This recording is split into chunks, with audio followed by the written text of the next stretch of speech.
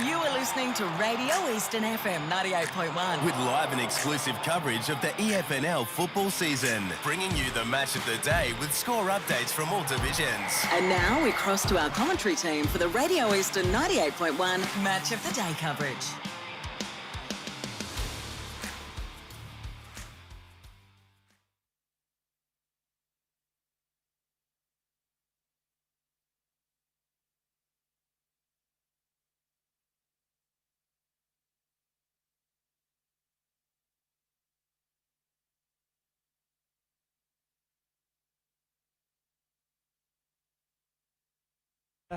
I think the weather looks like it could hold off, but you just never know. Joining me this afternoon for a pre-match, and it's a pleasure to have Matt Spider-Lee. Good afternoon, Matt. Very good afternoon to you, Brash, and all of our viewers and listeners. Great to be here. So much anticipation of what we're ahead this afternoon. Really looking forward to what's going to be just a fantastic game of football. And I think we're going to get a close finish at the end, let's hope. And I've pulled out one of the big guns this year, retiring Vermont coach, 2024 coach, and he's going to be our specialist coaching analyst this afternoon. And it's a warm welcome to Adam Parker. Good afternoon, Adam. Thanks, Brash. Thanks, guys. It's great to be here. It's great to be back at Bayswater on this great day of the year, and two quality teams going at it. It's really exciting to see how it goes. Adam, you've been a player and a coach of a grand final. What would be the mindset so far of these two coaches going into a grand final, not only as a coach but as a player? Yeah, I think the coaches is probably just to keep the playing group calm. That's probably the main message I'd be giving them. They've been doing it all year, so nothing really changes. Just the occasion changes. So if we can keep the playing group calm, that'd be my main message to my assistants and then everyone involved. As a player, even walking up today, I could hear the national anthem of the reserves, and you just get those tingles that it's a grand final and it's the big moment. You train 9 months of the year to try and be here. So I'm sure the players will be excited. It's about just controlling your emotions early and just making the best decision, because sometimes big games get out of hand really quickly, and we've seen that here in the past. So hopefully it is a close finish, because we all want that. Exactly, and I think, Matt, that's what we're looking for this year. The other thing too is that does come into play on a grand final day, and we've seen this many times when you have both reserves 19s and premiers and your premier division side in a grand final. It's really hard. It's a big week at a football club, and sometimes you've got to try and, as Adam said, you've got to keep it as normal as possible. Do you think that the 19s and the reserves, if they do win, can really set the tone for the seniors? Yeah, I think it can, because my experience being at East Bird back a long time ago now is it does build that momentum through the day, because your first block is the Colts. They're trying to get their job done. You're in the same rooms.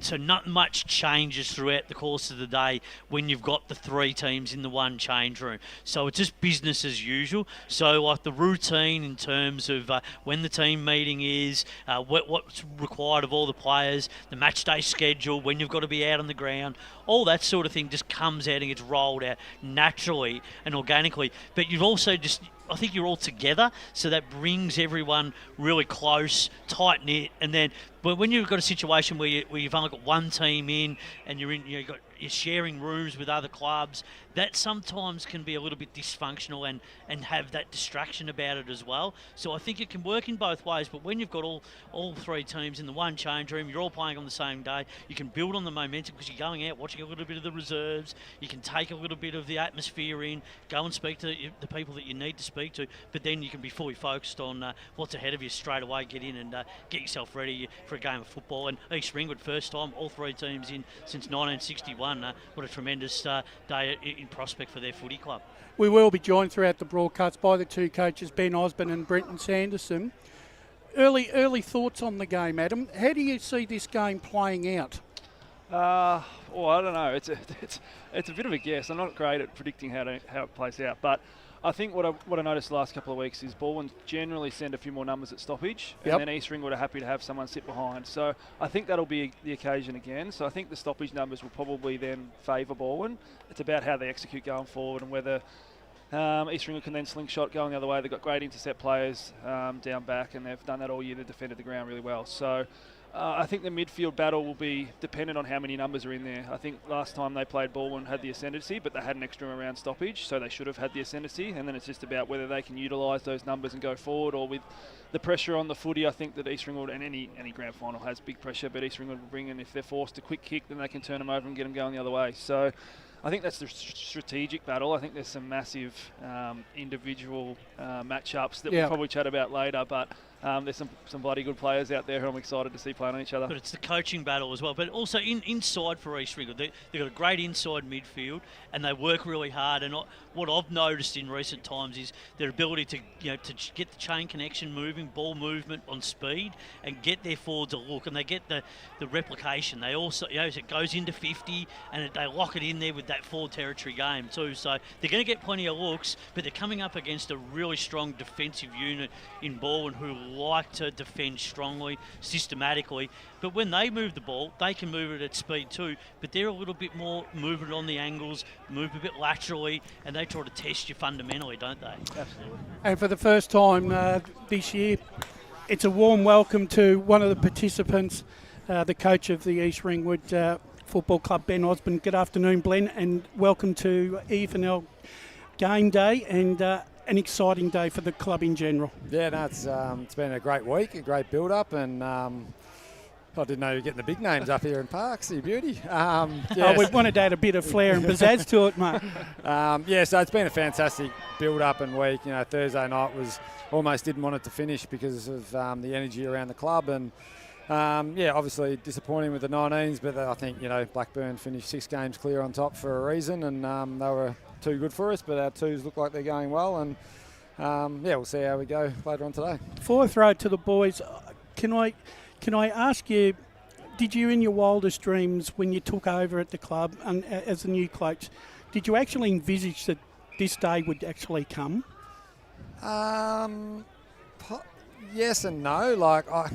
I wanted to set it was my first time of senior coaching, so I didn't know how hard it was or how easy it was, and it's definitely not easy, but I think I was trying to build the club up for sustained success, a decade of success, not the straight away, and fortunately we've been able to win a lot of games since I've come, but it's happened fast, but we also had that COVID time where I was able to put in probably 2 pre-seasons without playing much footy into the boys, and so they could understand the game plan and what's expected, and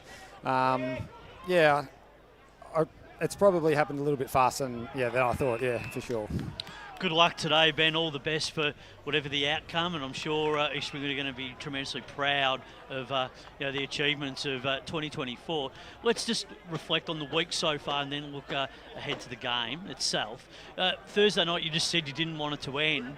So in terms of you would have spoke about, obviously having the 3 sides in, and did you have any guest speakers that, that spoke to the players to get a special message across in terms of maybe a theme for today or something that you're going to use potentially, to unite the group throughout the course of the afternoon?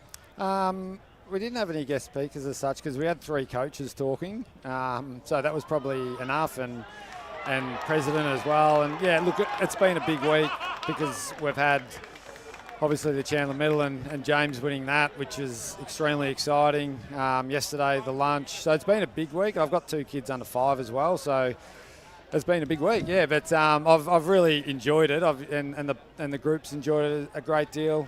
We didn't have a guest speaker as such, but like my mentor and one of my best mates is Lee Adams, and he's come down and done a little bit of work with our midfield over the last couple of weeks, so that's been beneficial, and just sort of simplify a few things, so that's been great. But outside of that, it's just sort of the people who have got us here, the people have got us here for a reason, and we've got to trust in what we do, and I'm a big believer of I don't speak to the boys just before the game. That's they go out there, if they're not motivated by then and by themselves, then and needing a guest speaker to pump them up, then we're in a bit of trouble on game day.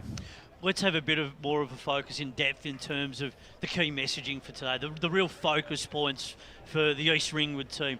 What are the 3 key messages, focus points in your view will go to me towards the ultimate result being, today a premiership for your footy club. Yeah, look, we took a lot from the game 2 weeks ago. Couldn't take too much from last week with the conditions, but our work rate was huge last week compared to the week before. I think the biggest message was our contest work was down 2 weeks ago against a quality contested midfield. So we need to match them in that area. We feel like if we can get on the outside, then we can use our speedier, faster players like the Waitmans and Preston to get us going. And look, a lot of the week's been, and a lot of the year's been built around trust, trusting our defensive method, trusting our ball use. That was a little bit down 2 weeks ago as well. We were a little bit timid. Probably a few guys not wanting to make a mistake and playing a bit safe, and hence the 53-50 scoreline. And probably that was Balwyn as well. They're a great defensive side. We're a great defensive side. So it was hard to sort of pick through. And so offensively, we want to shift the ball a little bit more because they do get numbers back really well. And if we just keep trying to bomb it into Sam, we see that didn't work 2 weeks ago. So we'll shift that around a little bit as well. Well, that's going to be really important because obviously we know that you're a great inside, mid-team, and you talked about the defensive part of your game. And then when you do get the ball into your forward line, you're going to get enough looks, and you've got to do it cleverly without giving too much room and crowding each other. That's going to be really important because early in the season when you came back late in that game, particularly in the second half against Balwyn, when we covered that game, you end up kicking 7 goals, 20. It was a real noticeable thing in that game where your midfield just stepped it up in the second half because they were well and truly on top in that first half, and they really were good at stoppage and clearance and really put that pressure on your defensive part of the ground. Yeah, we've got a pretty deep midfield, probably the deepest in the comp, I think. So we feel even last week 2 weeks ago against Balwyn, we finished over the top of them and we had shots on goal that didn't quite hit the scoreboard at all. But we had the last 4 shots on goal and we had plus 10 inside 50. So we feel like if we can stay in the game for long enough that our depth of midfield can get going as the game goes on. It opens up a little bit and the Waitmans, as I said, Waitmans and Prestons can get going. But James Belo, obviously. 150th game for Dylan, James. For Dylan, Dylan Belo, 150 games. So that's hopefully it's a pretty exciting milestone that he'll never forget. What a week for that family. Yeah, absolutely, and very well deserved too. They're juniors. They come from under 9s all the way up. It's being a one club player myself, I think it's really special to have those people in the club. I'm just going to ask you about your culture. I think it's something you're really proud of. I think we've spoken about it, and from outside looking in, we're really envious of the culture that East Ringwood's got. Is that something that you're proud of with the group? Yeah, absolutely. It's something that I just went straight into. Like leadership and culture is something that I hold in high regard, and it's a one club mentality, and it doesn't matter whether you're under 19 senior player, women's player. Every Thursday night before the women's finish, we train. We warm up and train half an hour with the women's side as a big group. The 19s are already started, so that's just created. I know as a coach in the past, especially when I was playing cricket, that if you're coaching someone, you actually take a bit out of it yourself, and you become a better player yourself. And I think that's helped our senior guys coaching helping the women and coaching them, that they've picked up. It's like, oh yeah, that actually works. I might try that myself. I'm really proud of it, to be honest. And to see where we are now, probably as we discussed before, probably fast tracked a little bit. But yeah, really proud of where the club's sitting right now. Yeah, it's great. I think I'll just ask about James. So he mentioned on Wednesday night that he'd trade his Chandler medal for a premiership medallion straight away. Yeah. And the comment that he made was if someone wouldn't do that, he wouldn't want to play with them. Yeah. I thought that was really powerful. You must be proud of what he said. Yeah, he's a massive reason of where we're at. He's just a fantastic leader. He's always had it, but obviously he's ebbed and flowed with his footy career and surfing career and all that sort of stuff. But he's just a fantastic human. He's a great leader. People love him because of his energy that he gives to everyone, and I'm really proud of him. I'm so glad that he won a Chandler. I thought he was probably fairly stiff over the last couple of years not to win it, but as I said to him, consistency pays off, and he probably got more votes this year than he thought he would, and we couldn't believe that he won by 11 votes, to be honest. Four in the last game, 4-3 voters. Yeah, it's incredible. No, he finished definitely the last 2 games. He was huge. I think one was against our mate here, so he probably doesn't want to be reminded. No, I think on James, he's incredible in all aspects of the game, right? Yeah. He's a defensive player as well as an attacking player, but can go in the air as well. So I don't think, like many teams, have a match-up for him. So it'll be interesting to see what Balwyn do today. Just last one from me. You spoke about your stoppage stuff, and I watched the game 2 weeks ago. What's your plan of attack if Balwyn send a few forwards into stoppage? What's the idea? Are you going to stick to your system and try and have one behind the footy, or what's the plan? Yeah, we stick to our system. We tend to only really want one behind the footy. But if we do, it's high. We like to get our high spares.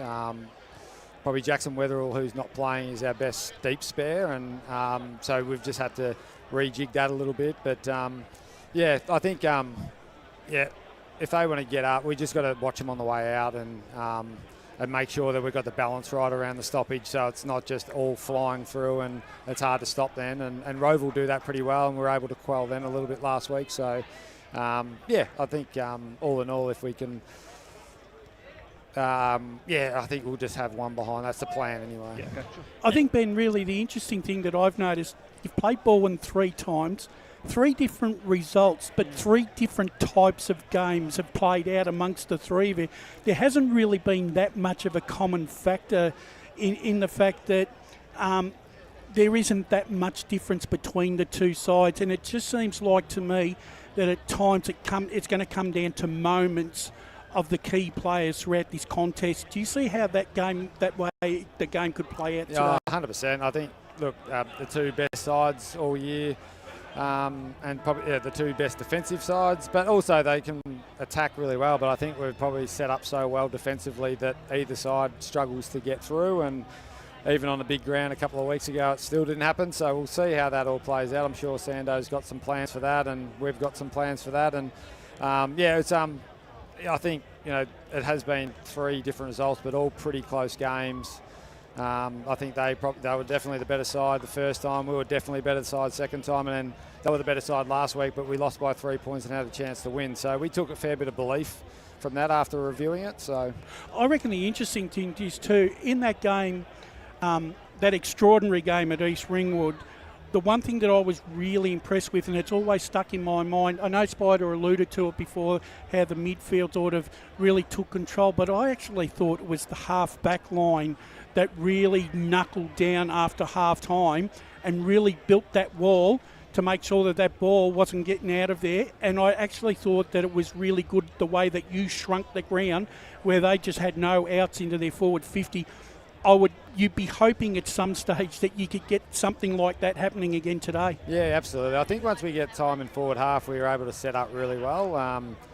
The teams, it feels like, from what I see other teams try to do, they try to play a fast pace to get through that and try to get us out the back, which can happen. But as I spoke about before about trust, is we just got to trust that we stop that ball early and make sure that we're not defending our back 50 as much. And I'm not sure what the stats are with inside 50s against, but I don't think we'd have high numbers against. So, if we can equalise around the stoppage, we feel like that we defend better than anyone and defend the ground better than anyone. And we've got enough firepower up there. If we can just work together a bit better, that we can kick a winning score. Actually, I think I've got a disposal to or kick to goal ratio, right? And obviously the perfect scenario is 4 kicks, 4 goals going straight down the middle.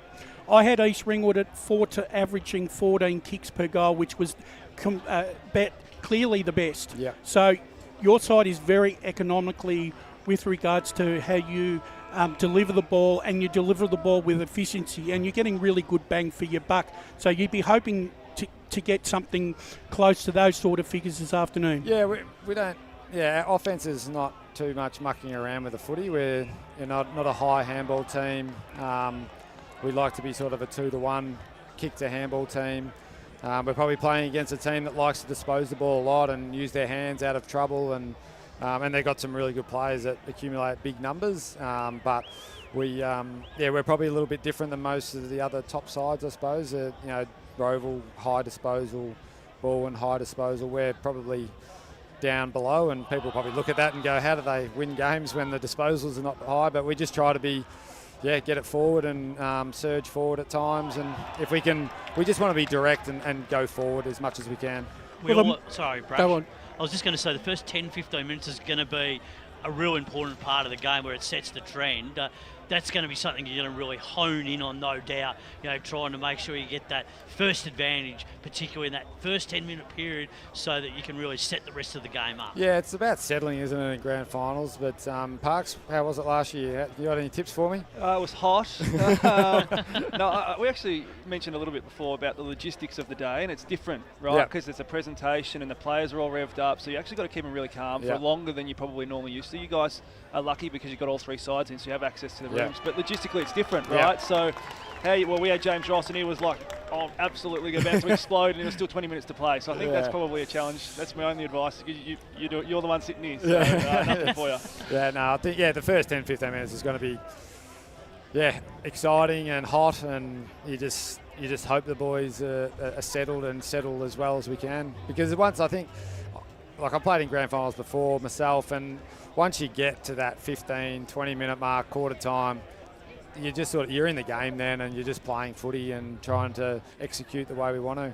Well, Ben, good luck this afternoon. Thank you for giving up your time on the EFNL game day for the grand final edition. Good luck to the East Ringwood Football Club this afternoon, and hopefully at 4:45, mate, you're walking away with a premiership. Yeah, that'd be special, wouldn't it? Thank you very much, guys. Thanks for having me. There you have it.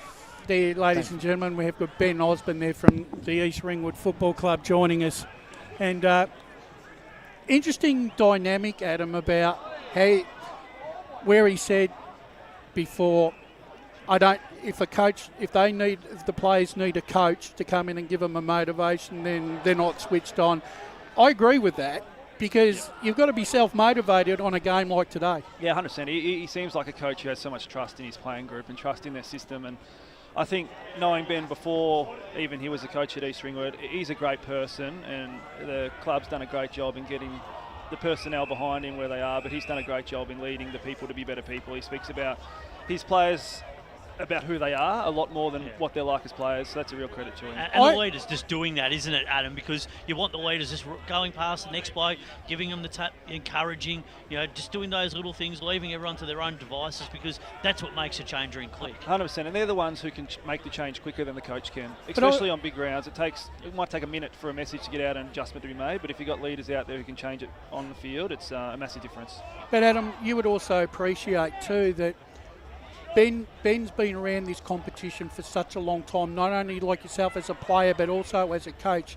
So he has an intimate understanding of what's required in the Eastern Football Netball League, even before he takes on a coaching mantle or a player mantle, because he's been involved in this environment for so many years.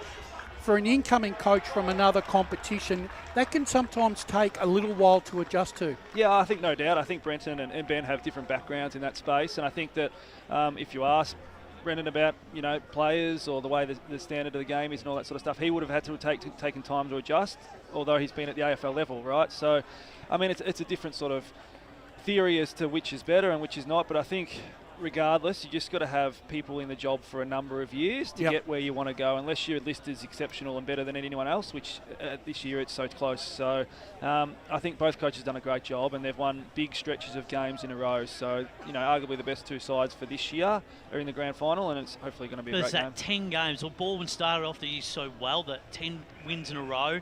Had a bit of a month there where they weren't really playing as well as they would like, and then it sort of took them a number of weeks to try and build that growth again in their game, because there was a few weeks there they just weren't scoring enough, were they? They were only scoring around the 6, 7, 8 goal mark, and they've only been really doing that because of their efficiency when they go inside 50. So that's another challenge, going up against a real strong defensive team like East Ringwood, who have been very good at that end of the ground. When we went down and watched them at Noble Park, they looked really sluggish that day. They did, yes. They just couldn't. Sometimes, and I think when they went through that patch, I think that was when the weather turned a little bit nasty as well. And I'm not saying that it plays subconsciously on the players' minds, but sometimes when you have to deal with adverse weather conditions, Adam, when you're not used to it, it does change the player's mindset a little bit on how they play the football, even though they want to play the game style that you instill in them. But it seems obvious at times that the weather doesn't allow that. Yeah, 100%. The weather affects the game, first of all, but it also advantages some teams. Like Vermont, we were a very good wet weather side, and we played Balwyn this year and we beat them in the wet.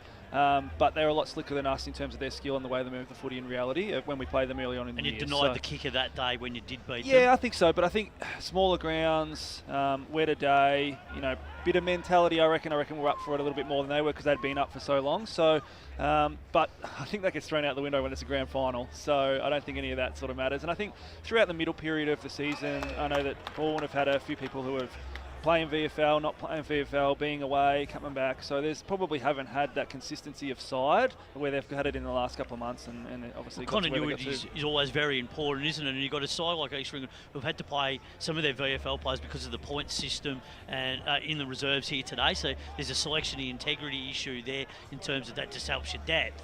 But also you get a situation where players come and go out of your lineup. So they've played the continuity game where they've been able to play over the last few weeks and they haven't had the rest, whereas Balwyn have had that rest as well, but also had some VFL players coming in and out of the lineup. Well, for the first time, and not the first time this season, but the first time on EFNL Game Day Grand Final Edition, it's a warm welcome to Balwyn coach Brenton Sanderson. Good afternoon, Brenton. Good afternoon, boys. How are you? No.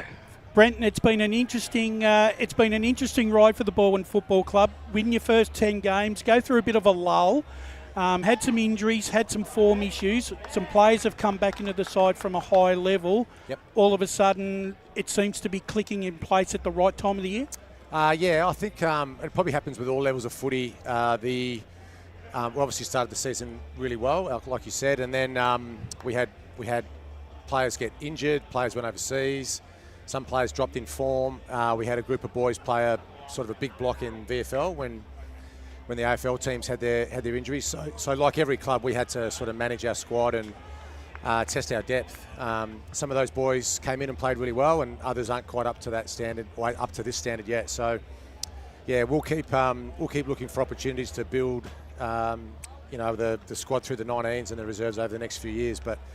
Yeah, the first two finals. Yeah, I mean they could have gone either way. I know you guys were here. We could have gone out in straight sets, or we were sort of lucky enough to get a couple of close wins. So, like you said, the week off's been really good. If you could pick choose your own adventure to the grand final, that's the one we would have done. Yeah. Play the first final, play the next week, and then have a week off leading into a grand final. So yeah, I said to the boys just then, you won't get a better look at a premiership than this one. So we've just got to make sure we make the most of it today. Yeah, good luck, Sando, for this afternoon. It's going to be an absolutely thrilling game, and no doubt one that we're going to remember for a long time to come.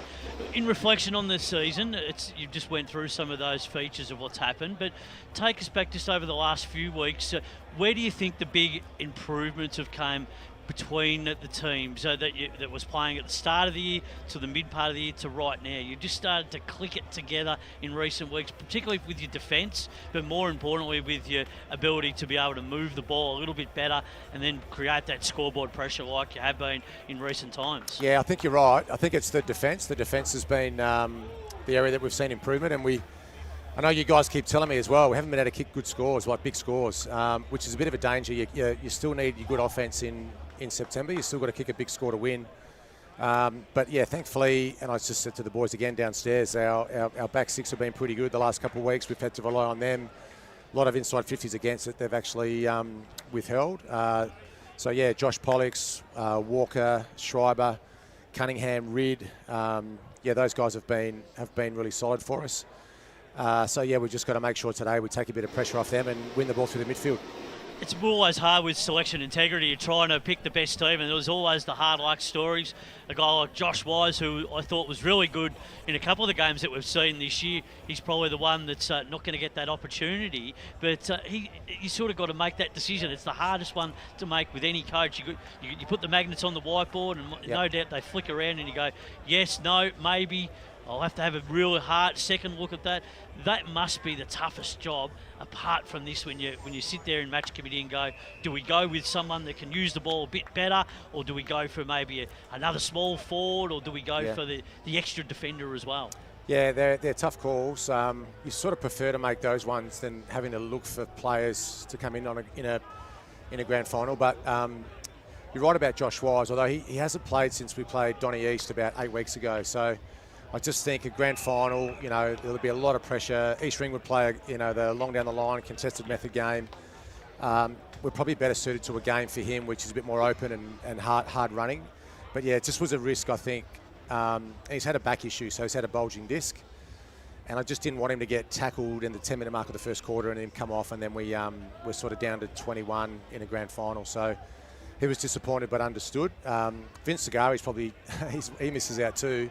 He's available for selection after getting concussed against Blackburn in the last home and away game. But he's a good VFL player. We couldn't find a spot for him either. So it probably highlights the players that have been on the journey with us, as opposed to the ones that come in, back and forth a little bit from VFL. So that was a tough call. Vince is a great player, and I know most people would tell me you've made the wrong call there. But yeah, I just think the way that we've gelled together the last couple of weeks, it's hard to make a change. I mean, we made one change. Ryan Apos out for Oakes, and that was the replacement 2 weeks ago when Oakesy couldn't quite get up, but he's feeling good today, and I think he'll play well. Let's drill down on the key messages today, the focus points that you love talking about when you're doing your analysis. But what are some 3 things that you would like to really see the team bring to the table today? What are the 3 key elements, particularly in the first 10-15 minutes of the game, but were widespread for the whole 4 quarters? Yeah, you're right. I mean, I think every coach would have the same message on grand final day. Just about the intensity, the sides that pressure and bring that intensity for 4 quarters. And we probably feel like there might be some opportunities in the game to get some good looks ahead of the ball. I really like their midfield. We've got to make sure we got plan A, plan B, plan C for their midfield. They've got a really strong ruck. We've got, a little Lowson, dangerous forward. We've got to make sure we've got the matchups right for him. I really like Fox. He's a big key target for them. Josh Walker will do that role. And I really like Weatherall too.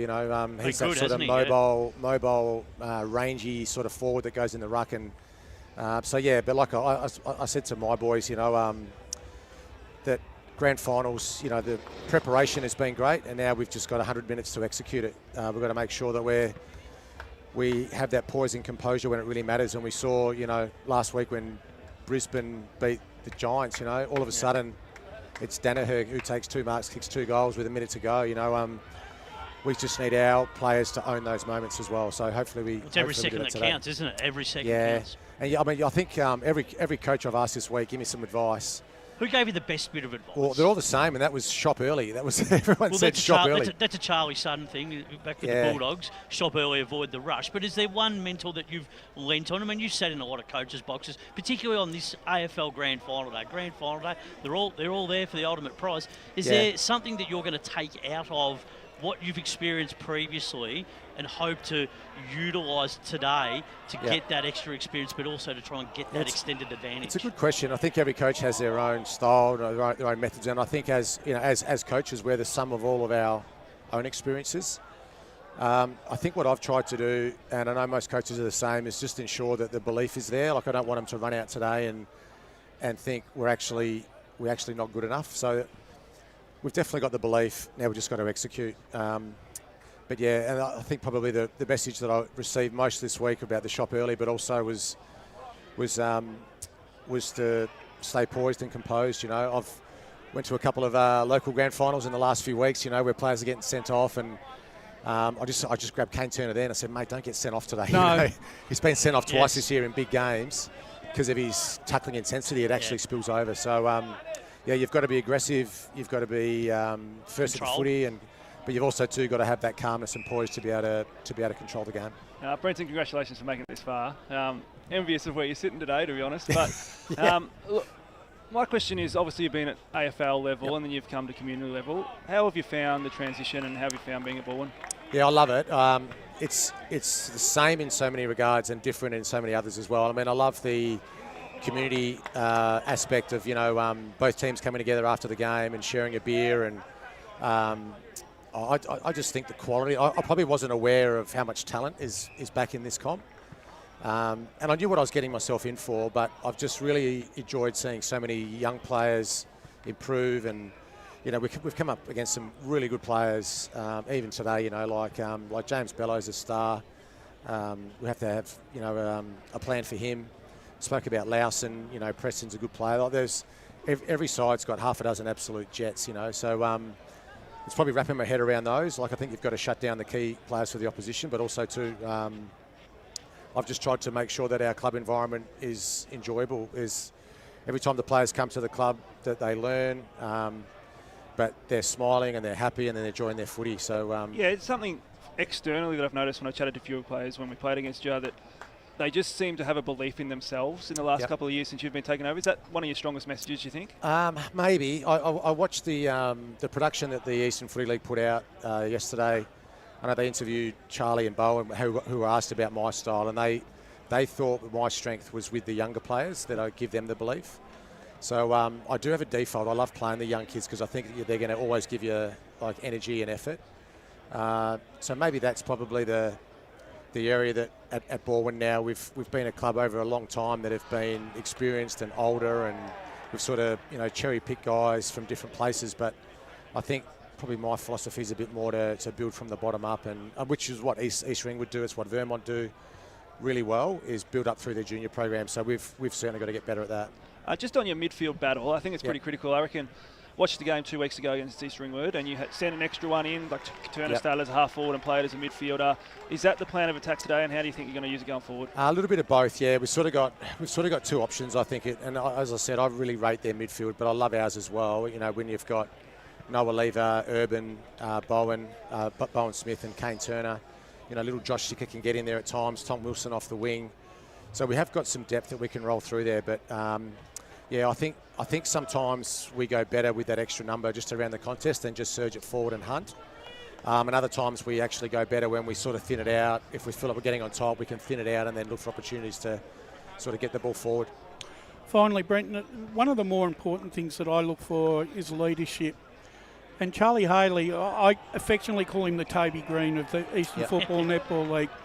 And the thing is, his effect on the playing group, it's a different style than what you probably would be normal to with a normal captain.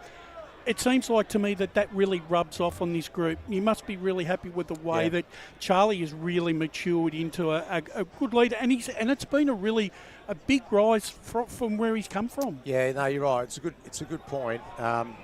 When I first came to the club, you know, I heard about the mystique of you know, Charlie in the competition and the way that he rubs up the opposition coaches and the coaches box and interchange. He kicks a goal and he points to the opposition crowd, and he really does play on the edge, which can spill over and have a negative impact on himself and his teammates. But I think you're right. Since he's become captain this year, he's really knuckled down. He's a fantastic on-field leader, but he definitely does galvanise the group, and we need him to play well today. That's an understatement. But also too, he might not get the best matchup today. There might be some other boys in that forward line that get some really good looks. So, yeah, I wouldn't be surprised today if Charlie kicks maybe one or two, but one of our other boys pop up. I really don't see how this game could possibly be a real blowout. I mean, because you look at, there hasn't been any more than 3 to 5 goals between the two sides for most of the season, and it seems like to me that it's really only come down to 10-15 minutes of football per quarter for either side. So it almost seems like to me that whoever can get on top early and get some ascendancy and put some scoreboard pressure on probably can dictate the terms of the clash this afternoon. Yeah, I think you're right. There's no way this game's going to be a blowout unless there's injuries or, you know, something happens. But yeah, these are two good sides. I think it'll be a great game of footy. It'll be scrappy. I don't think it's going to be high scoring. You know, the way that they play, they like to kick long down the line. Good contest method, speed up off that. Reminds me a little bit of watching Richmond play when they're winning those premierships. So yeah, I think we've got to be ready for that, but also to try and play our game as well. Both teams have got to hit the scoreboard, and fingers crossed it's us that just inches across the line first. What Brent, would it mean, just really quick, Brash, what would it mean to win this premiership for yourself and be the coach of the Balwyn Football Club, winning another premiership? Oh, gee, no, I've been thinking about it a lot. You know, this week I've been nervous all week. The players wouldn't have seen that, but yeah, it's just probably more the anxiety around around just everything going okay, like everything going well. And I'd love it if this was just two teams that with no setbacks during the game, if we can just get two teams really hitting it out. But yeah, it mean the world to me. But as you know, boys, it would mean more to the volunteers and those people that have been around the club for a long time. It's been I think 8 years since Balwyn won a premiership, and I know our boys are pretty keen today. Well, Brenton, thank you very much for giving up your time today, but not only today, but throughout the season when we've had EFNL game day at Balwyn. Good luck this afternoon, and hopefully 4:45, you may be holding up a Premiership Cup. I hope so, boys. Thank you. Good stuff, Senna. Have a good call. There we have it.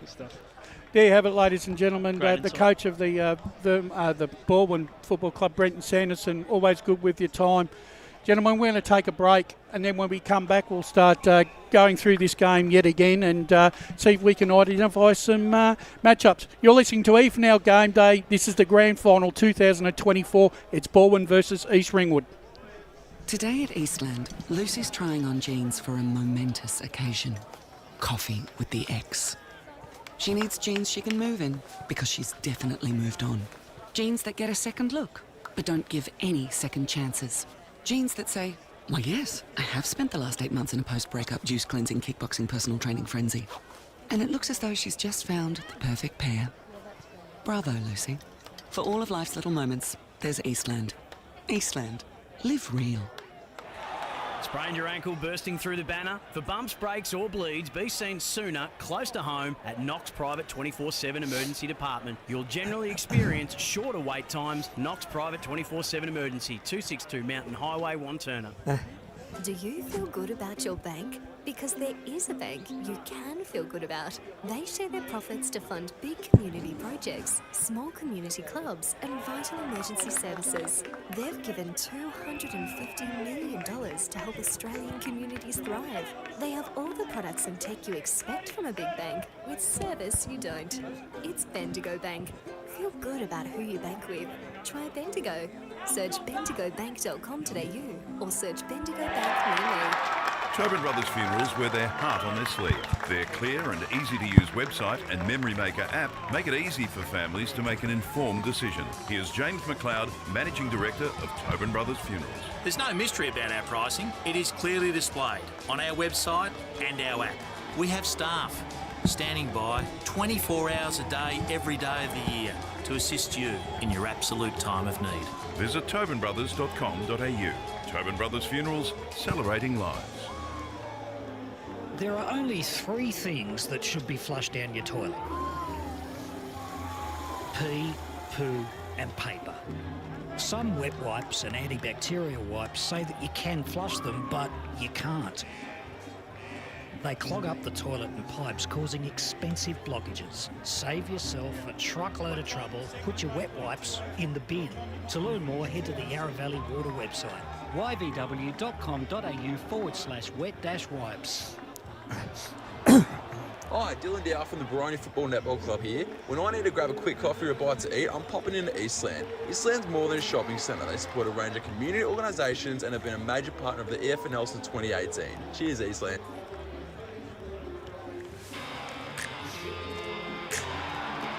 You are listening to Radio Eastern FM 98.1. With live and exclusive coverage of the EFNL football season. Bringing you the match of the day with score updates from all divisions. And now we cross to our commentary team for the Radio Eastern 98.1 Match of the Day coverage. Welcome back, ladies and gentlemen. EFNL Game Day, the grand final edition of 2024 in Premier Division. It's Balwyn versus East Ringwood.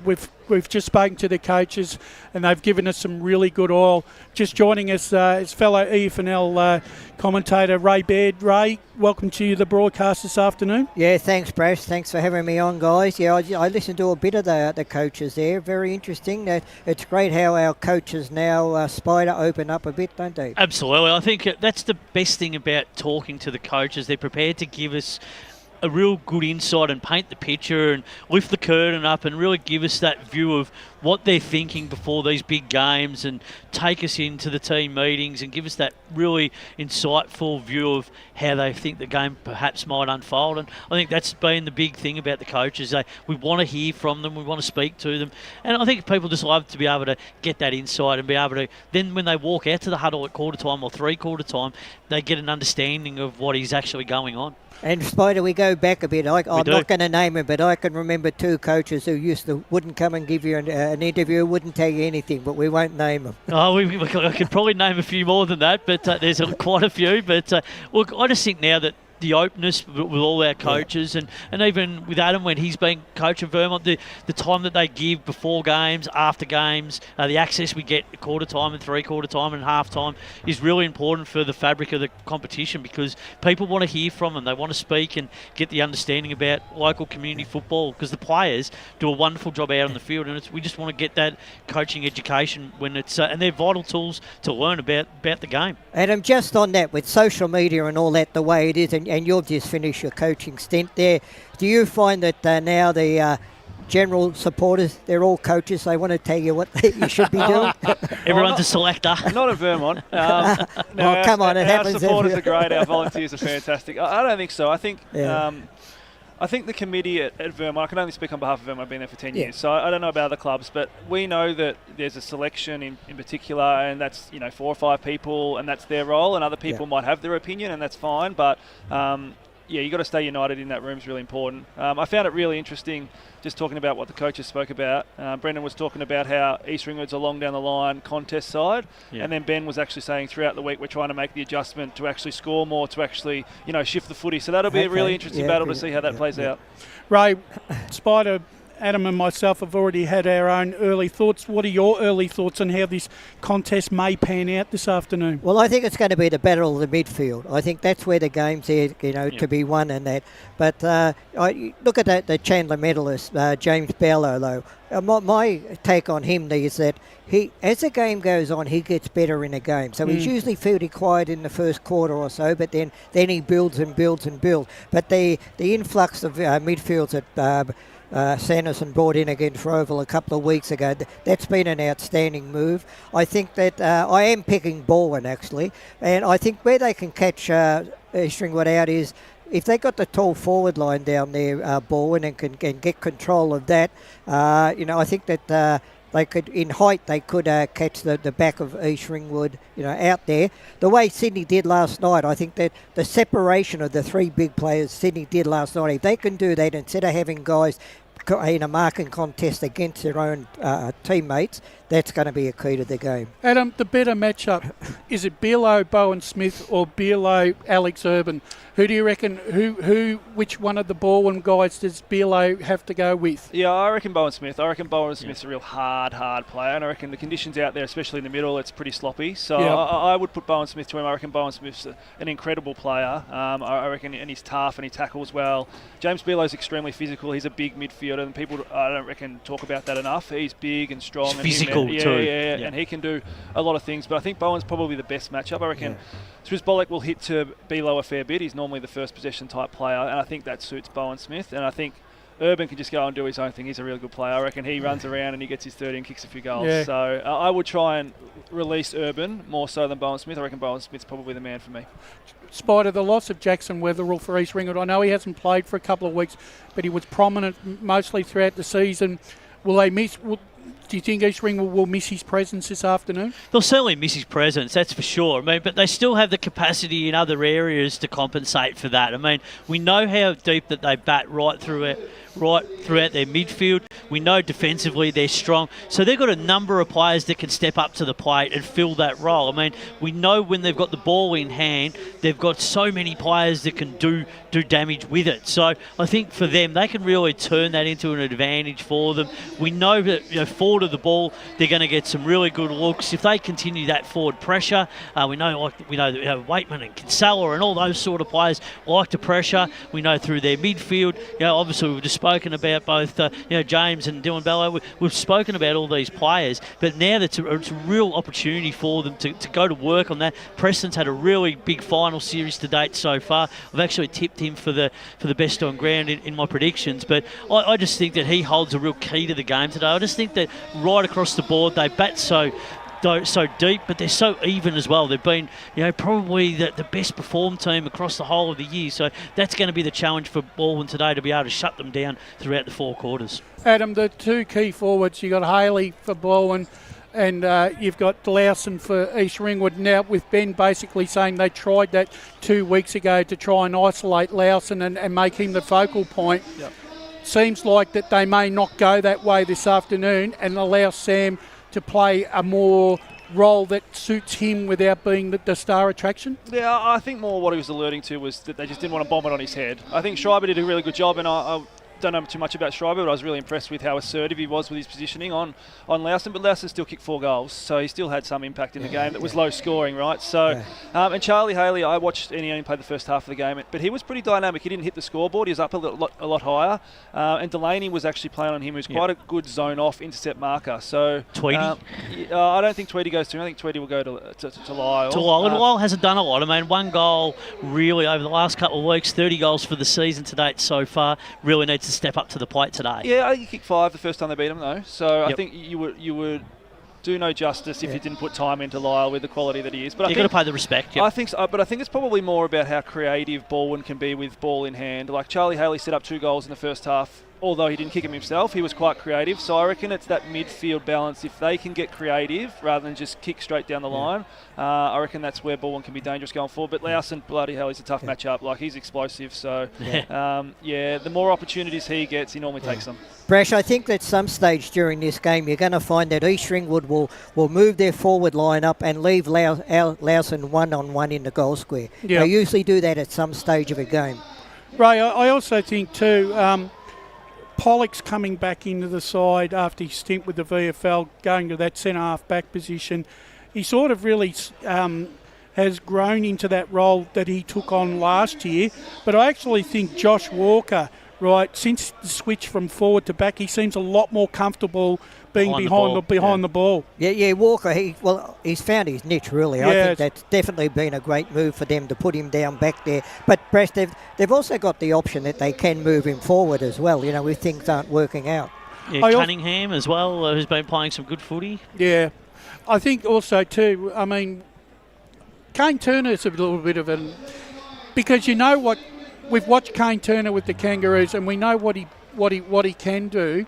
And as Brenton alluded to, he's had his moments where he's sort of lost a little bit and cost his side 15 minutes. How important? What can he bring to the table this afternoon that he probably hasn't shown us yet? I'll jump in because I actually think he's going to play a really big role. I think if he starts half forward like he did last time, he's going to be matched up on Chris Cherney, and we know Chris Cherney's a great player, but Chris Cherney's extremely aggressive in the way he plays off half back, and he's an attacking defender.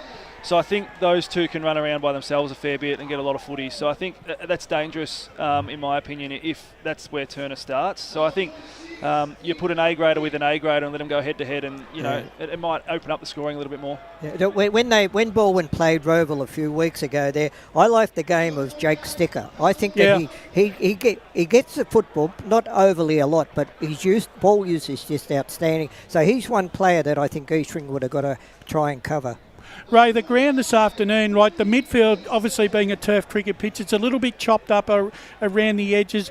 Can you see the game sort of being played not as much in the midfield but along the wings a little bit, just on the periphery? Oh, no, I think they'll go through the midfield. It's not that bad, Brash, from watching the reserves game. You've got to go through that inside part of the ground. That's the way the East Ringwood would want to play. Balwyn might want to take them a little bit wider because they'll want to try and get the ball on the outside a bit just to try and see if they can keep that inside run out of the equation. I also think too, probably two really, the Bennell brothers, Adam, have really, they've actually added to that midfield rotation for East Ringwood this year. Ben alluded to the fact that he felt that their midfield bats a lot deeper than most other sides. Is that something with the Bennells? They could run maybe a 9-10 man rotation? I think he's right. I think their midfield is deeper than anyone else's. I think Balwyn probably have 4 stars and East Ringwood probably have 6 stars who go through there. The Bennell brothers are really classy players, sprinkle on the cake as people say. So I think they'll probably play more through the wing rather than inside, and that probably suits the conditions, get them on the outside and use their skills. But again, they're both pretty classy players who play at a higher level. Yeah, they're important to them, and Jamie in particular, and he knows where the goals are too. When he gets near them, he's very reliable. And I think we've got to watch the two Waitman boys too, because they run very short to the ground. And in these conditions, they're going to be in and under. They're going to be in and under the whole time. Good players in these conditions, that's for sure. I think the other one is the ruckman. I don't think we've talked about it much. No. Oh, this is going to be an unbelievable contest. They're very different ruckmen too. Like East Ringwood's ruckman, he will be body first and then look to tap, whereas Chevy will try and jump over him. I haven't been out there, but if it's not very dry underfoot, then the jumping ruckman has a tough time of it in there. Yeah. So that'll be an interesting battle. But I think also too, Anderson's also very good. He plays that old traditional followers role as well. So he's quite prepared to run the lines backwards and forwards and provide another option. Adams, like you said, he's a different type of player. He's he's at you and he wants to have an impact straight away without having that around the ground impact. That might come down to maybe really important as the game progresses, don't you think? It probably depends on how important stoppages are. Stoppages might not be that important today. They weren't 2 weeks ago because it was so low scoring and there was lots of them. Yeah. So it's probably about more how the game actually flows on the outside. So that might be irrelevant a little bit. But I think any big game you want to win the stoppage, you get it in your front half, as both coaches have spoke about. And you mentioned low scoring. Okay. What's going to win you this game? I think 10, maybe 11 goals is going to win you this game. 11 goals to 9, I reckon. Yeah. Yeah, I'm thinking around the 12, 13 goals. I think if East Ringwood win this game, they could kick upwards of 13 goals. Right. That's where I'm looking at from their perspective. Spider, they might jump to their 13, in the last 10 minutes of the game if one side gets ahead a little bit. Yeah, that's right. But if it's a contest right through, I think it's going to be 11 maximum. If it's a small margin, we are looking at that potential. But I think if a team skips away, it could blow out to like a 13 goal to 10 game. Yeah. Well, gentlemen, that's game day. EFNL pre-match done and dusted for 2024. Big thank you to you, Ray Baird, Matt Spider-Lee and Adam. Yeah, great to be here, Brash. You and I are sparring again at half-time. But when we come back, ladies and gentlemen, we're assembling the call team for the big Premier Division Grand Final. It's Balwyn versus East Ringwood, and it's coming to you live on Radio Eastern 98.1, carrying live around the world on YouTube and Facebook. As Sarah opened her best friend Jackie's wedding invitation, she was overcome with a wave of emotion. While her two young boys wrestled on the floor, tears of happiness rolled down Sarah's cheeks as she saw the words she'd been longing to see. Please note, this wedding will be a child-free event. Well, Sarah, looks like we're off to Eastland for a new frock and some heels. And let's book in that babysitter. For all of life's little moments, there's Eastland. Eastland. Live real. At Yarra Valley Water, we know reducing your shower time, or show time, to 4 minutes can save you an average of $200 a year on water and energy bills. Shower shorter. Save water. Authorised by the Victorian Government, 1 Treasury Place, Melbourne. Sprained your ankle, bursting through the banner, broke a finger high-fiving the ruckman, or did you run into the goal post again? For bumps, breaks or bleeds, be seen sooner, close to home at Knox Private 24/7 Emergency Department. The preferred provider of emergency care to the Eastern Football Netball League, you'll generally experience shorter wait times. You don't need private health, but there is an out-of-pocket fee. Be seen sooner, close to home at Knox Private 24/7 Emergency Department, 262 Mountain Highway, Wanturna. Do you feel good about your bank? Because there is a bank you can feel good about. They share their profits to fund big community projects, small community clubs and vital emergency services. They've given $250 million to help Australian communities thrive. They have all the products and tech you expect from a big bank, with service you don't. It's Bendigo Bank. Feel good about who you bank with. Try Bendigo. Search bendigobank.com.au or search Bendigo Bank near me. The first time I met the team at Tobin Brothers Funerals, I felt like I'd known them for years. They're so caring, honest and passionate. James McLeod, Managing Director of Tobin Brothers Funerals, sums it up best when he says, "Every day our people get out of bed to assist client families in their absolute time of need. Our people love what they do, and you will not find a more highly trained group of people than those at Tobin Brothers." Visit tobinbrothers.com.au. Tobin Brothers Funerals, celebrating lives. Hi, I'm Ben Desson from Montrose Football Netball Club. And when I need a new kit for a night out, I head over to Eastland. But Eastland is more than a shopping centre. They support a range of community organisations and have been major partners of the Eastern Football Netball League since 2018. Thanks, Eastland. You are listening to Radio Eastern FM 98.1. With live and exclusive coverage of the EFNL football season, bringing you the match of the day with score updates from all divisions. And now we cross to our commentary team for the Radio Eastern 98.1 Match of the Day coverage. Welcome back out here to Bayswater Oval. It's grand final day in Premier Division and we are pumped. It's our favourite day of the year up here on the balcony out of Bayswater Oval, the home of the Eastern Football Netball League, and it's a huge clash today. The Balwyn Tigers taking on the East Ringwood Roos. A great job by the boys, led by Wayne Brasher on the pre-match show. Fantastic to get both coaches on and get an in-depth look at how their teams are going to go about it this afternoon. But the cast is ensemble, the commentary team is in position. My name is Ben Warren Smith, and it's great to be here today alongside, of course, the media manager of the Eastern Football Netball League, who's worked profusely hard over the last month or so, all year in fact, of course, but it just amps up a little bit. Good afternoon to you, Ryan Long. Thank you, Ben. Well said. It's a fantastic day. This is the biggest day on the EFNL calendar. Two great games so far with Blackburn and East Ringwood playing off in the 19s and the reserves, and we've had two different clubs win, so potentially a third one if Balwyn are to get the job done today. But we've got the best two sides in Premier Division. As tight of a season it has been, we've had 6 sides playing off for those final 5 spots right up to round 18.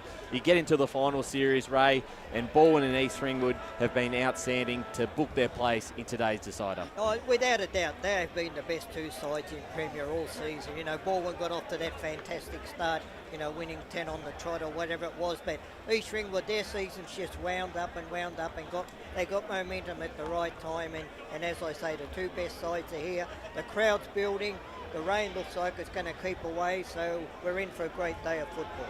Fantastic to have you on board, old man, and it's a little bit different when you don't have that. You know, last year your side was playing in the grand final, so it just feels a little bit different. But today you come in here, and how do you see it playing out today? It's going to hopefully a closer game than what it was last year. Well, first of all, I asked Brash how I got to behave today because he's used to it now. But no, I'm just excited. You know, I love football, as you know, BWS, and here for a good time.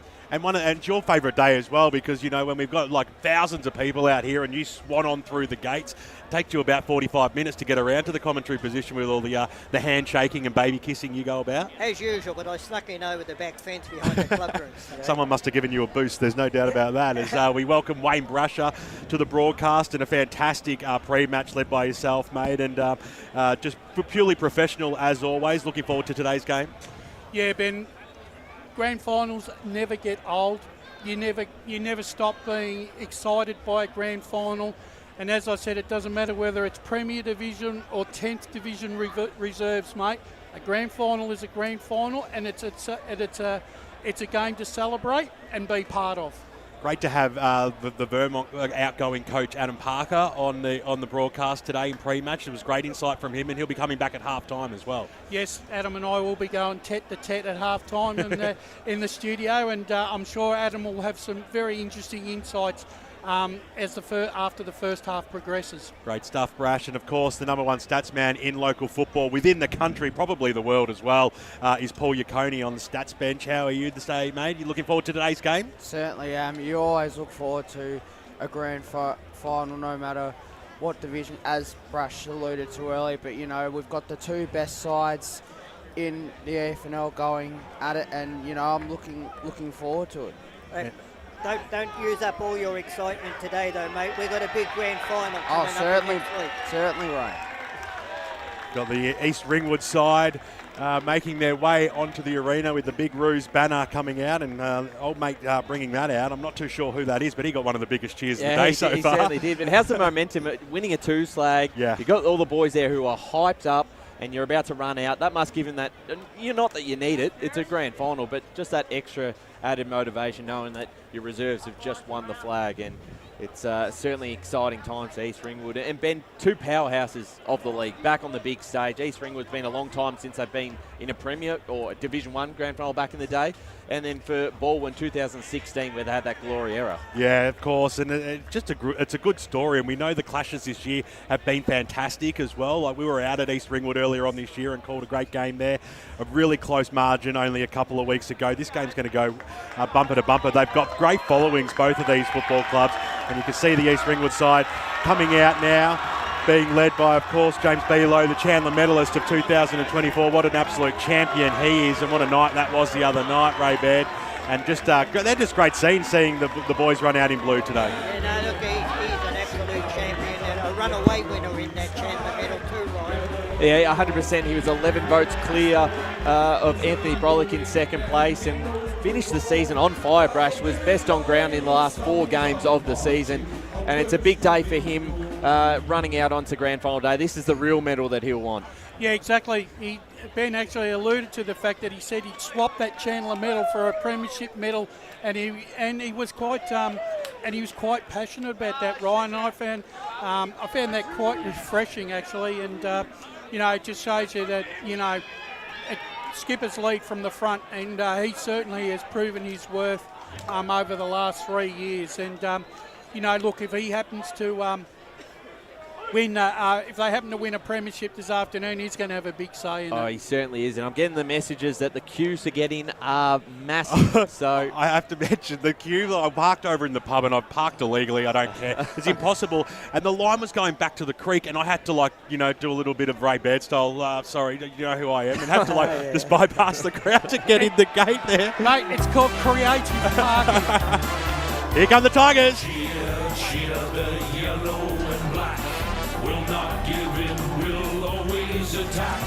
Oh, that noble flag. Actually, we're very, very lucky because this game was very much talked about on SEN on Thursday morning. The Eastern Football Netball League got some really, really good mileage out of it, and this was really talked. This game was really talked up. I'm hoping for a crowd of around 10,000 this afternoon, and that'd be a great fillip. But look, if the weather stays true, the ground's in fairly good nick. I think we're going to be in for a really exciting game of football. I think over the whole day you'll definitely hit that number. I know a lot of I saw a lot of red jackets leaving to party from the under-19s early today as I was coming in. But over the course of the day, there's huge numbers that come in, which is absolutely fantastic to see. And let's hope that they can get out of first gear a little bit on the gate and get people in quickly, because this game isn't too far away. And I don't know if any of you other guys noticed, but both clubs' theme songs are to the same tune.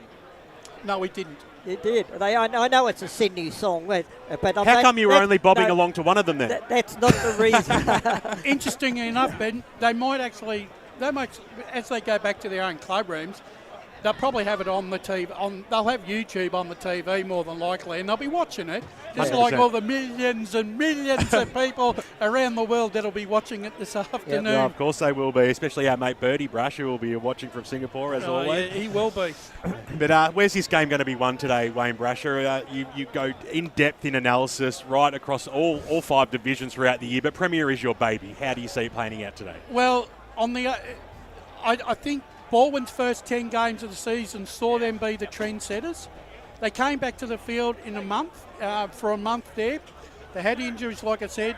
They finally got some players back from the AFL level. They got some injured players back just the last month. They look like they're starting to play probably their best football. But I look at East Ringwood right throughout the year, and I'm looking for consistency throughout the season. And I just sort of feel that they've got a much even spread of players.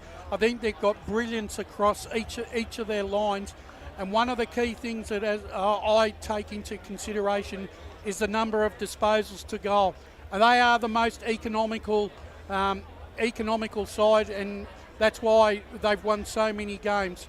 When you're only averaging 14 kicks per goal, that's very, very good efficiency, whereas I think Balwyn are around that 16 or 17. I just sort of feel that in the overall scheme of things, I think East Ringwood win this game. But I tell you what, this won't be no blowout. This is going to go down to the last quarter, and I've got East Ringwood winning by about 18 points, BWS.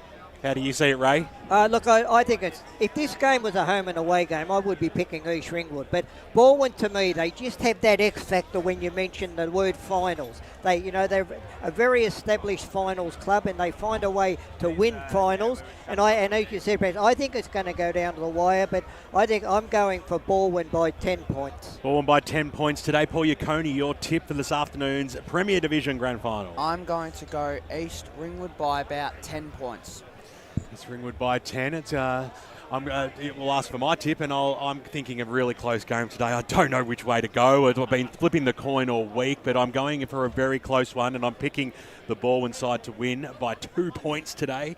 And I think this one, the lead might change a few times, hopefully multiple times during that last quarter. But you can see both teams coming together now right in front of the grandstand out here. All the umpires are all in position, and congratulations to all the umpires who have made today's Premier Grand Final. It's a monstrous effort across so many games on a weekend across multiple divisions. To be selected for today's main game is something they should be really proud of, and no doubt we've got the best of the best out here as well, always. You can see Dave Parker, so we know the best goal umpires out there. He'll be happy with that one. But players coming together, and we're just about to get underway for the ceremonies with Ryan Long. Welcome to Bayswater Oval for the Eastland 2024 Premier Division C Grand Final between Balwyn and East Ringwood. We begin today by acknowledging the traditional custodians of the land on which we gather and pay our respects to their elders past and present.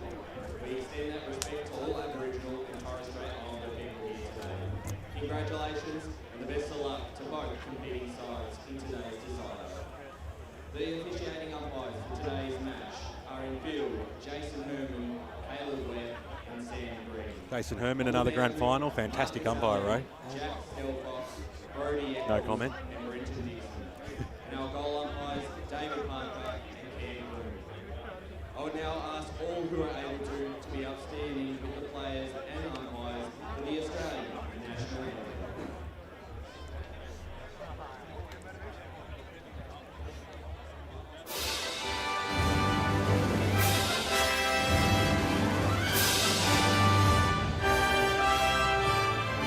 Australians, all let us rejoice, for we are young and free. We've golden soil and wealth for toil. Our home is girt by sea. Our land abounds in nature's gifts of beauty, rich and rare. In history's page, let every stage advance Australia fair. In joyful strains, then let us sing, advance Australia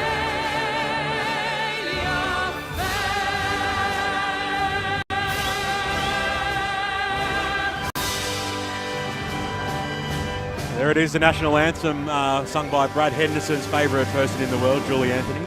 Yes, it always makes me remember Bradley, and no doubt he'll be tuning in today as well. And we miss him on the media team, and we hope he's going well. But it's all about today's big game now, and we'll soon be able to cross down boundary side. I know that there might be a few technical issues with our boundary riders at the moment, but I'm sure they'll be back on board pretty soon. Let's cross down boundary side to Jared Beelan, who's with Blake Tennant this afternoon, boys. Yeah, Lee's a wizard. He's got us all sorted. So thanks very much to Lee Green, of course, behind the technical side of things. But yeah, great to be out here for the Premier Division Grand Final. It's pretty heavy underfoot here, quite muddy, quite slippery. So we'll see who that favours. There's not a breath of wind really, but the atmosphere is electric. You can cut the tension with a knife, and I'm keen to get this underway. Your tip today, Jared? My tip is East Ringwood by 11. East Ringwood by 11, and a very good afternoon to the master of ceremonies himself, Blake Tennant. Yes, thanks, BWS. And listen, all listeners here today, it's going to be a belter game of football here today. The two best sides going head-to-toe in today's decider game. I've tipped East Ringwood. It's on the record too, so if you're around the grounds, please check it. I picked East Ringwood to win by 13 points today. I think they've got the job done today, and we're expecting a big game. Weather's it's slowly getting better. I'm not going to jinx it today. I'm not going to do anything with the weather. Every time I do that, it starts to rain, so I won't be talking about that. But it's always a privilege to come down to Bayswater today, boys. Great stuff. We'll be crossing down multiple times right throughout the broadcast this afternoon to Jared and of course Blake. I just saw the Premiership Cup make its way up into the grandstand with ribbons of both clubs on it. It's always exciting to see that, and all players out on the park today are ready to get their mitts all over that one. Yeah, and I look at who could be the blue ribbon medalist this afternoon, BWS. And it's an interesting. I think it could go up. There's about 5 or 6 players, I reckon, right, that could win this medal this afternoon. I'm going to put my head on the chopping block, Ray Baird. I'm going to go with Corey Preston from East Ringwood to win the blue ribbon medal this afternoon. Well, yesterday on Friday preview, I went with Bowen Smith for Balwyn. Let's cross down boundary side. The toss has been thrown and won, Blake. Yes, I forgot to see the toss. Sorry, my bad. But East Ringwood's midfield, just reviewers watching at home. He's got 2 jobs down there. Is Adam Swites-Bollock in the ruck there with James Belo, the Chandler medalist, and of course with Connor Waitman wearing number 2. So they're the midfield for today for East Ringwood. So there's your midfield for East Ringwood. Great stuff there, boys. Players getting into position. I did see the toss, and it was won by East Ringwood, who are kicking down towards the Bayswater Hotel end of the ground, is the best way to say it, with the Tigers going the way of Canterbury Road down left of your radio dial, left of your screen. We hope you're going to enjoy today's broadcast. We're streaming right around the globe, YouTube and Facebook. Let's quickly cross back down. Yeah, just a couple match-up. Big Charlie Haley is up against Damon Delaney. Of course, last time they did meet, he did keep him goalless. So there you go. So Charlie and, of course, Damon Delaney, they'll be a match-up to watch during this game. Great stuff, Blake. The ball is held aloft. Here is Ryan Long to get us underway with the Premier Division Grand Final for 2024. East Ringwood taking on Balwyn. Anderson to get the first tap down. In the middle here, the Roos will get the clearance forward towards the half-forward line. Almost a mark taken, punch from behind the Balwyn defence. They've been a strong part of their lineup all season. James Belo, the Chandler medalist, getting a touch to it. His first touch of the Sharon this afternoon, the half-forward line for the Roos. Tap forward there this time by Swies-Bollock. Stolen by Urban, the kicking towards the middle of the ground. The Roos got the numbers. A mark was dropped there by Norris, probably should have been taken. Getting into there first was Markovski. Has a bit of space and gets the handball over the top. The Roos have got some numbers. The kick was smothered. Belo running onto this one and tackled by 2 Tigers. Let's go down the boundary. Yeah, just another key matchup. Sam Lowson is on the VFL listed player from Collingwood, Caden Schreiber. So that's another big matchup as well. Schreiber, sorry. Back in the middle again it goes. We're going to get another ball Boundary. up in the first minute of this first quarter. Boundary. And just to add to that, Josh Walker is being tailed by Josh Fox, and we've also got Jamie Bennell being tailed by Liam McDermott. Great stuff, boys. They're working furiously down there at the moment with the ball in the arms of Chevy Anderson, the big ruckman, in the middle, just weighing up his options for Balwyn, who took on, and he took off, and he was tackled by Wetherill, who came in from the side. Which way is this going to be paid? Is it going to be 25? He's given the 25, BWS. He's given the 25 metre, so the big man, Chevy Anderson, will go towards a paint of 50, and he might just back himself in from here and have a ping. Silly play. I think Riley Wetherill was just convinced the umpire had called play on at that stage because he had taken quite a long time, so maybe a little bit stiff, but it'll be Anderson to have the first genuine shot on goal. He lines up now. He kicks it. It goes right towards the top of the goal square. The pack flies. The big fist over the back. That was clever by Callum and Norris through for one behind. The first on the Bendigo Bank scoreboard, the first score, and it goes the way of Balwyn. They lead by that solitary point. One plays nothing. So Chris Cherney to take the kick in as a short option in the back pocket out here at Bayswater Oval. Crowd starting to fill up. The line to get in, as we said, are starting to get quite massive as this kick towards the half back line. There's been a push in the back. It's going in the way of Balwyn. There'll be Noah Lever to take this kick. Tigers hitting the scoreboard first with one behind. Not much in it in the last game these two played in, the second semi-final. Blood just 3 rule, points. boys. As it looks like the Chandler medalist, James Belo, is coming off due to the blood rule. Just a scratch under his right eye there, so he'll get a quick little bit of glue or sticky tape on that. He'll be straight back out. So leave it to take the kick. Umpire gives him the all clear. About 70 out from the Balwyn goals. Lever, smart kick towards Lyle, but it overdid it and fell into the hands there of Tristan Tweedy. He's had a massive year for the Roos, crossing back from Norwood. Tweedy from the back pocket will send it right down the wing. Centre wing it goes. Punch from behind by Walker. Big tackle laid here. The numbers are around Coughlin. Coughlin's kicked forward to a pack of plays. Again, Balwyn's defence holding up quite nicely. The tackle from Boundary. Pollux wraps up his opponent on the far side. And let's go down the boundary, Jared Beanland. Just to quickly expand on one of those matchups that I find interesting, Caden Schreiber, he likes to play off his man, intercept the ball and use his speed, while Sam Lowson, who he's playing on, you don't want to leave him alone for too long. So I'm fascinated to see how that plays out. Thanks very much, Jared. At the bottom of the pack, we see Chris Cherney, champion player for East Ringwood. Rucks go at it. Little handball out, went towards the lever direction. Smith came in. He was quickly met by Waitman of the Connor variety. We'll have another ball up. Couple of stoppages in a row. It's sort of stuck in the mud just outside the centre square and it pokes out. There was Smith, got the quick handball away. It was to Lever, who just somehow broke the tackle of Waitman, but it was incorrect disposal, so it'll be a free kick to the Roos just outside the centre square. So Josh Waitman on the right boot. It was kicked, was smothered. It was an absolute scrambler off the boot. Really well done there by Lever to make up for his mistake just prior, and we will have another ball up. So coming up to the 5th minute mark, just the one behind for Balwyn as they look to go forward again. Bouncing footy in towards the corridor. Running onto this first could be Bennell. Tapped in front from Balwyn. Towards the boundary line it goes. Trying to keep this one alive there. Doing very well was Delaney. He might be able to receive his own handball. Kept it in front of him. Picked up this time now by Coughlin. They go forward in the direction of Lowson. Drop the mark. And all the numbers here for the Balwyn. Cunningham got it off to Anderson. And they're going to link up again through McDermott. McDermott streamed towards the wing. That kick bouncing towards the boundary line. And out it goes, and there'll be a boundary throw on that far side. Balwyn have been very good, just haven't given the East Ringwood any free football at the moment. I think both half-back lines are on top early. And Lowson, a big opportunity there to drop the mark as we go to the stats centre with Paul Uconi. Yeah, good tackling, good pressure by both sides so far in this one. The tackles are 6-3 the way of Balwyn. Anderson got his kick forward, bouncing ball over the top, looking for Lamont. East Ringwood with some numbers to clear this one out. The kick was smothered on the far side. They try and keep this alive, but it's out of bounds, and we'll get another boundary throw in. Coming up to the 5.5 minute mark of this first term on the Bendigo Bank scoreboard.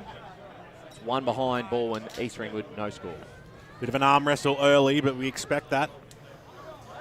Not a breath of wind out there, we've heard from our boundary riders as the ball gets knocked on. Look into the direction of Lever. Came in from the side. Was Lever again of the Toby variety. So the two Lever boys, lots of brothers out there today. You'll hear the surname multiple times and link-ups, no doubt. Big crowd building on that other side. I don't know how a couple of those cars got in. They've got the position A. There's no doubt about that as the kick goes forward. Getting underneath it, though, taking a strong mark was Cal Norris. Centre half back. Short passes on, Cherney. He's had a bit of it early, Cherney. Swings around and wastes no time.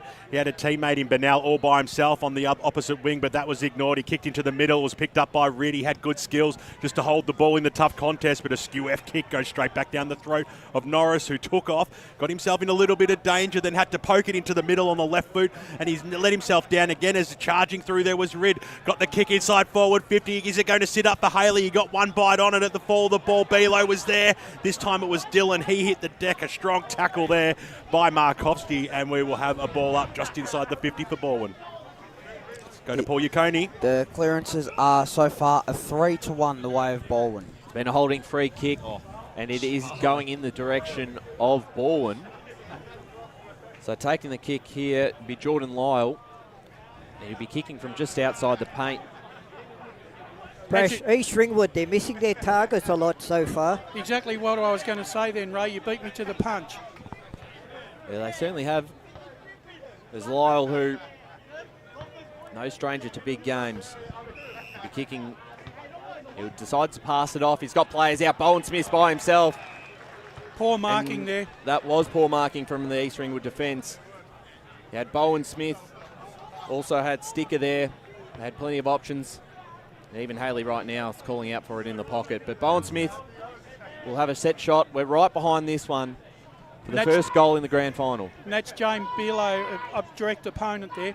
So Smith's kick into the man on the mark. He finds it anyway, puts it on the right boot. He'll kick it this time. First goal of the grand final.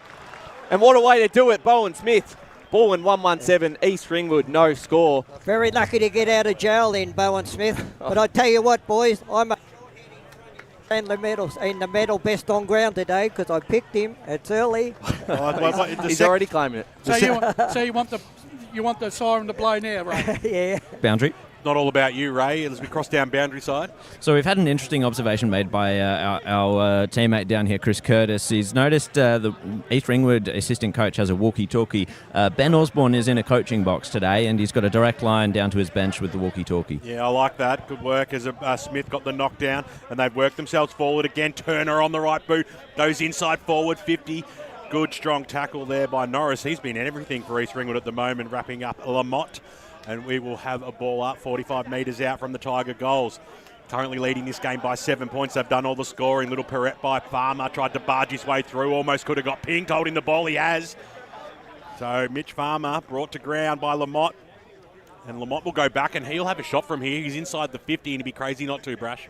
Yeah, at the moment, Balwyn are really controlling that midfield, set up at the moment. They're winning all the clearances and setting up their forwards. So Will Lamotte, well, he'll no doubt try and kick it over the man on the mark and not go for that second ever. That was sensational by Bowen Smith. Let's not take anything away from that goal. He really redeemed himself on that one. Definition of redemption. But now all attention turns to Will Lamotte, who looks composed coming in. 45-degree angle, 48 metres out, and he pushes it to the left-hand side. It's just going to sit up. Is this going to stay alive in the forward pocket here? Balwyn have the numbers. Norris is in there again at the fall, and we will have a ball up 10 metres out now, only from the Balwyn goal line. Almost crossed 10 minutes here. Taken by Lyle almost out of the ruck, but it was going nowhere because Tweedy was there and he muscled himself into the situation, and we'll have another ball up. These early stages, the pressure gauge is certainly on East Ringwood. Tweedy pushed Lyle out of it in the contest, and the big man is going to receive a free kick, and he's only about 15 metres out. It was unnecessary. Just a slight manhandle. It was Tiggy Touchwood, to be honest, at best, but it was there. Lyle wastes no time, runs around and snaps a goal. That's 2 in the row now for the Tigers. And they're off to a fly here. Bendigo Bank scoreboard 10.5 minutes into the first term on Premier Division Grand Final day sees Balwyn out to a nice handy lead now, 2-1-13 to no score. Paul Yaconi. Yeah, East Ringwood have been a bit on the undisciplined side so far. They've conceded 6 free kicks. The free kicks are 6-1 the way of Balwyn. I think too, Ray, it's a classic case of being an undersized opponent giving away a poor free kick against the bigger size. Yeah, well, where was the bigger size ruckman? That's very bad on the East Ringwood. That's right. They've had the quick start in all finals games so far against Roval and East Ringwood, and they've done this again. First 2 goals of the grand final. We're going to reset again with another ball up, middle of the ground. Roos are going to win the tap out. Out there is Kane Turner, first year for the Tigers. He's caught and tackle play on his James Belo. Got the handball forward. They link up again. They go backwards to Bennell. Bennell launching it towards Lowson in the pocket. Bounced off his chest. East Ringwood still with a chance. Nice. A snap around the corner. What a finish there from Corey Preston. Roos get there first. 1 straight 6. Balwyn 2-1-13. That'll settle the nerves for East Ringwood there. That forward 50, probably the most meaningful forward 50 in their game so far. That's a really good goal there by Preston. He had to beat 3 opponents, and he did. It's the answer they were looking for, as the ball had been hovering 7 or 8 minutes mostly in the Balwyn forward line. So a good transition to get the centre clearance, get it down, and get the goal. Ball back in the middle now. We'll give that knockdown to Wetherill, who's moved into the ruck. At the fall of ball there was Farmer going nowhere. We'll restart it. Alex Urban handing the ball back to the umpire eventually. So right in the middle here at Bayswater Oval. Over the top, Anderson Knocked it down, but Walsh came through, but it was stolen by Lever. This way, that way. A looping handball went out towards the Wilson direction, who ducked around his opponent in Farmer. Snapped it up towards centre half forward. The big fly over the back there by Tillich. It paddles out towards the Norris direction. He's got Lamott right on his hammer. Lamott did really well. He worked himself into the situation. Coming through, laying a strong tackle was Belo. Also had support there from Kinsella, who eventually works the player and ball over the boundary line. Right underneath the scoreboard that throws a 7-point lead to the Tigers. Quick restart here. Knocked down there by Anderson. It came out. Markowski came charging through. Couldn't quite pick the ball up. Waitman got a little handball away. Going nowhere, though. Cherney brought to ground by a strong Anderson tackle, and we'll do it all again. Let's go to Paul Yaconi. Balwyn on top of the inside 50 so far, 8-3. So a ball up on that far side, still in the Balwyn forward 50. Waitman sees it out. Josh, of course, both Josh and Connor polled very well on Wednesday night's Chandler medal. Both have had fantastic seasons for the Roos. We get a boundary on a throw in on the far side, coming up the 14th minute mark of this first term. Tight contest so far, as we expected. Going in first was Levo, who's had an impressive start. Big tackle laid on Kinsella, and another stoppage. I just wonder, Brash, how long they can keep this up, because both sides are just throwing everything into the contest. Yeah, I think, the game will open up a little bit, I reckon, as the quarter progresses. Tapping it forward there was Oakes, and laying the pressure. But the conditions are not going to make it for real pretty open football, though. So the ball up again inside 50 for the Tigers. They've had most of the attack so far. Here's Charlie on an impossible angle. It's just to the minus score.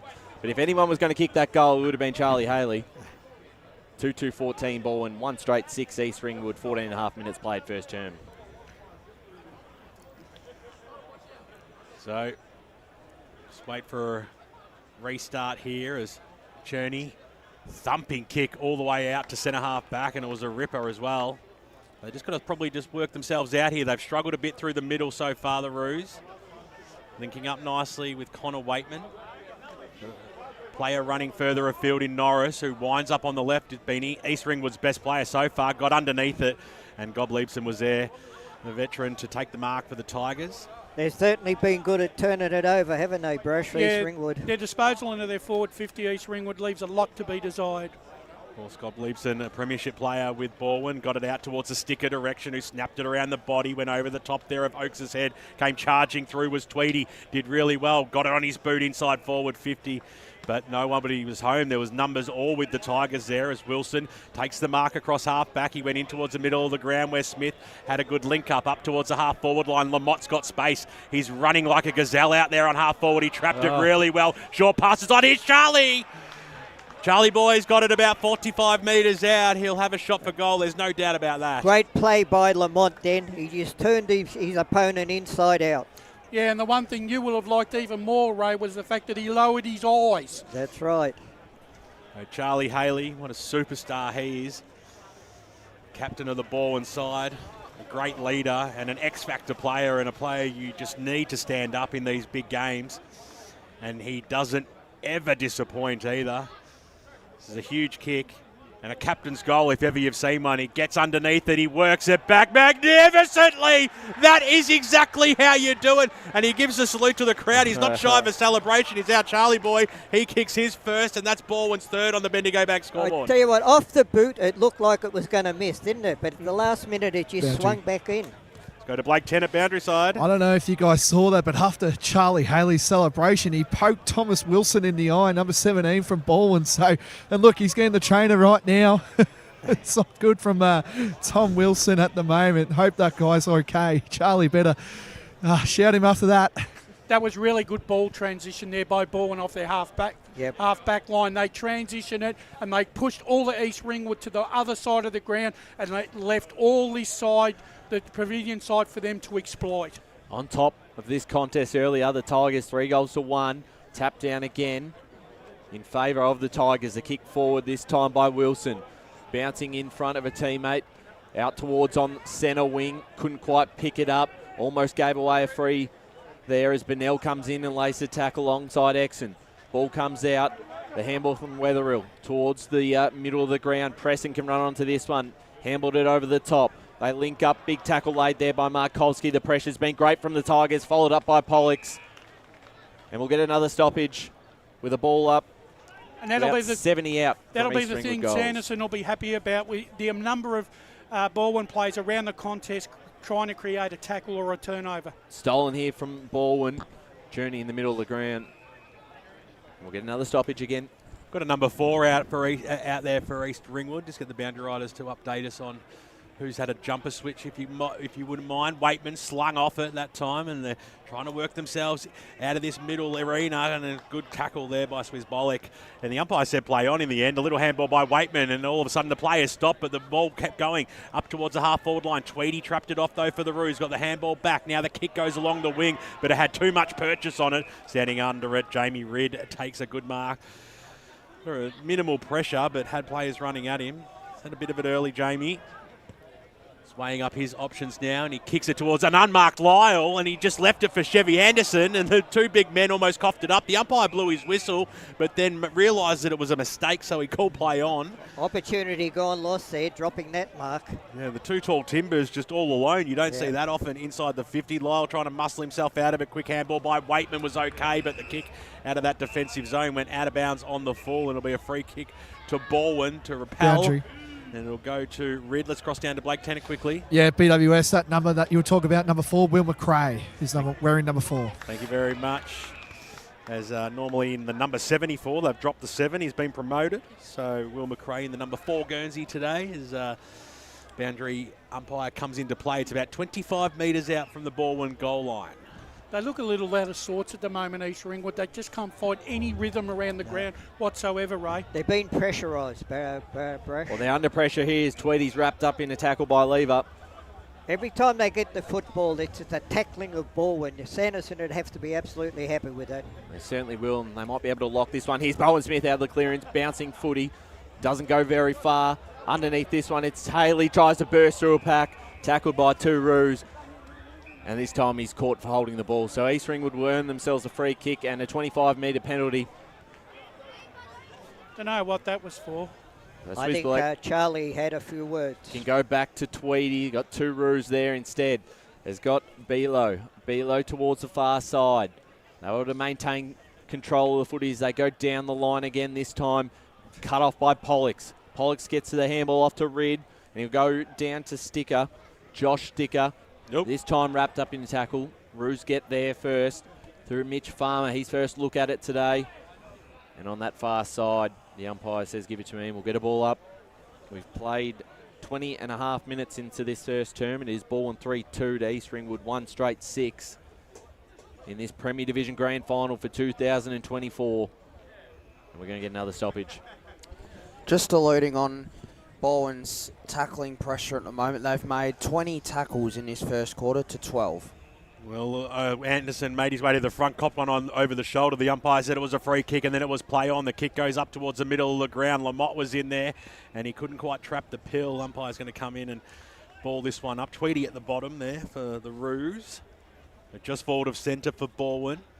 20 plays 6. Hope you're enjoying the broadcast. 98.1 Radio Eastern is streaming live around the globe on YouTube and Facebook today. Huge numbers watching as Chevy Anderson got the handball out wide, but Lever couldn't break the tackle, and the umpire said, well, you didn't try hard enough, and it'll be a free kick to East Ringwood as Cherney took it, but that kick was smothered. He was under pressure, went for redemption. The second handball went out towards the Benell direction, got it back to Cherney, 3 times a charm. Inside forward 50, he goes. He was looking for McRae direction. He might get the handball received now. It's in the forward pocket, a genuine chance, and shot on goal there by East Ringwood, and through Sam it goes. Wilson. Well, Watson was his first of the day. You can see the 2-finger salute there by Big Dave Parker, and they just inch closer, and a timely goal that was, Wayne Brasher. 8 points the margin. Yeah, Sam Lowson just just showed what class he has, and steadied and kicked a goal, a much-needed goal for East Ringwood. And they actually, Ray, had to make something out of nothing then. Well, yeah, they got something out of nothing, but you give him half a chance, Lowson, and he's going to hit the scoreboard. The Premier Grand Final number 44 for Dave Parker. Does it every season. Best in the business. Tapped down by Anderson. Here's Urban.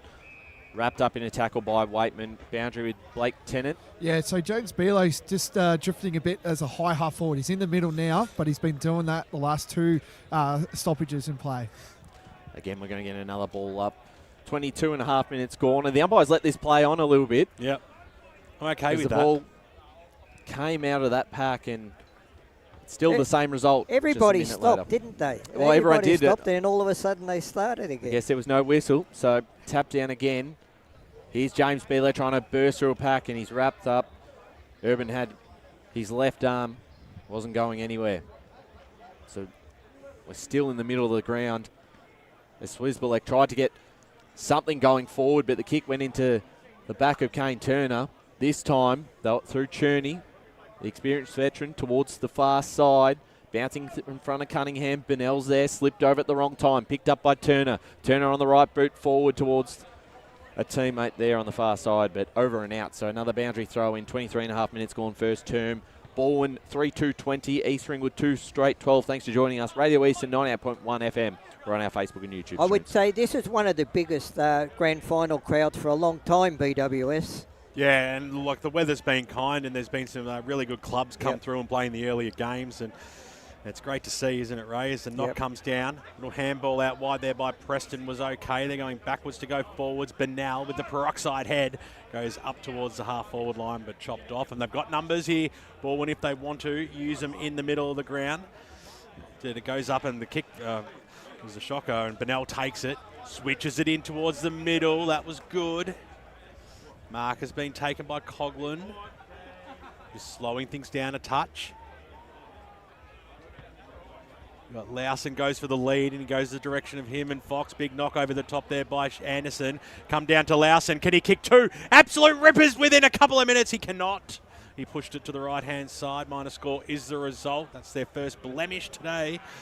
The East Ringwood side 2-1-13 on the Bendigo Bank scoreboard, trailing to 3-2-20 the Balwyn side. Just over the last 2 or 3 minutes, East Ringwood are settled and then starting to win some more 50-50 contests. So the kick in here from Cunningham went one way and went the other. Got past Belo and sends it back towards that far side. The big fella standing underneath Easton Swizebelek, but couldn't quite bring it down. And Balwyn were able to make the most of it. They go towards the half-forward line, punched over the top. Here's Charlie. Charlie will run onto this one if he can pick it up nicely. Sits well for him. Gets past the tackle. Will have a shot on goal if he chooses. Charlie, the great showman, is touched on the line. And that would have brought down the house. 3-3-21 Balwyn. 2-1-13 East Ringwood. We played 25 minutes first quarter. His teammate on the line there, he tried to do the right thing by shepherding it through, but he just couldn't quite keep the opponent out. Boundary. Goes down boundary side to Jared Beanland. Just giving credit where credit's due. That was Sam Walsh there, and that was an excellent spoil. Kick by Cherney from the stoppage, went out wide, bouncing all the way. It might even go out in the end, but it didn't. Waitman was there, got the little handball away, and now the Roos have made their way up towards the half-forward line where Lawson was there, but getting underneath Schreiber, took a ripping mark on the left, waste no time, found Ridd in the middle, this way, that way, then darts through the middle, kicks it back up towards the half-forward line. This is good play, looking for Lamotte, but Lyle was there, took a ripping mark on the second bite, the big man. He started lively, Lyle. Comes in now on the right boot. He's going to kick it in towards the forward pocket. He was looking for Haley. He led way too deep, then gave Norris a lot of time to come back and cause the spoil as she goes for a boundary throw in. Maybe been a little bit Haley conscious in the last 5 minutes or so. There are other options up there. 26 crossover in this first term, and it's just an 8-point lead. Expected it to be close all day. There is no wind advantage. We've heard that from the guys in the best seat in the house and the ruck contest. I think Tweedy's going to win this one this time. Boundary. And it's going the way of Balwyn again. Lamotte's the recipient, so Tweedy's giving away another free kick in the ruck contest. And it'll be a shot on the siren from Balwyn. Let's cross down boundary side quickly. Yeah, you were right on that part, Ray. You had Nathan Oakes free, but I guess it doesn't matter now. Balwyn's having a shot at goal. So Will Lamotte had a shot from this range earlier on in the term. Almost identical position, so he knows what he has to do. He's getting a bit of advice from behind in the pointed direction. He's going to come in.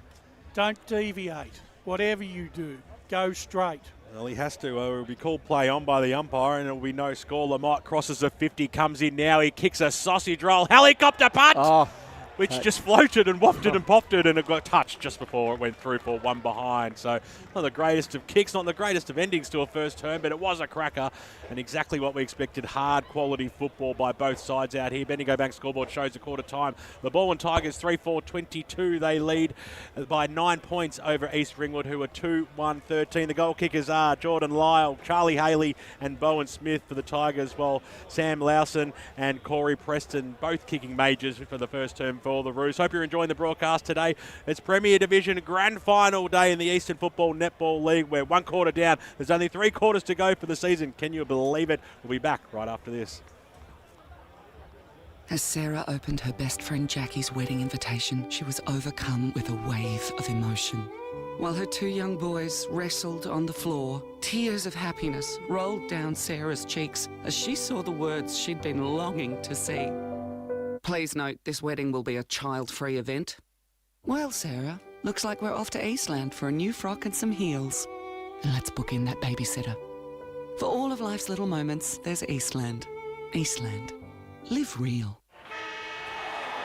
Sprained your ankle, bursting through the banner? Broke a finger, high-fiving the ruckman? Or did you run into the goal post again? For bumps, breaks or bleeds, be seen sooner, close to home at Knox Private 24/7 Emergency Department. The preferred provider of emergency care to the Eastern Football Netball League, you'll generally experience shorter wait times. You don't need private health, but there is an out-of-pocket fee. Be seen sooner, close to home at Knox Private 24/7 Emergency Department, 262 Mountain Highway, Wanturna.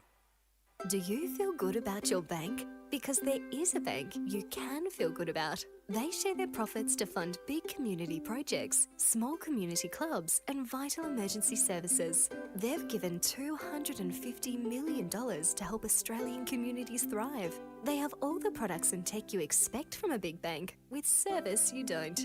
It's Bendigo Bank. Feel good about who you bank with. Try Bendigo.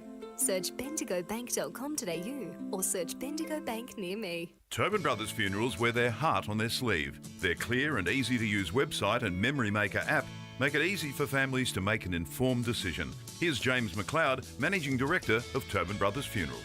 We pride ourselves on being the most transparent funeral company. All pricing on goods and services are available on our website. It's all there for you to see and make very informed decisions when planning a loved one's funeral. Visit tobinbrothers.com.au. Tobin Brothers Funerals, celebrating lives. At Yarra Valley Water, we know reducing your shower time, or show time, to 4 minutes can save you an average of $200 a year on water and energy bills. Shower shorter. Save water. Authorised by the Victorian Government, 1 Treasury Place, Melbourne. Sprained your ankle, bursting through the banner? For bumps, breaks or bleeds, be seen sooner, close to home at Knox Private 24/7 Emergency Department. You'll generally experience shorter wait times. Knox Private 24/7 Emergency, 262 Mountain Highway, Wanturna. You are listening to Radio Eastern FM 98.1. With live and exclusive coverage of the EFNL football season. Bringing you the match of the day with score updates from all divisions. And now we cross to our commentary team for the Radio Eastern 98.1 Match of the Day coverage. Welcome back out to Bayswater Oval. It's Premier Division Grand Final day. Balwyn taking on East Ringwood. It's the Tigers by 9 points at quarter time. Gentlemen, it was a hard first quarter, and that certainly points go to Balwyn in that one. Oh, well, it was a quarter of 2 halves, really. In the first half, it was all Balwyn, but just towards the end, the last 5 minutes or so, East Ringwood seemed to take control a bit more, but it's a great grand final first quarter. Yeah, look, I also feel too that Balwyn just showed a little bit more poise and composure when they moved the ball out of their back 50. They stretched East Ringwood to the far side of the ground and were able to expose them a little bit for leg speed. And I just felt that Balwyn worked a lot harder in their forward 50 to try and generate some scoring opportunities. East Ringwood have been a little bit opportunistic, but I think in the overall scheme of things, if Sanderson would be happy with a 9-point lead at quarter time. And Ben Osborne, he wouldn't be very happy with the amount of turnovers that his side did. They just kicked it to the ball when opposition players once it went into their forward.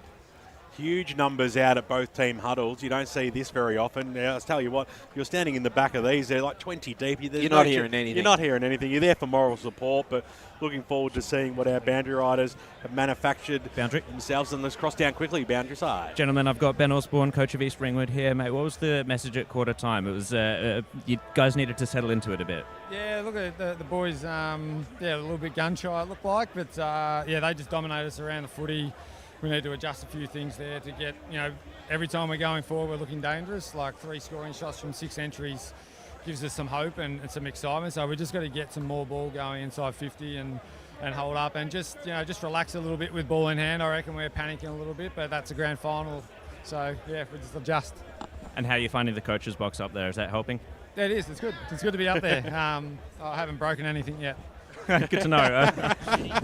Good luck. Thanks very much to Jared. Up close and personal with Ben Osborne. It's great camera work as well as we cross down boundary side to hear what Sando had to say at the Tiger huddle. Thanks, Blake. Yeah, just listening to what Sando had to say as well. Just he was very happy with the pressure and the hunt that the Balwyn boys had, and he just wanted to just go back to the basics as well. When the ball's not in their hands, just make sure their structures are getting up well, because he felt like that was lacking a little bit. But all in all, he just said that's just one quarter. Just take a breath, because there's another 3 to come. So he's very positive down there at the Balwyn camp, boys. Cool, calm and collected, and as always is Brenton Sanderson. But how do we see this second quarter panning out, Brash?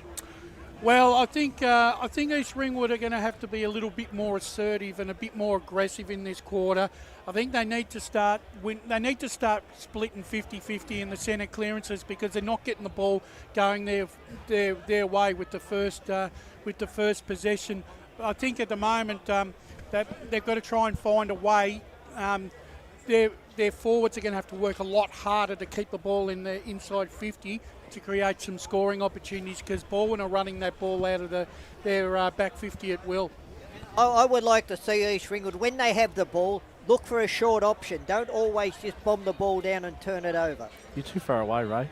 Well, the Balwyn fans aren't as efficient as their footy team, taking their sweet time getting off. But we've eventually got all patrons off the arena, because the players have been in position for about 1.5 minutes, 2 minutes now, ready to go. The second term about to get underway. It's Balwyn by 9 points. Here's Ryan Long. Second quarter action now to Bayswater Oval.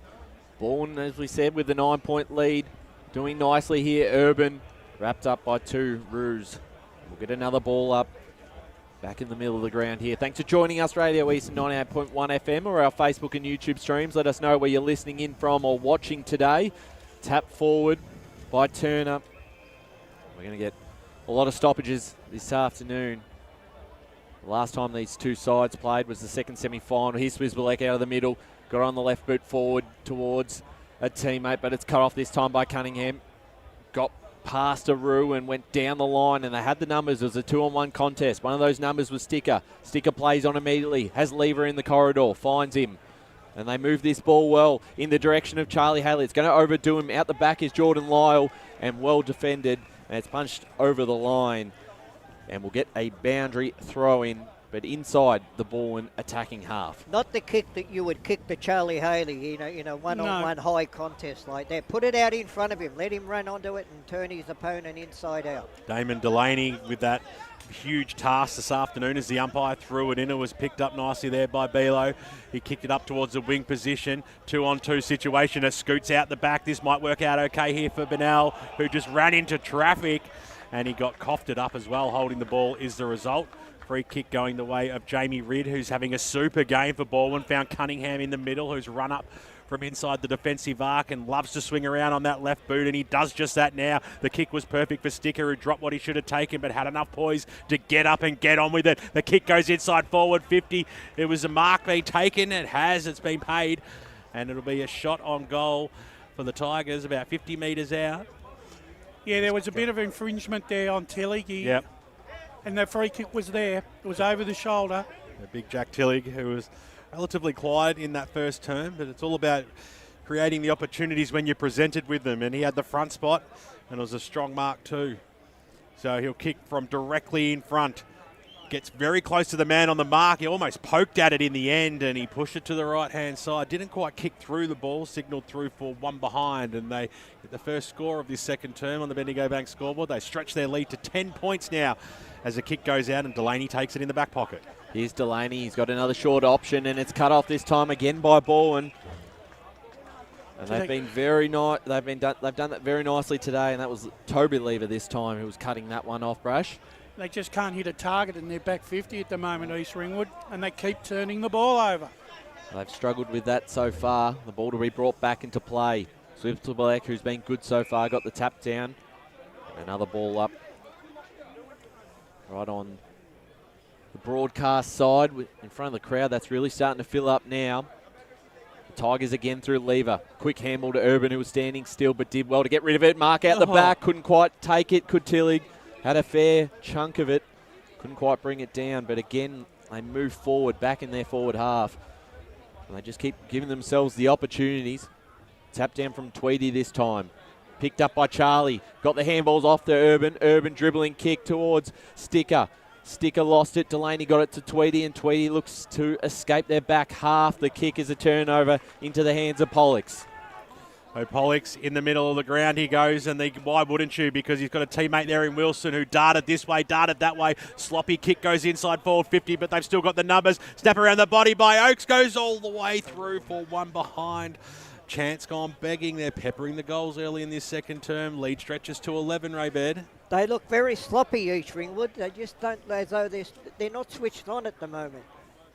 So Chris Cherney, general, waste no time either. A smooth kick goes to Waitman at centre half back. So this is Josh Waitman. He's going direct again. Swizbalek in the middle of the ground. The big man going back to Waitman now. And now they're off a little bit. The kick goes out wide, and it was a good one too because Walsh had a bit of space. He's got a teammate, Kinsella, over the top. The handball wasn't crash hot, but he did all right. Kinsella, short pass was on. Well, that was really clever play because he was under a lot of pressure. The mark was taken by Waitman, who goes into the pocket. It was a risky kick looking Boundary. for McRae. It was a silly option, in fact, as it goes over the boundary line and out. Let's cross down boundary side. And that plays straight into what Ben Osborne was saying at quarter time. They were doing so well during that passage of play, and then one moment of panic, and it cost them a shot at goal. Should have went back for the set shot. So the boundary throw, and it is still in East Ringwood's attacking half, so they're a big chance. Farmer has Turner riding his back, and we'll get a ball up, a stoppage inside 50. We've played now 5 minutes into this second term. No goals have been kicked. It's Balwyn 3-6-24 to East Ringwood 2-1-13. So they're giving Lowson a spell on the ball at the moment here. So tackles so far. Sorry, Ryan. Tackles so far 4-3 the way of Balwyn. So they've been able to clear this out. Lyle got the handball in the middle of the ground, and they've done this nicely. Here's Lamott, tackled by Tweedy, and we'll get a ball up right in front of the Eastland logo. Proud sponsor, proud partner of the Eastern Football Netball League. Major sponsors. The tap down from Swizbalek. Got it to Urban. Urban again, who's been good. Got the handball away to Turner, to Bowen Smith. Bowen Smith towards the half-forward line. Tweedy will run onto this first. Will let it roll out of bounds. It's another boundary throw-in. It's a clever kick by Smith then. It was a low percentage to hit the target, so he just poked it towards, gained a valuable 30 metres or so. And these days in the AFL, they give that deliberate. And he did lower his eyes. He could have just bombed it to the goal square and nothing happened. Came down Cherney, got the quick handball away. Running through traffic there was Waitman. Got the handball over the top. This is good play by Farmer. Through the guts he goes now. The kick up towards centre half forward. It was sitting there for Lowson. He picked up the ball. He has to break the tackle. Get away with it. You're Gonski. Absolutely Gonski. It took a long time for the umpire to eventually pay that, but it had to be. Great tackle there by Caden Schreiber, who's got Rid out wide if he wants to use them. They do have the spare player, and the kick will go towards the McDermott direction now. Goes up towards Lamott, who comes out. She's having a sort of game here, Lamott. Yeah. Isn't he what? And isn't he Mott? As it kicks up towards inside forward 50, it's a floating kick drifting back there was Swizbalek. Couldn't quite take the mark, the big man, but he went after it again at ground level. Fantastic play. And we will have a ball up 35 metres out. from the Balwyn goal line. Quick restarts. Really enjoying the umpiring so far in this game. It's been fantastic as Lamont tried to steal it, but short passes on. Looking out there for Kinsella. Couldn't take the mark. He went after it again to lay the tackle on his opponent in Lever, and we'll have a ball up. First Prem Grand Final without a Beard or a Sully for a while, I'd have to say. Ball up outside, forward 50 here for the Tigers. Lever was brought down in the tackle, and we'll do it all again. Changing of the guard, they call that. I was going to say there is a Beard on the boundary with Jared, but BWS might end up calling him. So inside 50, they go, and the mark is taken on the chest. And having a set shot, Nathan Oakes can line up for the Tigers' fourth and their first of this second quarter. They seem to have all the answers at the moment, Ray. East Ringwood can't impose any sort of physical or mental pressure on Balwyn at the moment, and it's telling in their on-field play. They're probably frustrated, Brash, because, this is not the situation that they're He's had an in. incredible start to the season, and he's finished it nicely here as Oakes. He gets his first. And the Tigers move to 4-6-30. East Ringwood 2-1-13. We've played 8 minutes into this second quarter, but Tigers certainly on top here. I'm going to be interested in Adams Parker's comments at halftime on what he thinks that East Ringwood can do to get back in this game. Exactly. Yeah, the clearances at the moment are 4-3 the way of Balwyn, but the inside 50s, Balwyn lead that 6-2. I reckon personally at the moment the way Balwyn are going, they should be 3 or 4 goals in front. Suze Black got the knockdown. It came down. Lever picked it up. Stolen by Farmer. Little handball over the top. He was looking out there for Kinsella. Somehow got boot to ball. That was really good play. Inside forward 50 was stolen by Pollux. Got the handball away. Wilson was in there. Kinsella came back in to lay the pressure. Forced a stoppage over the boundary line. She goes for a boundary throw in. And the thing that's frustrating the life out of East Ringwood is the fact that at the moment they can't get the ball on their terms. Yeah, the want for the football and the pressure from Balwyn is first rate at the moment, as we're just waiting an eternity for this to be thrown back in. Ends up being a pretty shallow one as well. Swizbalak got the knockdown straight into the arms of Urban, though, for the Tigers. Got the kick out. Kinsella was there to trap it on top of him. Markovsky, the umpire, will bounce it again. Good to see the Catfish back on board this week, taking photos down on the boundary. #1 photographer in the league. It'll knock over the back there by Anderson, straight in the arms of Urban, going nowhere. Waitman and co to wrap that one up. Just outside the centre square here, far side of Bayswater Oval. On the Bayswater Road side of the ground as the umpire will come in. Let's restart this again, take 4, and let's let Ryan Wrong kickstart this one off. As we said, we're approaching now the 10-minute mark of this second term, and there's a free kick being awarded to break this up a little bit, and it's going to Chevy Anderson. Balwyn Ruckman playing for quite some time. Very well-known name down at the Balwyn Football Club. Down the line it goes. No mark taken. Picked off here by Donnelly. Got off to Cherney. Cherney a bouncing footy forward, trying to gain some territory. Picked up this time by Lever for the Tigers. Went the handball backwards before they went forward towards the halfway line. Charlie at the back. Got it to ground level. Picked off this time by Kinsella. And they link up again through Cherney. Cherney, the kick has to be good, and this time it is. He finds Waitman by himself. Waitman plays on, goes on the right boot, and it's another turnover. And the Tigers cut this one off at half back. And they've done that quite a bit in this first half so far. Down they go towards the half-forward line. Mark at the back, Oakes. That was great. He's got a player out if he could stand up. Just couldn't. Markovsky was ready. Oakes now, he'll go in that direction. Out the back is Charlie. Charlie waiting for this one.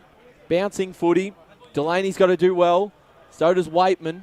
Charlie's done a great job with this. Got it to Markovsky. Tackle lends up in the hands now of Tweedy. Tweedy with the handball to the far side in Preston. And Preston bouncing footy. I think they'll be okay just to see this over the line because they're under the pump there. I reckon the next 7 minutes are really important for East Ringwood. They must hold here and have some sort of parity, because if Balwyn kick another quick 2 goals heading to time on, it's going to make it really difficult for them in the second half.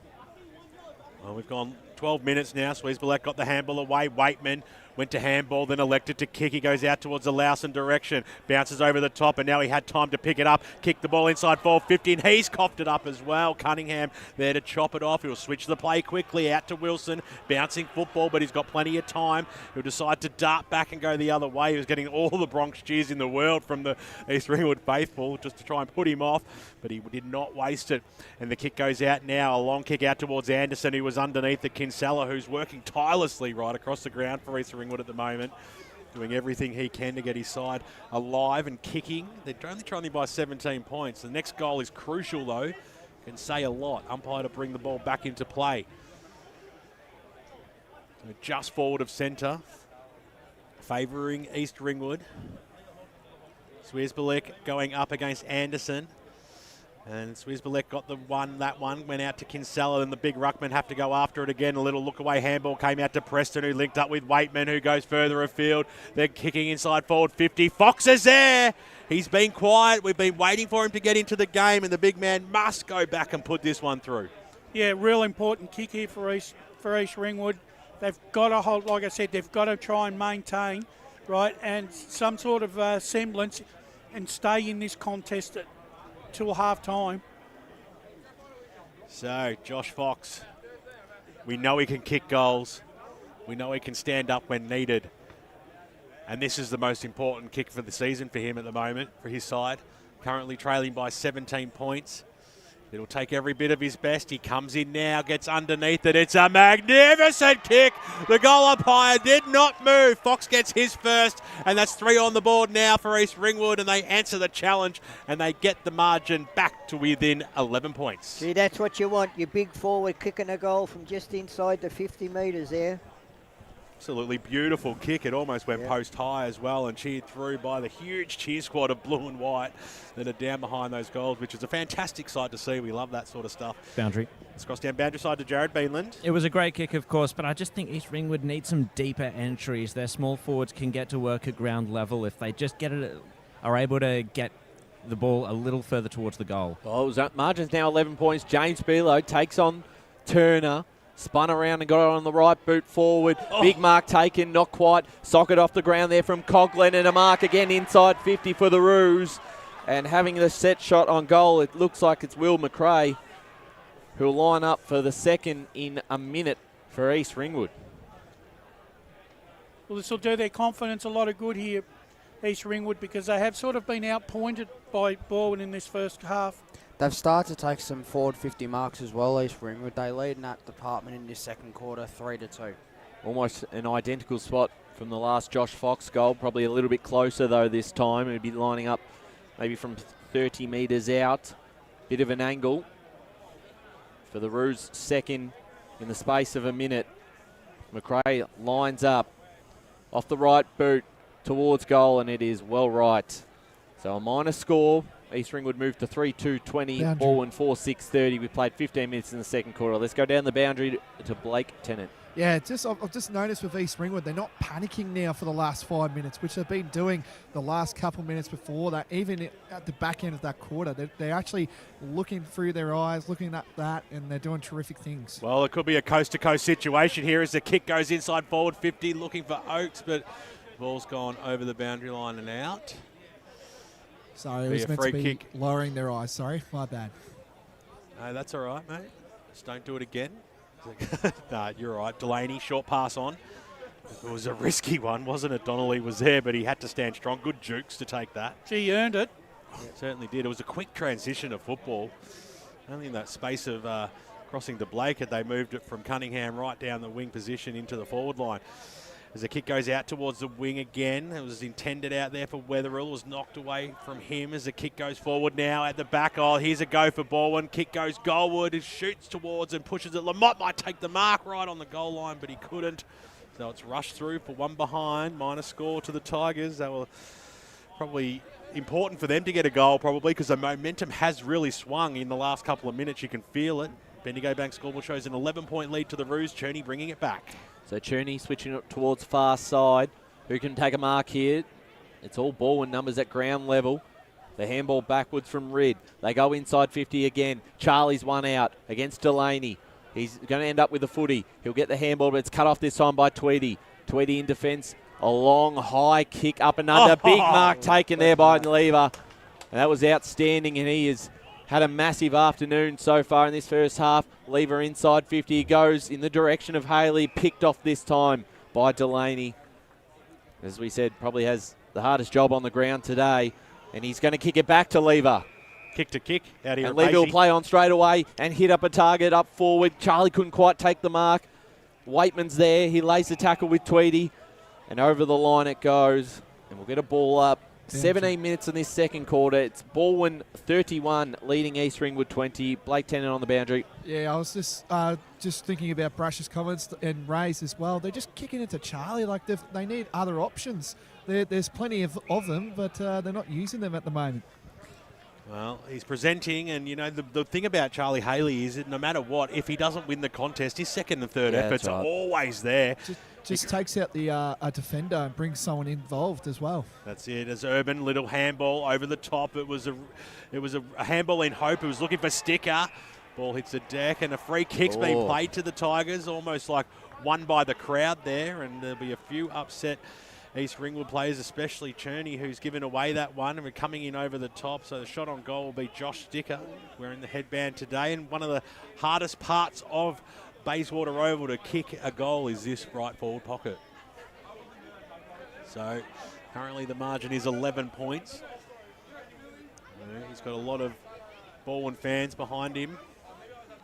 A lot of everyone fans. There's people everywhere today. Sticker comes in, he starts it right, and he stayed there and just tried to work it back. It was a good kick, a good effort, but through for one behind nonetheless. And when you've kicked 4 goals, 8, you'll be sort of shooting yourself in the foot a little bit, because you probably should have had another 3 goals or so, because it's 5 scoring shots to 12 at the moment, but the margin's only 2 goals.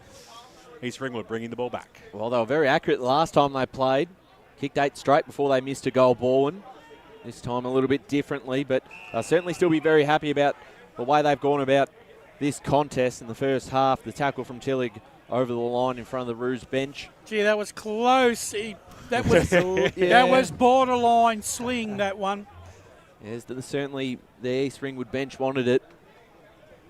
19 minutes gone, second term of this 2024 Premier Division Grand Final, the biggest day on the EFNL calendar. Here's Lousy, gets through about 5 people, and in he goes towards a team out the back. Running onto this is Weatherill. He'll pick it up, tackle right away. That's the pressure that Balwyn have given all afternoon. Ball comes out, and the Tigers will escape. Lever's out the back. If you can mark this one, he's been clunking everything else.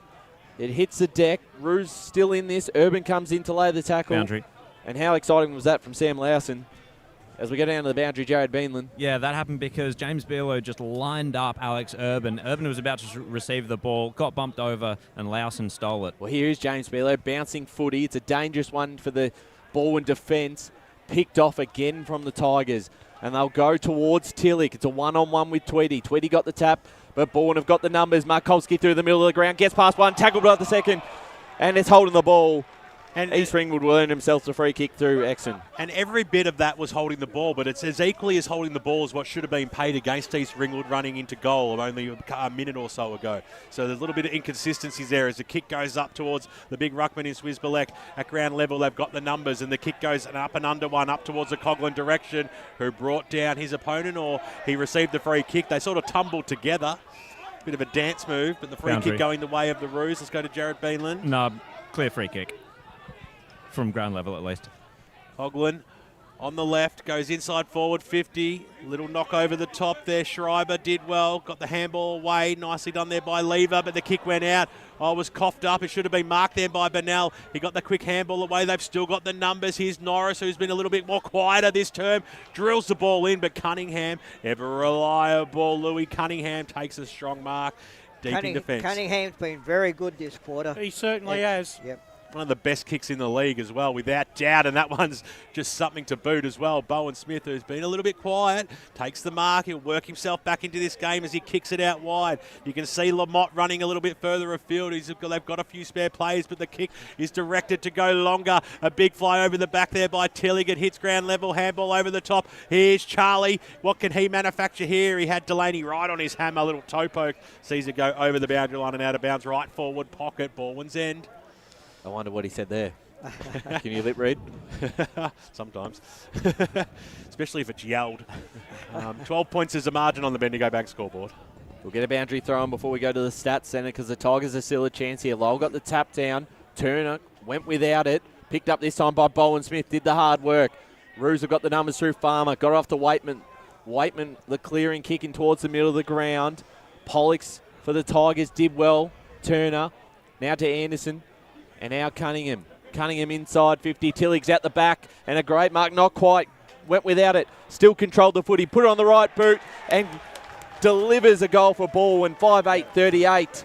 East Ringwood 3-2, 22 and a half minutes gone.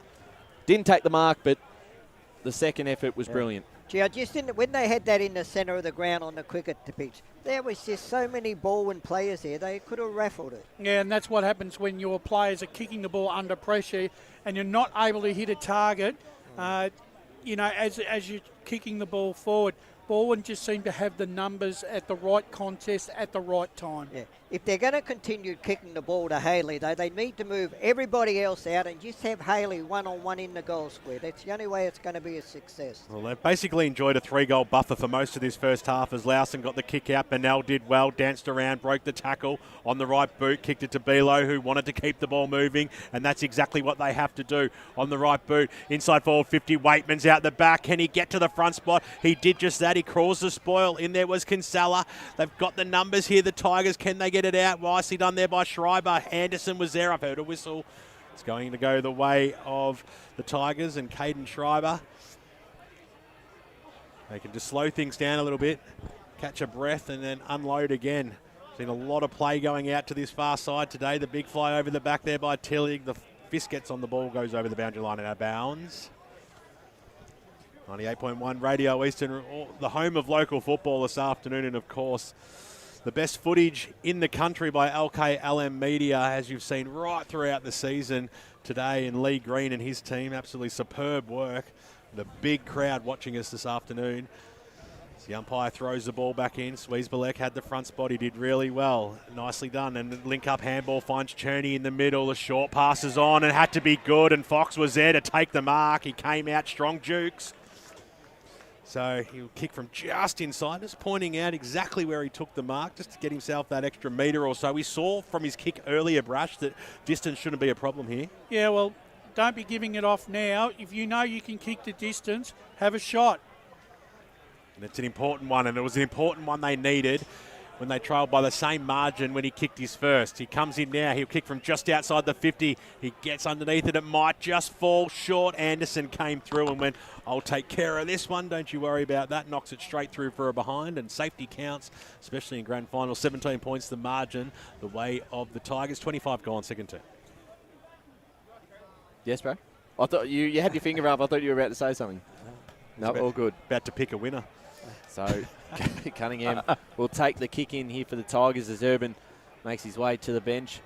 Said quite a bit of the ball in this first half. Cunningham on the far side to a long pack of players. The mark wasn't taken. Charlie at ground level got the handball forward and just inside 50. They'll go to Oaks, or just outside 50, should I say, is in front of the big crowd, in front of the marquee setup. 17-point leaders for the Tigers. And it has probably been a dominant first half from Balwyn, but they'll be a little disappointed they haven't had a couple more goals. They've certainly had the opportunities. Anderson got it to sticker. Maybe this is one.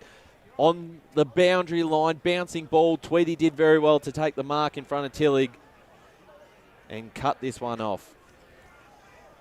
They've had to work extremely hard this East Ringwood back 50. Tristan Tweedy with the chopper read handlebar. Goes up towards the half-back line. Big fly over the back there by Pollux. He did well. Scrambled to kick inside forward 50. Lyle copped one on the chops, or in the head, in fact, and I think he'll receive a free kick. The big man, he will. Now, this is a difficult angle, but he might back himself in from here. It's a more favourable side for a right-footer to kick a goal from that side of Bayswater Oval, which is the far side, the Bayswater Road side of the ground. So he'll kick from just on the arc. So boundary line and the arc and the siren. Well, we've had this situation before, haven't we? and earlier on, I saw the man who was then He's here watching. He comes in now, Lyle. He gets underneath it, and he didn't unleash with a barrel here, and it's no score. So half time out here. Not as good as Goebbels. As I said, Jeff Goebbels is here. I've seen him watching. I have no doubt a lot of past premiership players. Great first half out here, especially by the Balwyn side. They've certainly come to play today, but, there's moments in this game where East Ringwood really start to pick it up and really own the play. So we know momentum's a funny thing in football, and it can swing very, very quickly, and this game is played at a very fast pace. 17 points is the margin. It's the way of the Balwyn Tigers. It's single goal kickers all round. Wayne Brasher and Adam Parker to talk about what was the first half and what the sides might do to make sure that their hands are firmly encroached on the Premiership Cup in an hour and a half's time. Stay here on 98.1 Radio East and, of course, YouTube and Facebook. We'll be back right after this. As Sarah opened her best friend Jackie's wedding invitation, she was overcome with a wave of emotion. While her two young boys wrestled on the floor, tears of happiness rolled down Sarah's cheeks as she saw the words she'd been longing to see. Please note, this wedding will be a child-free event. Well, Sarah, looks like we're off to Eastland for a new frock and some heels. And let's book in that babysitter. For all of life's little moments, there's Eastland. Eastland. Live real. Sprained your ankle, bursting through the banner? Broke a finger, high-fiving the ruckman? Or did you run into the goal post again? For bumps, breaks or bleeds, be seen sooner, close to home at Knox Private 24/7 Emergency Department. The preferred provider of emergency care to the Eastern Football Netball League, you'll generally experience shorter wait times. You don't need private health, but there is an out-of-pocket fee. Be seen sooner, close to home at Knox Private 24/7 Emergency Department, 262 Mountain Highway, Wanturna. Do you feel good about your bank? Because there is a bank you can feel good about. They share their profits to fund big community projects, small community clubs, and vital emergency services. They've given $250 million to help Australian communities thrive. They have all the products and tech you expect from a big bank, with service you don't. It's Bendigo Bank. Feel good about who you bank with. Try Bendigo. Search bendigobank.com.au or search Bendigo Bank near me. Tobin Brothers Funerals wear their heart on their sleeve. Their clear and easy-to-use website and Memory Maker app make it easy for families to make an informed decision. Here's James McLeod, Managing Director of Tobin Brothers Funerals. We pride ourselves on being the most transparent funeral company. All pricing on goods and services are available on our website. It's all there for you to see and make very informed decisions when planning a loved one's funeral. Visit tobinbrothers.com.au. Tobin Brothers Funerals, celebrating lives. Do you want to study at the #1 sports science school worldwide? Study sport at Deakin and benefit from the most advanced sports facilities available, from running tracks to biomechanics labs, and decked out gyms to a climate chamber. Deakin have what you need to graduate ahead of the pack. Discover endless opportunities in sports science by visiting deakin.edu.au/sport. Deakin, proud sponsors of the EFNL.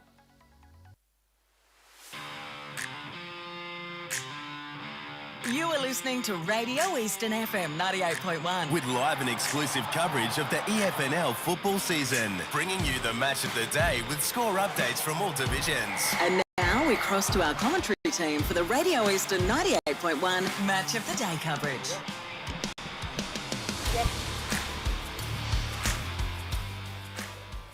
Welcome back, ladies and gentlemen. Half-time here at Bayswater Oval, and at the moment it's Balwyn holds sway by 17 points.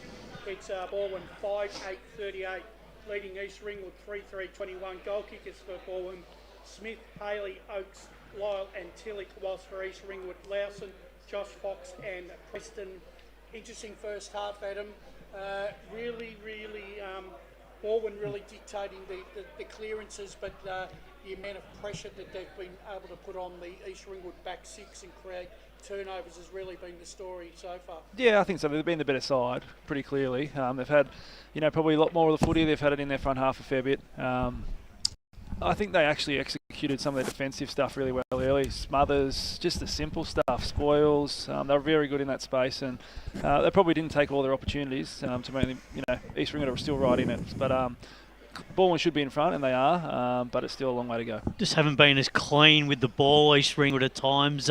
Adam, they've just really struggled to get any continuity with their game and their flow. Just they haven't been able to really progressively get good structure and content when they're coming through the midfield. Yeah, I think they've just been a little bit off, and they've come through the middle a few times, and it looks really slippery out there. So if you miss that by 1 metre, it's gone. So I think you're right. I think they just need to execute a little bit better, but they look really dangerous when they go forward. Lowson went through the midfield a little bit there, but they went in. They were pretty efficient going inside. So Fox looks dangerous, doesn't he? He looks like he's going to take some marks, and he's had a few shots at goal as well. So he's starting to have some impact, but they just need a little bit more. Yeah, I think with Fox, you got to get your delivery right. Like, he's not a ground level player, so you just got to give him a chance in the air, and he's a great mark and a good kick for goal. So he's had a few opportunities. I would say the half-back line of Balwyn has really stood up very well, but that midfield of Urban and Smith have really sort of nullified Belo in some ways, Adam. They're not getting that clean disposure out of there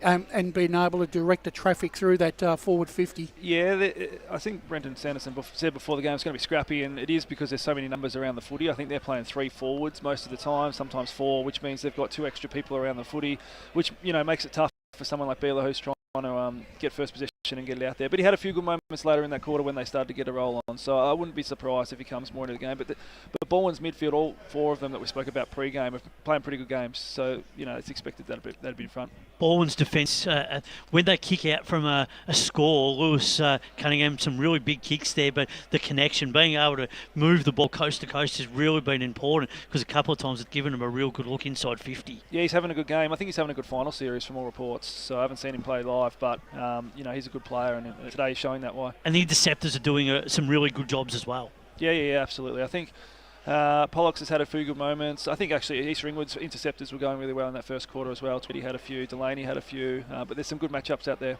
The other thing I thought that might be could be an interesting move if Brenton would like to maybe explore it is, I know Charlie's sort of been, he's pushing up the ground a little bit. I'm actually wondering, do you think it might be worth their while maybe to drop Lyle to a full forward and give Charlie the space and have sort of Lyle play not a more stay-at-home type role and try and outbody his opponent. I know he's got the speed, but, maybe just play as a tall forward. Yeah, he's more of a stand and lead sort of guy rather than a really get up the ground and get back. So I think, look, I don't think Balwyn need to change too much. I just think they need to probably take their opportunities. I think they kick 5-8 and they probably had the majority of the inside 50s. So, but I'd be pretty impressed if I was Sando sitting in there at the moment. I think they just got to keep executing what they're executing, and I think East Ringwood have changed a couple of things more so than Balwyn, so it'll be interesting to see what they do next quarter. Ben Osborne at the moment, he'd be sitting there thinking, what can he do to get control of the game? They looked like for periods in that second term that they were going to get control of the game, because we know that they can score quickly. They can go bang, bang, and all of a sudden the margin could be back to a goal. What are the first few things that they need to do in the early stages of the third term to regain momentum in the contest? Yeah, I wouldn't be too disheartened if I was him. They're still well in the contest, and I think their upside is pretty huge. I think he's pretty disciplined in the way he plays his midfielders through forward. Like Belo spent a fair bit of time forward, Preston spent a fair bit of time forward, so I think he's really looking to go the distance. He's rolling them through, isn't he? Yeah, he said that pre-game. Yeah, I reckon he's really looking to go the distance. So I would say that the East Ringwood midfield will get stronger the longer the day goes on, because they've rolled probably 3 or 4 additional ones through there.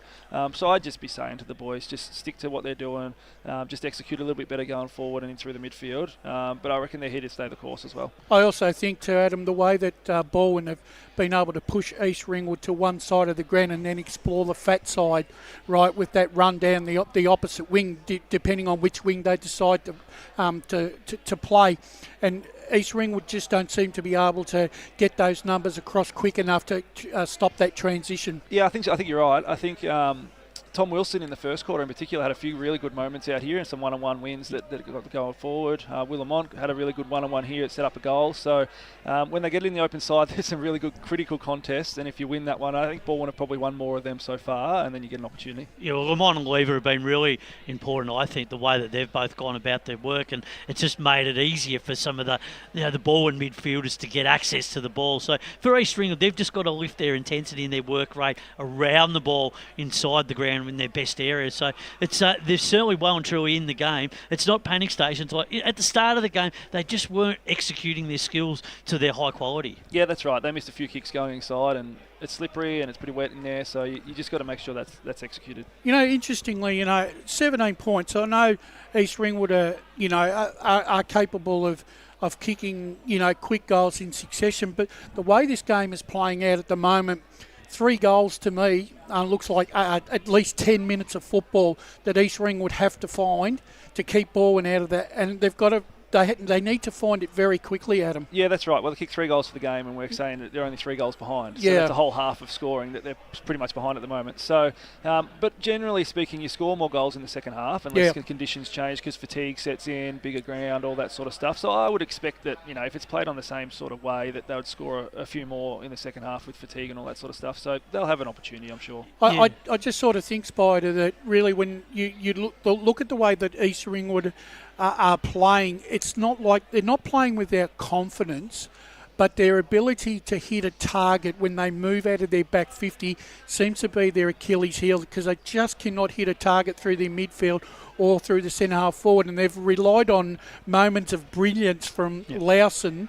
to try and get them to try and generate something into their forward 50. Yeah, they've just got to get back to the basics and what they've done best all season, and that's try and get that run through the inside of the ground again and just try and hit up those targets. Then they've just got to try and make sure that they try and execute those skills, as Adam was just alluding to. I think the most important thing for them is not too dissimilar to that game early in the year out at East Ringwood. If they can get control of the game and it can just shut down the defensive side of what Balwyn are doing at the moment and get some of those repeat entries going forward and get some scoreboard pressure and get it to reflect on the board, then they're well and truly in this contest. I think this is still right. I think this is right there for the taking for either side. It's just whether East Ringwood can maximise their time kicking some goals early in this piece, because if Balwyn do take the ground and do get those early goals, it's going to be hard for them to catch up in that last quarter. Well, gentlemen, that's half time done and dusted. Adam, thank you very much for coming on. I hope you've enjoyed your day with us. Pleasure. When we come Who's back, going to win, Adam? What's the prediction? I'll go East Ringwood in a fight back. Yes, East Ringwood still for me, Brush. I think they've still got some petrol in the tank. Second half, let's get back to it after the break. Today at Eastland, momentous occasion. Coffee with the ex. She needs jeans she can move in because she's definitely moved on. Jeans that get a second look, but don't give any second chances. Jeans that say, why yes, I have spent the last 8 months in a post-breakup juice cleansing, kickboxing, personal training frenzy. And it looks as though she's just found the perfect pair. Bravo, Lucy. For all of life's little moments, there's Eastland. Eastland. Live real. Sprained your ankle bursting through the banner? For bumps, breaks or bleeds, be seen sooner, close to home, at Knox Private 24/7 Emergency Department. You'll generally experience shorter wait times. Knox Private 24/7 Emergency, 262 Mountain Highway, Wanturna. Do you feel good about your bank? Because there is a bank you can feel good about. They share their profits to fund big community projects, small community clubs, and vital emergency services. They've given $250 million to help Australian communities thrive. They have all the products and tech you expect from a big bank, with service you don't. It's Bendigo Bank. Feel good about who you bank with. Try Bendigo. Search bendigobank.com.au or search Bendigo Bank near me.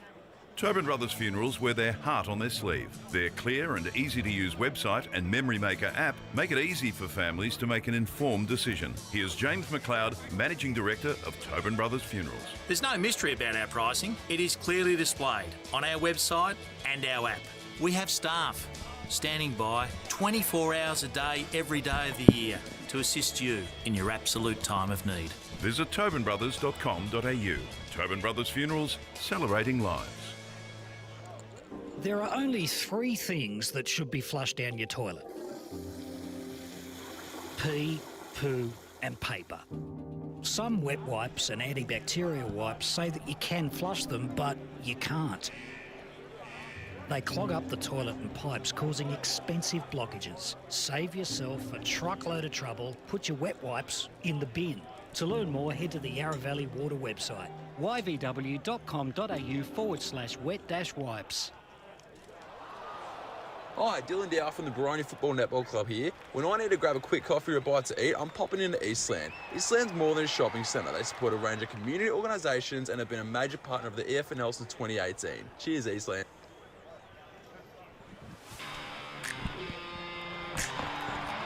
Back out at Bayswater Oval, the second half about to get underway. Thank you very much to Wayne Brasher, Adam Parker, and of course Matt Spider-Lee for the halftime show.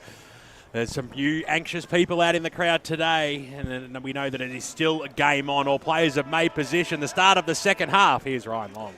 Second half of the 2024 Premier Division Grand Final. Balwyn with a lead of 17 points.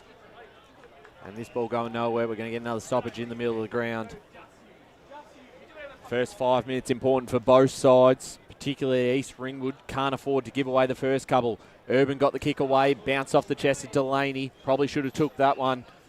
We'll get another ball up. In fact, it's a free kick, and it is going in the direction of the Chandler medalists from Wednesday night. And James Belo, he'll play on right away. Right boot, long kick towards the half-forward line. Walker pushed a couple of opponents out of the way. Couldn't quite get there, though. East Ringwood with numbers. And we'll get a ball up inside 50 for the Roos. Desperate for the first. It's a free kick. It's going towards Wilson. There's a free kick paid to the Tigers. Well, he tried to bust the tackle, and I think the umpire pinged him for it. So it seems like it was holding the ball. Wilson will go towards Bowen Smith, bouncing footy in front of him, and he will take it over the line.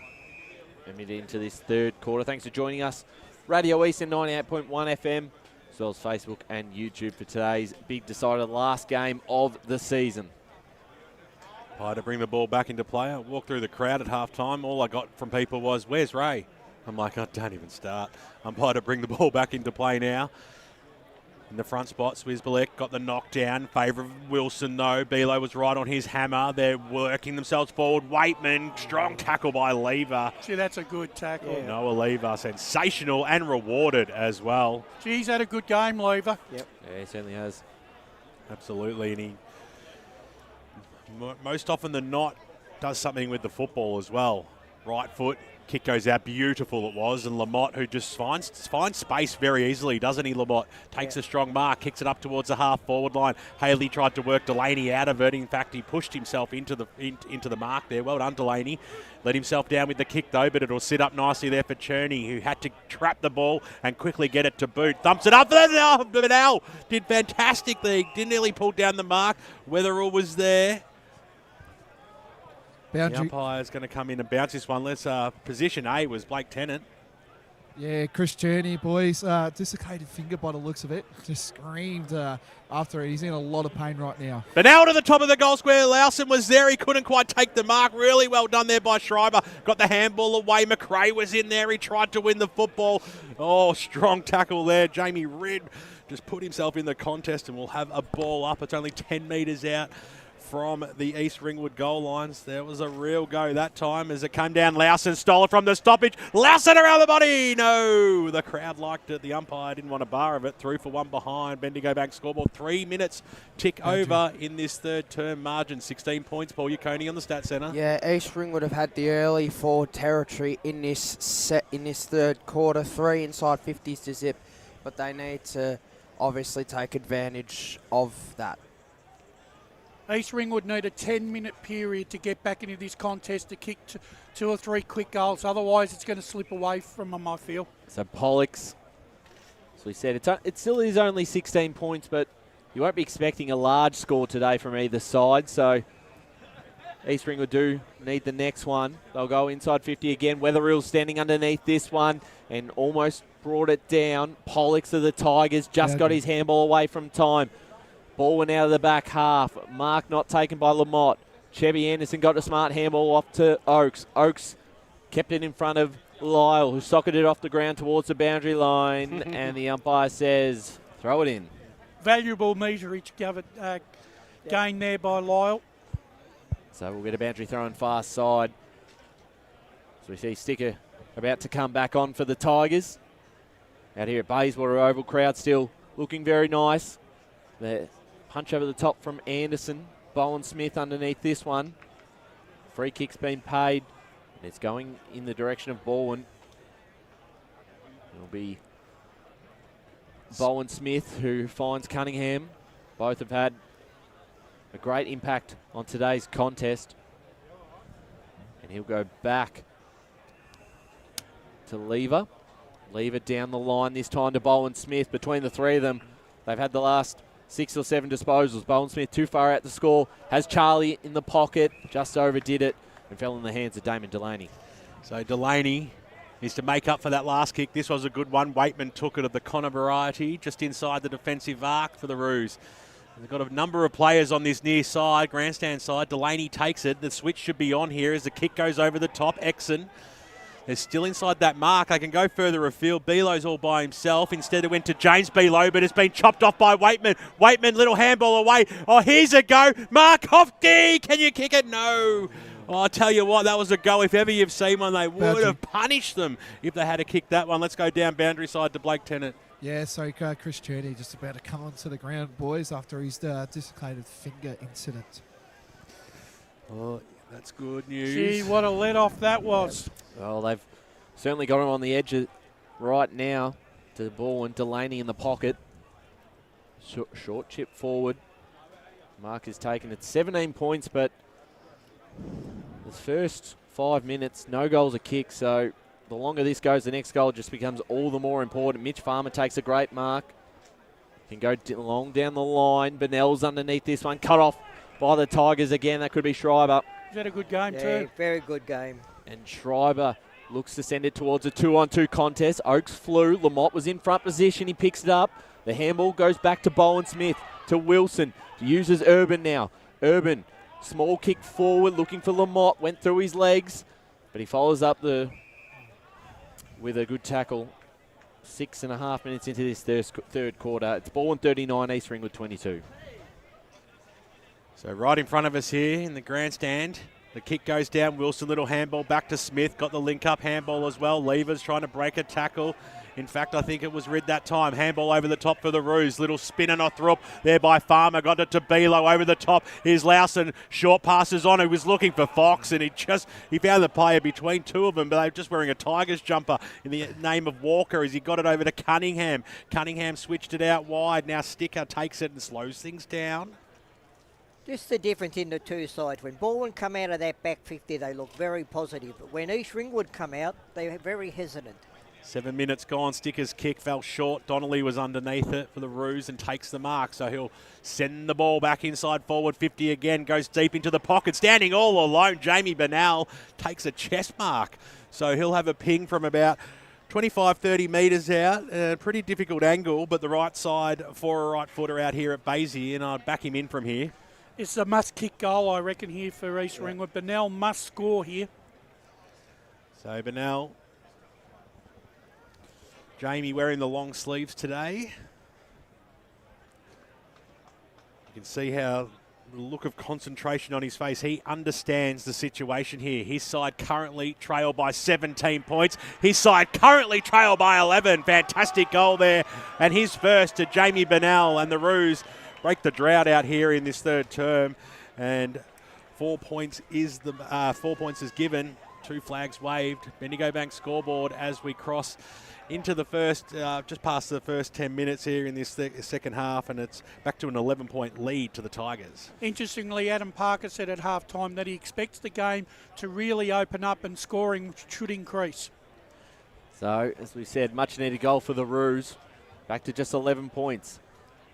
Anderson in the ruck got the tap down. Farmer went without it. They still link up now through the Tigers, and they go inside 50.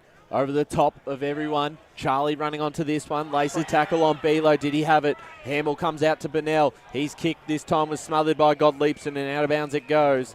We'll get a boundary throw in. I think Dylan Belo was a little bit unlucky there. He should have got a free kick. Because he had no possession of the ball when tackled. Yeah, I think I agree with that one, Brash, as we'll get a boundary throw in. 8.5 minutes gone. Third term, the premiership quarter. Balwyn 5-9, East Ringwood 4-4. We expected a tight grand final, and I think we've got it. The tap down here, Wilson, inside 50. Bit of a chaotic kick. Stickers in this one. Picks it up, but he's tackled straight away by Donnelly. And we'll get a ball up inside 50. Tigers still pushing. So ball up, just waiting for it to get back to the umpire here. Can the Tigers answer? Lyle, a little flick over the back, that might be okay. There's a lot of players around this footy getting down Jake Sticker, and we'll have another ball up. Just edged out another 15 or so metres, so we're almost at centre half back here for East Ringwood. They took it out of the ruck. Farmer spun around and booted it out towards the wing position. Schreiber was there. Anderson in the front spot. It comes out. Little handball was looking for Schreiber. Picked up by Fox. Now they've linked up okay here on the right boot. Waitman goes inside forward 50. It was a rippy kick. It went to Wetherill. Wetherill, he had a risky bounce. Handball over the top. It was going to miss Kinsella. Oh, they've coughed that up. That was silly play. They went from end to end, and it was running into an open goal. I don't know why he bounced it. He didn't need to have the bounce. It was just craziness. Nonetheless, it's a behind on the Bendigo Bank scoreboard. A coach killer, that one. Yeah. A team killer. A supporter killer. 10 points of margin. Once he bounced it, the ball wasn't coming back quick enough, and by the time he got it, he was under pressure. Well, in the low-scoring games, you just need to take every opportunity, particularly ones like that. So they've left one off the tables. Turner to take the kick in for the Tigers. He'll switch it towards the far side. Punch from behind. Ball hits the deck. Getting this first was Norris. Wrapped up by Schreiber. I reckon for Brendan Sanderson, he would have thought all his Christmases had just come at once then. That's right. So again, it's Weisbollick pushing through, and umpires called a free kick here going in the direction of the Tigers towards Anderson. Had a good game in the ruck, Anderson. Yeah, he's been very good. Undersized to the other ruckman, but he's done a terrific job today. So on the half-back flank, taking his time before kicking it down the line to a pack of players. The mark was taken. It's been paid for the Roos in Tristan Tweedy. Team of the Year member, first season back at East Ringwood, coming across from Norwood. Hits up a target, and they'll look to go inside 50 again. Long towards big pack of players fly for that one. Anderson got the handball forward to Bowen Smith. Smith, a high kick over the fence just about. Out of bounds on the full, so the Roos again are really pushing in these last 5 minutes. 10 points of margin. A long kick towards the top of the goal square. Walker's got a bit of work to do. Got the fist from behind. We'll get a stoppage inside 50. I have to say, Ray, your tip for the medal, Bowen Smith has had an incredible 10 minutes in this quarter. I think he's had at least a dozen touches of the football. He's certainly lifted. Here's a chance for the Roos. A high kick. Mark won't be paid. Punch from behind for Balwyn. Still alive. Waitman. Getting in under was Turner. And follows up with the tackle, and we'll get a ball up, but still inside East Ringwood's forward half. Let's go down to the Stats Centre with Paul Uconi. The tackles in this third quarter are 8-3 the way of Balwyn.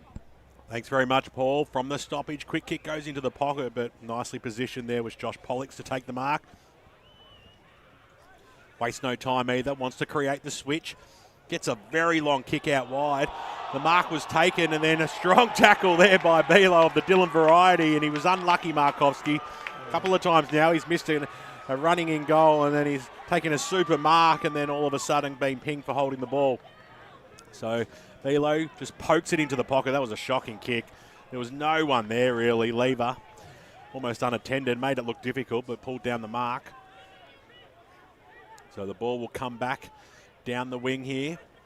And it almost looks like it's kick to kick, because underneath this one was Norris, but in the front spot there was Delaney. They spoiled each other in the end. Yep. It's a little bit disappointing, and we'll have a ball up. They'll take that as a win, Balwyn, wasting no time. The umpire throws it up.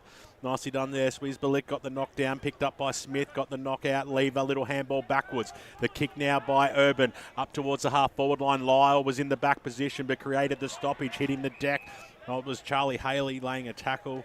Didn't give anything away, handing the ball back. Ryan Exon to the umpire. Right in front of us here, 98.1 Radio Eastern and YouTube and Facebook around the globe. Hope you're enjoying the broadcast. The game is sensational. Urban got the handball to Lever. Lever, an up and under kick. Goes up towards centre half forward. Tweedy came flying from the back. Sticker was in there. Tweedy laid a tackle again. They've got the numbers. of Roos did really well was Donnelly, who then just thumped it every bit of 65 metres inside forward 50. It falls down Lawson there. He had to create the spoil. He did really well, but the Tigers back. They've been standing strong all afternoon. They've been super. The dribbler kick goes out wide. They might try and keep this one alive. The umpire said yes, it was out of bounds. Not really phased there was Tommy Wilson. He was quite happy, I think, to let that one go over. And we will have a boundary throw in as a blood rule ensues as Wilson comes off. Let's go to Jared Beanland. I think it was a downfield free kick, actually, as Wilson comes off. So, Tigers, it'll be Turner to take the kick now. Coming up for 15 minutes, boys. They're running out of time, East Ringwood. It's third quarter, Ray, though. Oh, yeah, but they're not really hitting it on the scoreboard. You can have all the play, but they've got to hit the scoreboard. They're 10 points down, Ray. They're down. They're not up, though, Blake, are they? So Turner towards us, broadcast wing. No one really flew for it. Cherney was out the back. It falls in his lap, tackled by Balwyn Smith, who has been mentioned this quarter, who's really lifted his game. No, I don't think an outstanding season. I don't think the catfish was ready for that one. He'll be spewing. So a boundary throw in right in front of us and right in front of the catfish. We'll get a good snap of this one as the ball comes back into play. Swizbalek, big fist forward, running onto this one now. Waitman tackled right away by Haley. Lever, in fact, or McDermott. As we get a ball up. No, it was Haley. I was right the first time. BWS. Rucks go at it. Swizbalek knocked it straight down. Bowen Smith was on the deck and it went straight in his breadbasket. Got the handball away. Sticker's kick was smothered. They'll go after it again. Here's the Chandler medalist wrestling for it with Urban. The umpire comes in and will ball this one up right in front of the interchange bench. The Roos are about to embark on 3 quick changes. You've got Waitman, Weatherall, and also Kinsella waiting to come on the ground as it comes out now. Smith, little handball backwards. That was okay. Taken by Lever. Scramble to kick up towards the wing. Delaney, who stood up really tall today, Delaney Brash. He's done well. He has stood up BWS, and that was a real gutsy mark. He had to take that mark. He certainly did, because if it had bounced out, they had the class players, the Tigers, to run on with it. Short passes on, unattended, Bennell. So Trey Bennell. I think he's lowered his colours so far, Trey Bennell. I think Noah Lever's really done a good job on him. Yep. He gets a big kick inside forward 50, just looking and hoping. Farmer roved it magnificently, but he was brought to ground holding the ball. It was worth the risk, but he was quickly wrapped up. So it's a great tackle there. And a free kick going the way of the Tigers. So great stuff there by Kane Turner. He was in position A, and when he just needed to do it because he was off and running. Strong tackle. So Turner goes out towards Lyle. Lamott came over the back. Lyle was there to get another knock on it, and the umpire comes in, and we will ball this one up once again. Half forward line for the Tigers. So both ruckmen went up on this one. Tap down comes out to Waitman, got off to Bennell. Bennell inside 50, and a great mark in defence, and well taken by Jamie Gottliebson for the Tigers. First time we've called Gottliebson today. So Gottliebson towards us, broadcast side. We'll kick it back to East Ringwood through Wetherill. Wetherill has a short option and we use him. It's Cherney, who's back on the field. Long way out from home. He's in fairness to Jamie Brush, he's had a few. Short kick towards a teammate. Looked like it was James Belo. And out the back, boundary throw-in might be a good result for the Roos.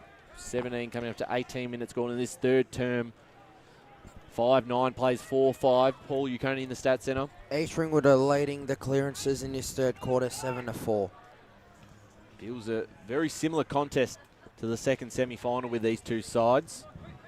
There's only 16 or so goals kicked in that one. So tap down from Anderson. Roos with the numbers. Waitman try to get it back Boundary. to Bennell as it goes out of bounds, and we'll go down to the boundary with Jared Beanland. With that clearance stat, I just want to go back to something that Adam Parker mentioned at halftime. They've been East Ringwood have been rolling their forwards, rolling their midfielders through the forward line, so giving them rests, and then they've been able to rest up, have more stamina for the rest of the game. So it's not a surprise that they're getting on top in the clearances. Knockout Kane, ball hit the deck, and we'll have another ball up. Thing is, though, you can dominate the clearances. I agree with what Adam is saying is, but you still got to score, Ray. Exactly right. Rucks go at it again. We'll give that one to Wetherill this time. Little toe poke out wide by Exon. She went out of bounds on the full. There is thousands of people in here today. What a great crowd it is. Absolutely sensational as Bowen Smith kicks it up towards the Lamott direction, who had the back spot. Well done there by Riley Wetherill to stand strong and take a good timely mark. I think Osborne's pushed him up the ground a little bit to see if they could generate some run. Yeah, you feel that as well, as most players are in the forward part of the ground at the moment, and the kick just carried everyone in the end, and Fox took the mark, the big man. He's going to kick from 55. It's just beyond his range here, so he knows that. He'll go to the pocket. Lawson was there. He kept it alive. Is it a free kick? I heard a whistle, and it's going to go the way of Lawson. He asked the question. He asked the question long and hard, and he got rewarded in the end. He's Sam Lawson, and he'll have a shot. Very tight angle out here at Basie. If there's an impossible goal to be kicked, this guy is more than capable of doing it. He's going to kick it because just look at the sea of blue right behind him. He's a showman. He's a showman. He's got all the support. He's already kicked one. He's been a dead-eyed dick all season. This is a very, very important kick. He leans over it and he pushed it to the right-hand side. It was a nice kick. He made good contact, but no, not 6. It's only worth 1. But they still get a little bit closer. And there's still plenty of time, Ray Baird, in this game as we reach time on in the second term. Yeah, that's okay. You know, you've got to hit the front, though. You've got to hit the front. 9 points is the margin, and Cunningham, my favourite kick in the league, is about to bring it in. So Cunningham towards us again. Tilly out the back will fly for this one. Got it to ground level. Lever the handball over the top to Turner. Dribbling kick forward. Here's Charlie. Charlie, with a bit of patience, puts it in front of a teammate, and it's out of bounds on the full. So Tweedy will take the kick in right in front of the Balwyn huddle. He had all day, too, to kick that brush. So Tweedy has the short option, but he'll be called to come back. I thought he's had a pretty decent game as Tristan Tweedy for the he's been Roos. good. Very solid down back. Long down the line he goes. Big Oh! Wowza! What a mark. Unbelievable from Pollux. That's your Ringwood Mazda mark of the day. I think he's been watching Isaac Heaney, boys. There's a Pollux down the line. Big pack play side again, and it could be a bit of an injury down at ground level. That shoulder went hit his shoulder right into the ground in Wetherill. I don't know why that wasn't paid a mark, to be perfectly honest. That looked like he had every bit of that. I agree with that too. Umpire throws it up. He gets up, which is good to see. Anderson tried to paddle it out. Waitman was in there, tried to get somehow handball out. Came in Preston for support, wrapped up by Lever and co. Let's have a ball up centre half forward here for Balwyn. Boundary. Cross down to Jared. Yeah, Riley Wetherell's not looking great. Trainers just keeping an eye on him. Belo took it from the stoppage. Thanks, Jared. And we will have a ball up. I'm hoping the Catfish got that one. As comes up now. If you're wondering who the Catfish is, he's a photographer for the league. As the handball comes out now. Coughlin overrun it. Came in Cunningham, who hasn't done anything wrong until now. He tried to break the tackle. Advantage paid. Here's McRae. 55 metres out. McRae short passes on. Bennell had to take it on the second bite.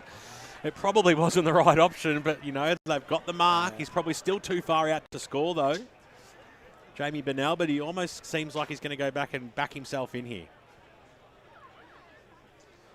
So, he kicked a goal earlier in this term from the opposite side. It'll absolutely take his best from here. The margin currently stands at 9 points to get themselves within a kick, which has been a long time between drinks. He kicks goalward. He works it back right to the top of the goal square. It just didn't have that legs. You sort of felt that from the get-go. And another point on the Bendigo Bank scoreboard. Margin back to 8. The Tigers still have it. Cunningham to bring the ball back in. Taking the kick-ins this afternoon. Cunningham has had a very handy afternoon. Got it to Bowen Smith. Bowen Smith on the far side finds Reed, who plays on right away. Can take a bounce if he chooses to. Has a bit of space in front of him. Goes down the line. Tweedy's going to run onto this one and take the juggling mark.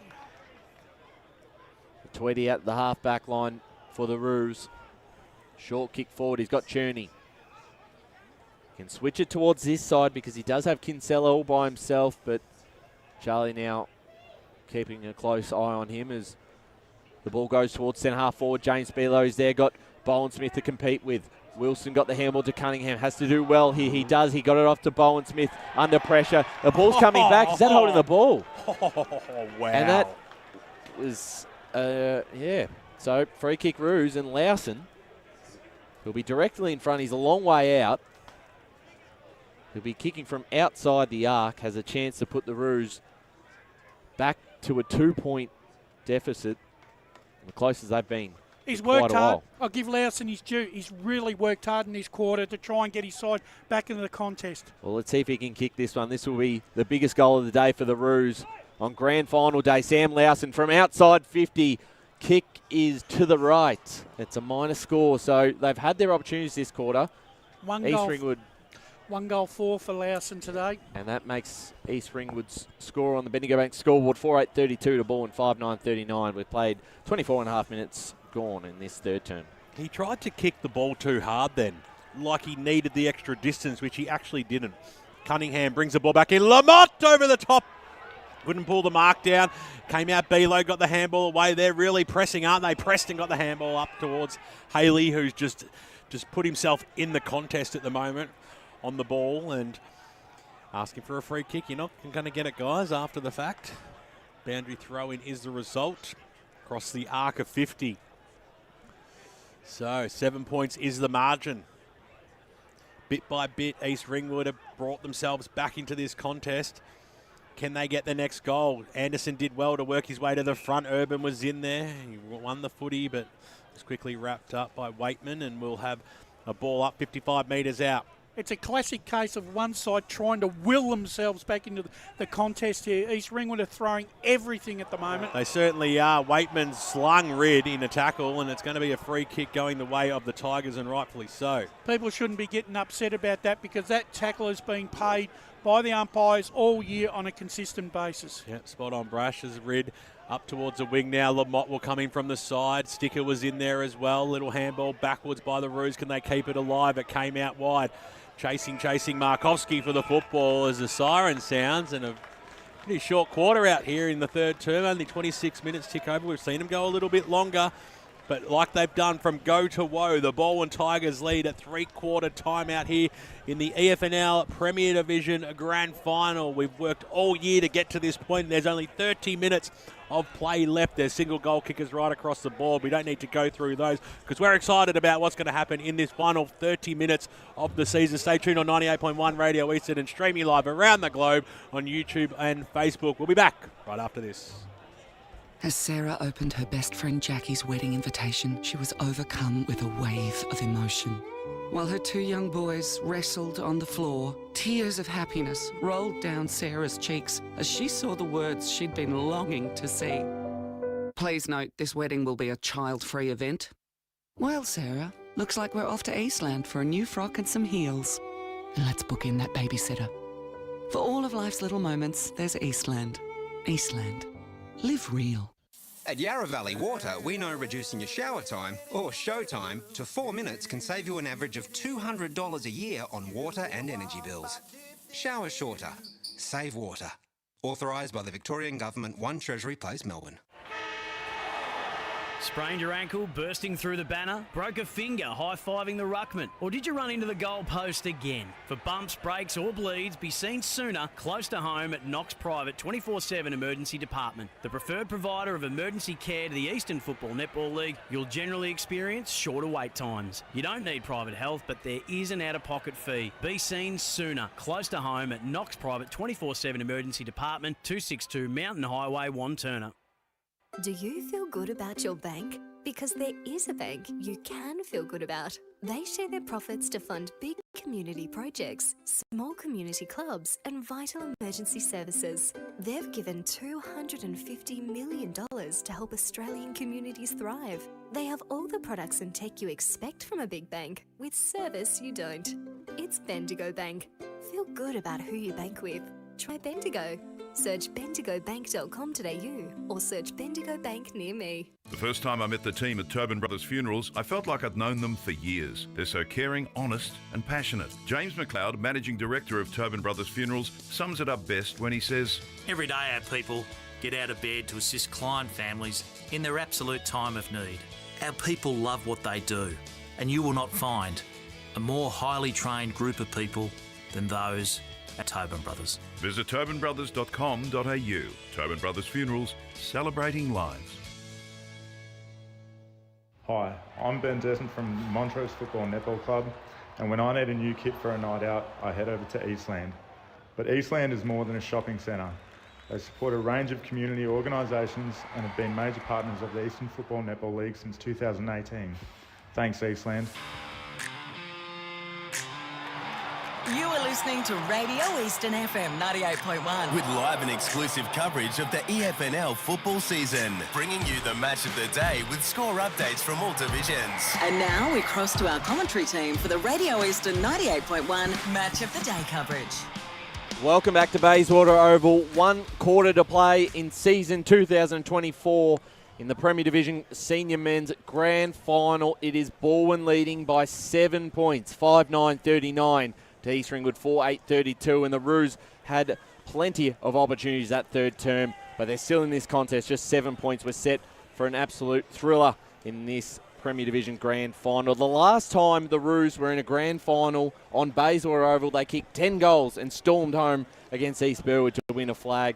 I don't think they're going to kick 10 goals in this last quarter, Ray and Brash, but there's certainly a big chance to win this game. They probably own that contest, the contest in that third term. Oh yeah, they certainly had a lot of the football, but they didn't really take hit the scoreboard and take the opportunities. Look, I said Balwyn from the start, and I still think Balwyn can do enough to win this game, Brash. The one thing you're right, Ray. I think the one thing that I did see from East Ringwood, it just seemed like to me at various stages that they were starting to run on top of the ground a little bit.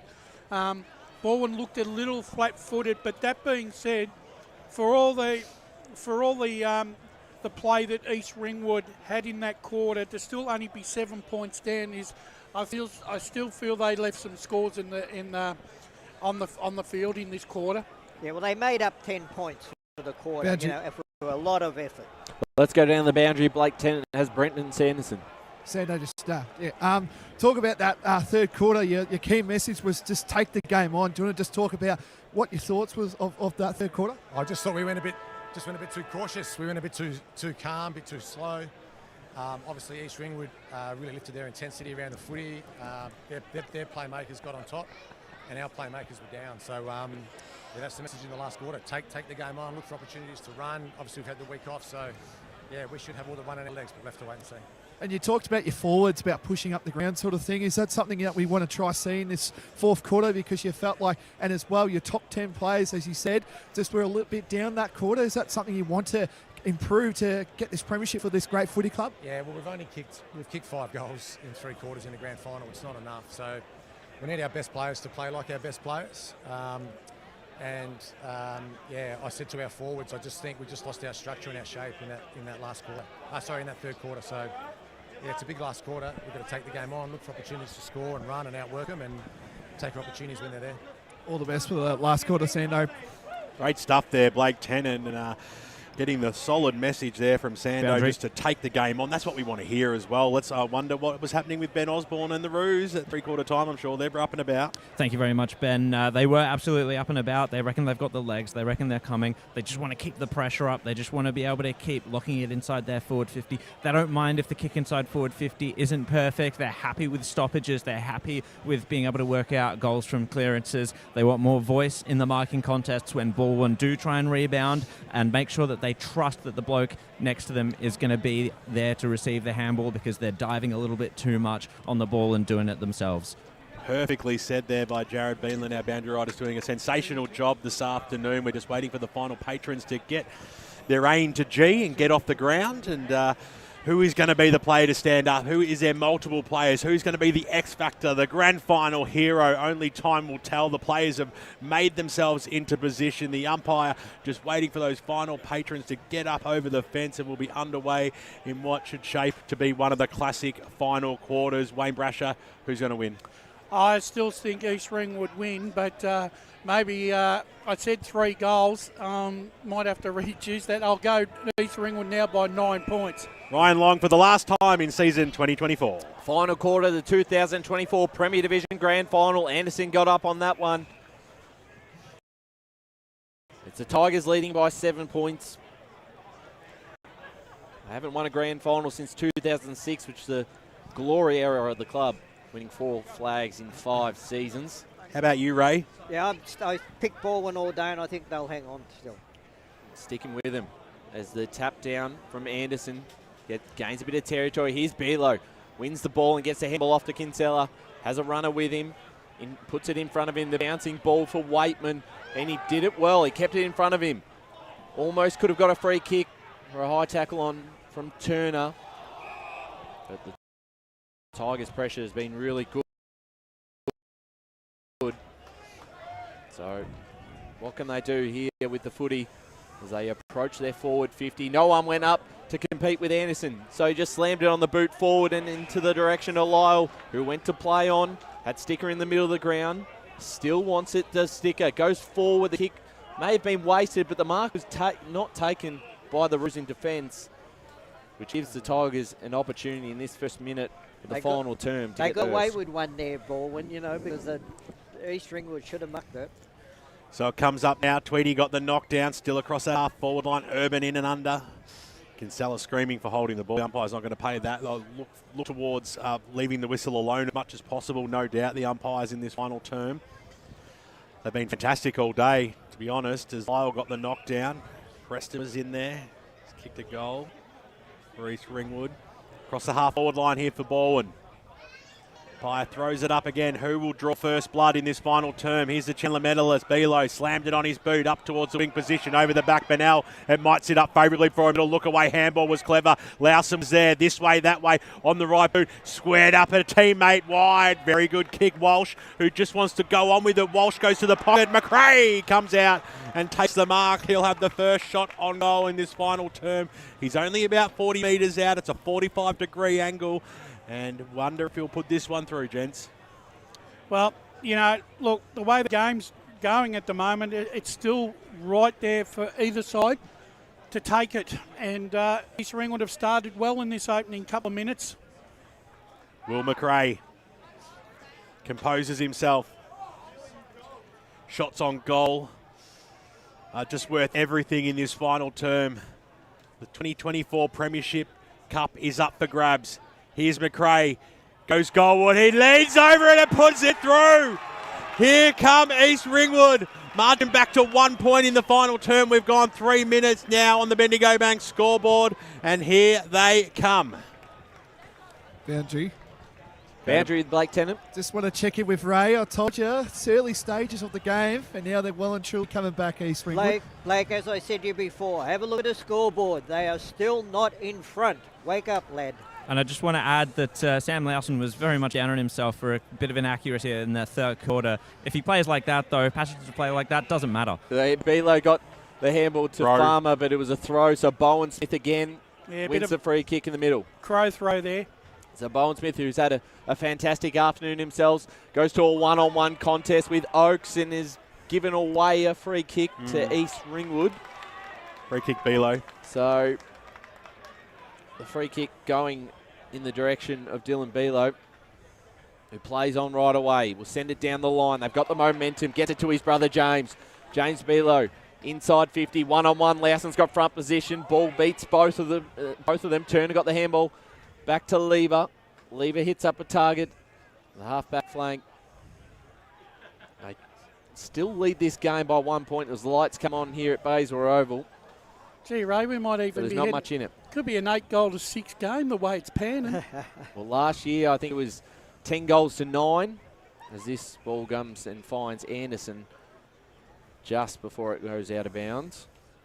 Anderson has said it across the afternoon, but I think both ruckmen have had a fair bit of it today. Down the line it goes, no mark taken. Ball hits the deck, Sticker lays the tackle, and the lights are back off. And Balwyn lead by a point. Might be a kid playing with the switch somewhere as it comes up now. They're back on again.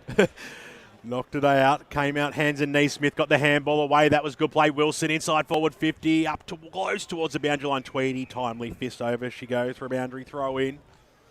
30 metres out from the Balwyn goals.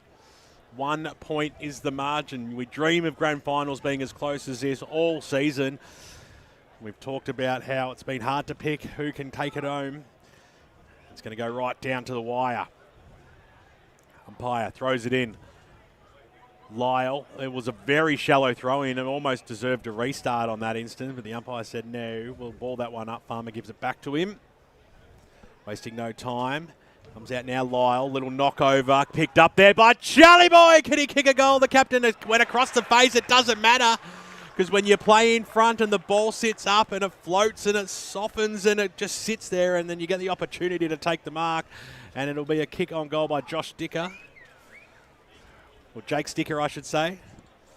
And he'll have a ping, and I tell you what, this is a side I've mentioned a number of times that it's a hard side for a right-footer to kick a goal. We haven't seen one go through all day, but this is your moment. Jake Sticker, eyes only for the football. The two big sticks loom. He shoots towards goal, and he's pushed it to the left-hand side. It is just a really drainer of a spot of the ground to kick a goal on. So they double their lead, though. 2 points is the margin. Bendigo Bank's scoreboard in this final term.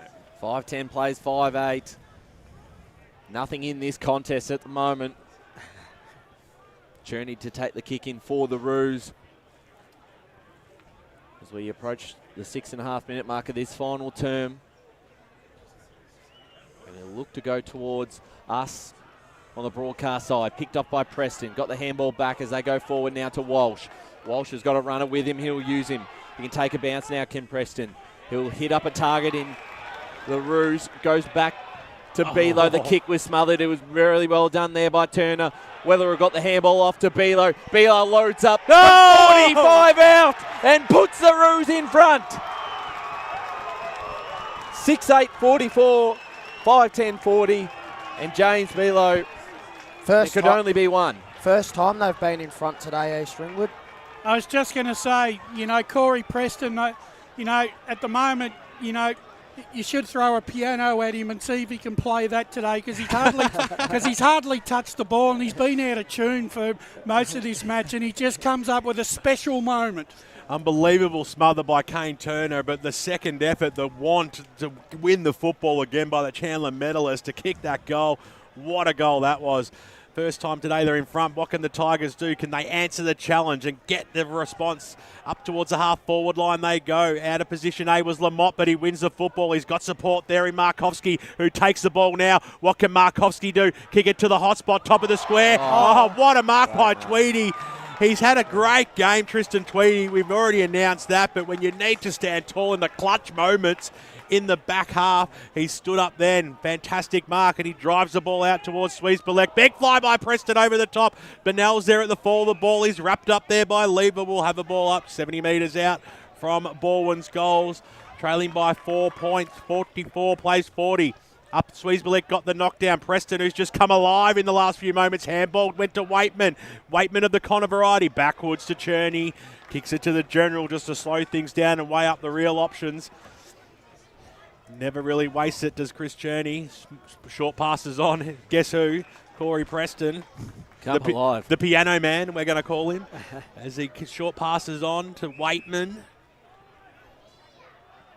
Waitman just asking for Bennell to just creep up. Just going to kick it to a contest in the end here, and he's going to kick it the way of the ruckman, and it goes over the top. Fox was in there, got a hand on it, but the Tigers have the numbers at the fall of the ball. Snapped by Lever, this time of the Toby variety, looking for his bro in Noah, but he couldn't take the mark. Over she goes for a boundary, throwing right near the East Ringwood dugout, Brush. No, neither side now can afford to go back in their shell, because it could come down to 2 minutes of football where one side gets that crucial goal and a half lead. Tigers really need the next one. Momentum all with East Ringwood. Big tackle laid there from Lever. They're 60 out from their own goals, and the trailing by 4 points. The Chandler medalist has lifted massively in this opening last quarter. Anderson off the ground. Markovski went back. Here's Lever. His kick was smothered. The Roos pressure has lifted. They'll look to get out of defence now. They've got Lowson in the middle of the ground. Couldn't quite take the mark. Followed up well there by Waitman off the ground. Was in danger though, so Bowen Smith earns himself a free kick. It's coming back. Ooh. You can hear the crowd. I think it's certainly a more pro-East Ringwood crowd here at Bayswater Oval today. Louis Cunningham showing a bit of feistiness there. So Bowen Smith, inside 50 for the Tigers. Anderson's in the middle of this one. Well spoiled, and towards the boundary line it goes. Cherney will grab it before it does. Got the handball back to Farmer. Farmer trying to escape this one out of it. It's cut off this time by the Tigers in Lever. Got it off to Lyle. High kick towards the boundary line. And a mark is taken by Delaney, who's the only one who was able to get a good look at it. Tell you what, well done, Damon Delaney. He's probably been East Ringwood's four-quarter performer today, I reckon. Sensational he's been. as Lowson's come a long way from goals. He's putting himself in every contest now. Takes a strong mark. It was a helicopter punt kick. It was chopped off there by McDermott. He had support in there by Lever. Brought to ground. Strong tackle by the big Sweesbelek Ruckman. And he'll hand it back to the umpire, who's going to quickly restart this one. Anderson goes up against Weatherall. Anderson got it down. Belo stole it, then thumped it on his boot up towards the half-forward line. Bouncing away, came charging through. Cunningham had support from Pollux. Knocked back, little handball out, looking for Cunningham again. Schreiber went in. Lowson had him wrapped up. Ball scoots out. Trickles. The paint beats all players this time. And we'll have a boundary throw-in right in front of us here in the broadcast position. This is the sort of finish you want in a grand Exactly. final, isn't it? Nobody has left this ground at all today. It may not be high scoring, but I tell you what, it's pressure personified. Yeah, spot on and entertaining to boot. There's no doubt about that as the umpire throws the ball back in. The Rucks go at it. Weatherall will give that one, but then Chevy got the knock after it. A little bit of holding in the contest. A free kick going to Lever. Noah Lever. Always a cool head on the right boot now. Scissors it up towards the Lyle direction. He was in there with Lamotte. The ball comes down. Belo came charging after it. He almost took out his own teammate there. In Preston, came out. The kick was chopped off. It hasn't gone far enough. Toby Lever's been wrapped up. He's not going to get pinged for that. It would have been pretty stiff. You can hear the crowd going absolutely berserk down there as well. Screaming for the free kick as the umpire restarts it. They're loud now. Tap down from Anderson.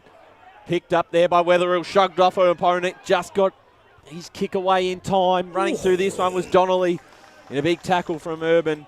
Grand final is on the line. 4 points in it. East Ringwood leading. No place. 12 and a half minutes. No place for a faint heart out there. No, certainly not. Tap down this time from the Roos. Straight down the throw to James Belo, who's lifted in this final term, the Chandler medalist. And we'll get a ball up right in front of the East Ringwood faithful. They have certainly lifted themselves as the Roos have taken the lead in this final quarter with the last 2 goals of the game. Here's Lever. Handball off to Oakes. Oakes inside 50 in the direction of Charlie. It can only be Charlie. Bouncing ball for Haley. Can he get onto this? Delaney did very well and sees it out. And he's had his number today. Damon Delaney has been outstanding. Boundary. As we go down the boundary, Jared Beanland. Shades of Jesse Eichhoff last year against Adrian Karkowski. Right on the money there, Jared. Bit of a similar role today as this ball is brought back into play. What have the Tigers got left? Lyle pushed out an opponent in the ruck, taps it towards a teammate. It's cut off by Bennell. Bennell got it to Belo just in time. Here's Lamotte. Bouncing ball. Tigers in front. 6:10:46, Balwyn, East Ringwood 6:8:44, 13 and a half minutes gone, fourth quarter. Gee, that was the wrong option there by the East Ringwood player there. You should be going boundary side, not into the middle. So close to goal, Ray. I think we're still in for 1 or 2 twists in this game, Bresh. Oh, you're not wrong there. Yeah, and what I said before the game, I saw this game going, changing the lead a couple of times in the final term. Yeah. And it's fairy tale type stuff, and I'm glad to say that it has come true. Ball back in the middle here. Yeah. Still a 2-point lead. Well, again, it is to the Tigers. What have the Roos got left in them now?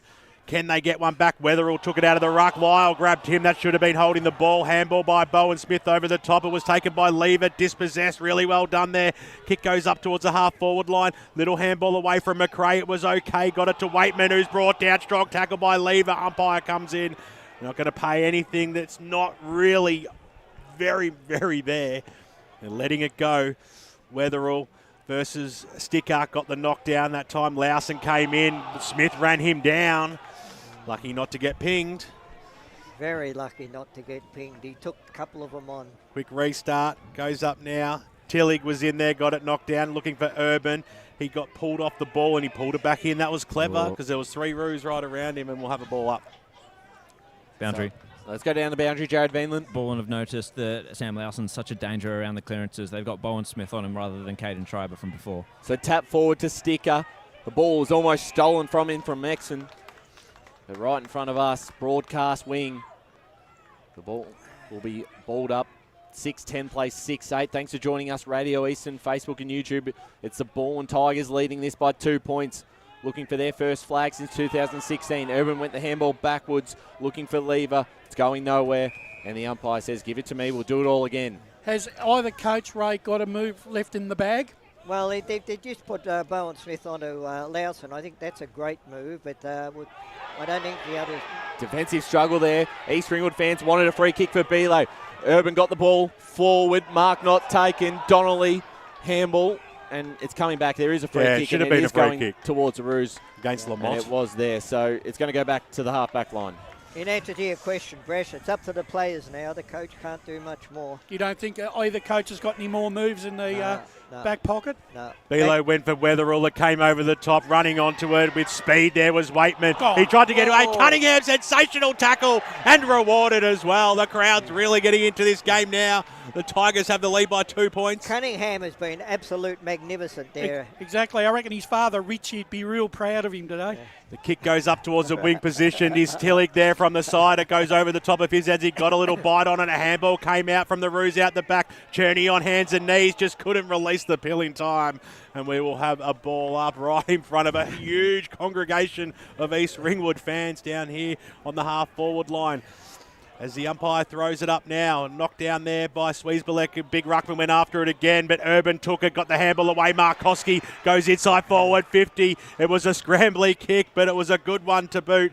And Balwyn have the mark, and they'll kick from just inside the 50-metre arc. And I tell you what, this is one of the biggest kicks in his career, which is Jake Tillich, who's kicked one goal. We haven't had any multiple goal kickers for the day, and this is so telling. You're building it up, yet all day you reckon nobody can kick a goal from where he is. Now you're building it up. He's moved around a little bit. I'm going to back him home for this one. This is officially the biggest kick of the season. Jake Tillich, he comes in now. He starts it right, it stays there. It's impossible to kick from, Ray. I've told you that. Through for a minor score. Every point does count. We know that. 3 points the margin. 17 and a half tick over in the final term of the Premier Division Grand Final. This is the perfect way to end the 2024 season. This is what we wanted. A close Premier Division Grand Final. 47 plays 44. 3 points in it. The Roos through Cherney. We'll find Dylan Belo in the back pocket. Has players forward. And it's almost a mark taken, and it's going to be paid a free kick, and it's going in the direction of the Roos. And it'll be Donnelly to take this. Long way out, a long way from the East Ringwood forward 50. Donnelly will just go right down the line. Weatherall's under this one. Can he take the mark? Did a very good job, but couldn't quite bring it down, and the ball goes out of bounds. So we get a boundary throw in far side. 18 minutes gone, final term. Balwyn leading on by 3 points. Yes, Brash? I reckon this quarter's going to go around 25, 26 and a half minutes, I reckon. And with how little scoring there is, Balwyn are really one goal away from taking home the premiership. There's been a free kick awarded, and he's going East Ringwood's way again. It might be Lowson who'll take this. Who's taking it? Make up your mind, umpire. Swizzbelek, it looks like he's going to claim this one. He'll send it inside 50. Who can mark this one? Plays fly out the back was Farmer. Balwyn to clear this one out. Bowen Smith got a hand to it. Out the back there, doing well was Markowski, but he's caught and it's holding the ball. East Ringwood free kick. And taking this is Coughlin will look to play on straight away. Cherney now inside 50 for the Roos. It's a poor kick towards the boundary line. Poor option there. Low percentage. Yeah, Cunningham again. Boundary throw in just inside the 50 for East Ringwood. They currently trail by 3 points. Balwyn have led for 96% of the game. They've just got their noses back in front. Anderson goes up against Sweesbelek. Sweesbelek did it well in the contest. Got the knockdown. Snap around the body. Umpire just let him play go as the kick goes in towards the middle. Over the back, here's Charlie Haley, the skipper. Little handball over the top. He had a link up there in Bowen Smith. Bowen Smith, 2 kicked from home. The kick was absolutely perfect. I thought it was going to be perfect there for Tillich. It didn't quite hit him, but they've been able to get up to the second effort. Handball over the top. Here's Lever. Does Lever have enough time? Can he spot up someone? He can. He can. Fantastic play, and Sticker takes the mark in the forward pocket. One of the most impossible spots on the ground to kick from. But he'll go back and have another go, Jake. Wowzer. Right on your spot. I'm going to call that the BWS pocket every time I come to Bayswater now. I tell you one thing though, Ray. I reckon I've seen more Balwyn supporters here this afternoon than I have in the last 8 years since they won their last flag. Yep. Jake Sticker, this is your moment. Cometh the man, cometh the hour. They currently lead by 3 points. biggest kick of the year, you little beauty. He's put it through. He salutes the crowd. The Tiger faithful go up in arms. Unbelievable scenes out here. A 9-point lead to the Balwyn Tigers. Time on here in the final term of the Premier Division Grand Final. Well, when you've only kicked 6 goals to the game and you're into red time and you need 2, it's very, very tough. They've got to be very quick out of the clearance here. And is Blake Tennant alive still down there on the boundary? Yes, Ray.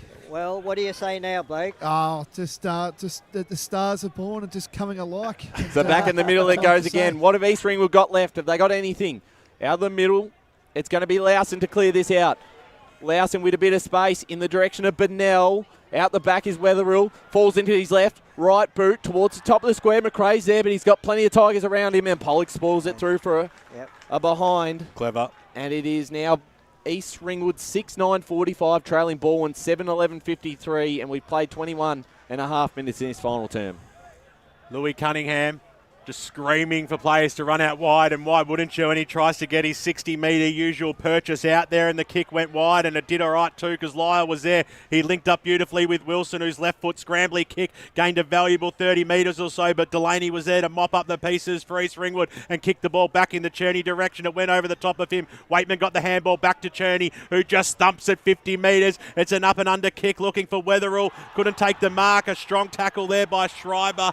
Everybody screaming for a free kick to East Ringwood. It's unbecoming though. Farmer asking the question, but the umpire said play on, and he will ball it up. Slapped down by Sweesbelick, got a hand. Chevy Anderson, a quick kick out of that danger zone in towards the middle of the ground, and all of a sudden they've got the numbers. Sticker got the handball backwards. That was okay. Lever on the right boot, thumps it down the wing, looking for Charlie Haley. He was in the back spot there. Bowen Smith on hands and knees, just reaches for it. Got the handball away just in the nick of time. The handball came out for Haley, but it was taken by Walsh. It went back to Delaney. Delaney in the middle of the ground. Here's Waitman. He's just got to weigh things up. He didn't want to waste the possession. He kicks it up towards the half-forward line. Preston gave a little nudge. It might sit up for him. He's got to play it further afield in the forward pocket. Wetherill! Is it? McRae's taken the mark in the left forward pocket. And here is a chance for East Ringwood. We know that we've seen a few goals kicked from running around and curling it back from this position this afternoon. This will just ignite this arena out here today at Bayswater Oval. Huge kick coming up. The sea of blue behind the goals. Just watch this if this goes through. What a crowd. This is massive crowd witnessing what a titanic struggle this is. Will McRae must kick this goal. He comes in now. It's an all right looking kick. It's going to fade. It's going to fade. A big mark has been taken by Wetherill across the face. He's only going to kick from 5 metres out. Surely he puts this one through. Oh, my God, he's been put on a pretty difficult angle, but he is very, very close. You can see Schreiber coming in. He swings around now, and he kicks a goal. He kicks a goal. It's back to only 3 points out here at Bayswater Oval. Unbelievable. 2 points, 53 plays 51. Wowza. Just on those numbers at the ground, there's actually 3,500 watching live now. Biggest numbers we've ever had watching the grand final live. What a game this has been. 7-9-51 East Ringwood, 7-11-53 Balwyn. There can't be long left. We're now 24 minutes into the final term, and the Tigers lead by just 2 points. The Premier Division Grand Final. What a perfect way to end season 2024. Back in the middle it goes again. Anderson with the tap down. Winning it out of the clearance here is Urban. Went without it. Belo comes in. We're going to do it all again because the umpire's going to say, give it to me. It's a high free kick, and it is going towards the Tigers. Oh, that's... And you can hear the groans. Alex Urban. They'll suck up every second they can. That's exactly what he's done. He said, just let's calm this one down as he goes towards the wing. Two ball plays, went for it. Schreiber's there towards the boundary line. Waitman, Schreiber. Getting the clearance now. It's Waitman. Got the handball off to Bennell. Bennell towards the half-forward line. Tillich in defence. Oh, good mark. And that is a great mark for the Tigers. Stand up and be strong, Jack Tillich. What a sensational mark that was. He's just pointing in the direction. He wants to get as much distance on this as possible. A thumping kick goes down towards the wing position. Who's going to stand up? It went towards Lyle. Tweedy got the knockdown. East Ringwood slapped down though. Wilson took it. Shaw passes on. Anderson takes the mark. And he's just going to take every bit of time that he wants until the umpire tells him to move on. Chevy Anderson The big ruckman for Balwyn, a sensational player, a sensational season. Now thumps the ball up towards the 50. The big fly over the back that time. Markovski knocked on there by Lyle. It comes alive. Here's Charlie. Here's Charlie. He ducks into the tackle though. Donnelly had him. He almost could have got pinged, Charlie boy. But the ball stays alive and right in the position that they want it, the Balwyn side. It's only 25 metres out from their goals. If they can kick the next one, it should be game over. 25 and a half gone. Lyle got the knockdown. There's Bowen Smith. Bowen Smith, can he keep the ball alive? He cannot. Boundary throw in left forward pocket. I think he was looking for that. He was looking for the boundary. What was the second semi-final? 3 points. Yep. And it's 2 points right now if you've just joined us. 26 minutes into the last quarter. Balwyn lead 7-11 to 7-9. It's been tight all afternoon and the Tigers have led for 96% of the game. A high kick from Sticker towards the boundary. Markovski's under this. It's spoiled by Cherney. Here's Belo. Got the handball back to Walsh. Walsh goes forward. It's a dangerous handball into a dangerous spot in the Balwyn forward 50. There it is! Cut off and the siren. Balwyn are premiers. 7-11-53. 7-9-51. The Tigers' first senior premiership since 2016. Wow, what an extraordinary game that was. Amazing. Absolutely amazing. Look at the scenes out there. Unbelievable. Crowds come from everywhere. The 19s are out there. The Resis have run out there. They're celebrating as a one full football club here today. And a well-deserved victory as well. They got the lead early. They made themselves a hunted this afternoon, and they were able to answer a challenge. There's nothing harder than when you finally met and then you got your backs against the wall to get yourself back in front row. Yeah, and there's 2 winners in this game. Balwyn are 1 winners, and EFNL football. That is one of the great grand finals. Yeah, what a spectacle! It's amazing scenes. Amazing scenes out here. Boundary boys. Yeah, just out here with Brendan Sanderson. How does this feel? How does this feel? I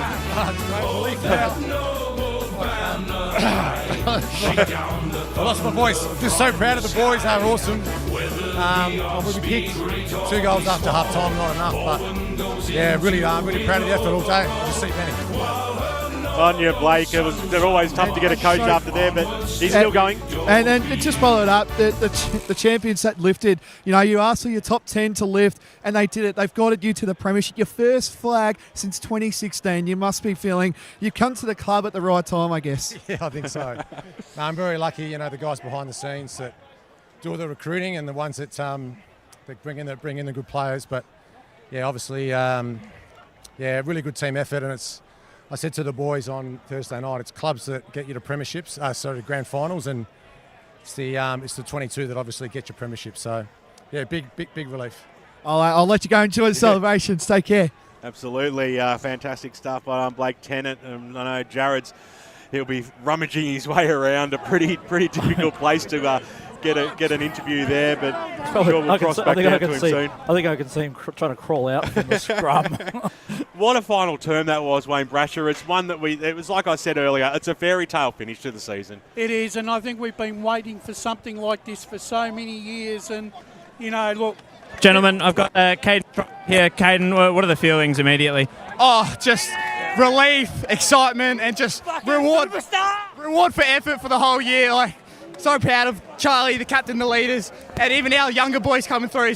I can't explain it. I'm just quite emotional, and just reward for all the boys' hard work. Really, really good. Well, congratulations, mate. Go and enjoy it. Awesome stuff, Jared. It's like a Royal Rumble in there, Brush. You know what they're all about. Oh, my oath. Look, and I think, as Ray alluded to, this is the best advertisement for EFNL football this afternoon.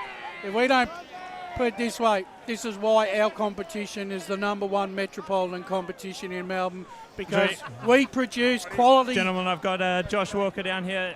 Josh, what are your feelings right now, mate? Relief. That last quarter was way too stressful. I don't know, it felt like they came pretty hard in that third quarter. We sort of weathered it. Hit the front, they kept fighting, hit the front, and really fantastic effort from our boys to grind it out. We knew we had to keep scoring. We losing my voice now. We knew we had to keep scoring, so didn't want to start playing defensive and try and protect that lead. In the end, they hit the front, so we had to. I think it helps, to be honest. But relieved, so very relieved, very relieved. All right, thanks, mate. I'm going to keep making the rounds.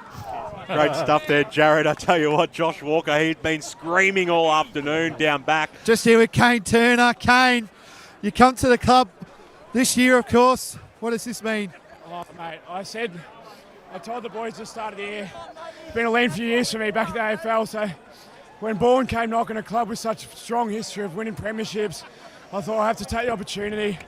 I said to the boys at the start of the year that I didn't come to this club just to make up part of the numbers. I came to win. So proud of this group, and obviously so much respect for East Ringwood. They're such a great side, have been all year, but there's no better feeling than that. You've been on the big stage, of course, multiple times, mate, but where does this one sink in now? Does this take the cake? I know it hasn't really sunk in yet, of course, but where does this sit? My first ever senior premiership. I don't think you get any better than that. That's the top of the cake by far, mate. There you go. Enjoy the celebrations. Sonia Blake, another happy player down there. Just keep them coming, guys. You can jump in whenever you like. It's going to take a fair while, I think, for everybody to make their way over to the winners. It'll probably take podium. them. It'll probably take them 20 minutes to get to the podium, and then we'll have to go home. Wow, just like the adrenaline rush of that last quarter, even just sitting here and calling the game, it really was a lift. Just here with Boundary Boys, Thomas Wilson. How does this sink in for you, mate? After a tough 4 quarters of hard football, how's it feeling? Mate, what a contest. Like, that relief when that siren went. Like, clearly the 2 best teams in it this year. East Ringwood pushed us every single time. But to do that after waiting so long, we've had this group. It's the tightest group we've got. And you boys said we couldn't do it. Here we are. There you go. There you go. Well, I don't know who he's talking about. I tipped Balwyn by 2 points today. I think I basically scripted how this went out, Ray Baird. I'll get that in while I can. Well, I tipped Balwyn, so... Let's go back, keep going, mate. Oh, we got the premiership captain in a couple more minutes. Charlie, you've just been the true man of this football club. You've driven this footy club, of course. You talked about it on Tuesday night. Coming from North Ringwood, how's it going? You must be feeling so much relief that you've hacked this group in for the 7 or 8 years that you've been here. Oh, mate, unbelievable trying that hard for so long with this. Just so proud of everyone. Like, means so much to me. I've been working fucking for 10 years here trying to do this stuff, and I didn't even get a kick, and the boys are unbelievable. I just kept on trying to work. And the boys are just, I don't even know how we won, but the siren went and we're here. Oh, mate, like I said, you're the true leader of this footy club, and to get this premiership medallion around your neck after all the hard work that you've done, I know, but you set up a lot of goals for this great footy club. And this is your number 1 supporter, I'm tipping. Little Archie. How was Charlie today, young fella? Was he good? Yeah. Is he good? All right, well, Great I'll let stuff, you enjoy Blake. the celebrations. Enjoy. Sonia Blake and Charlie Haley, very emotional, very passionate. Gee, I thought even our own Blake Tennant looked like he was going to go out in sympathy there for a minute. Drop a tear. I know I am. Boundary. Let's go back to Jared. Gentlemen, I've got Alexander Urban. That, mate. Mate, words can't even describe how good this feels.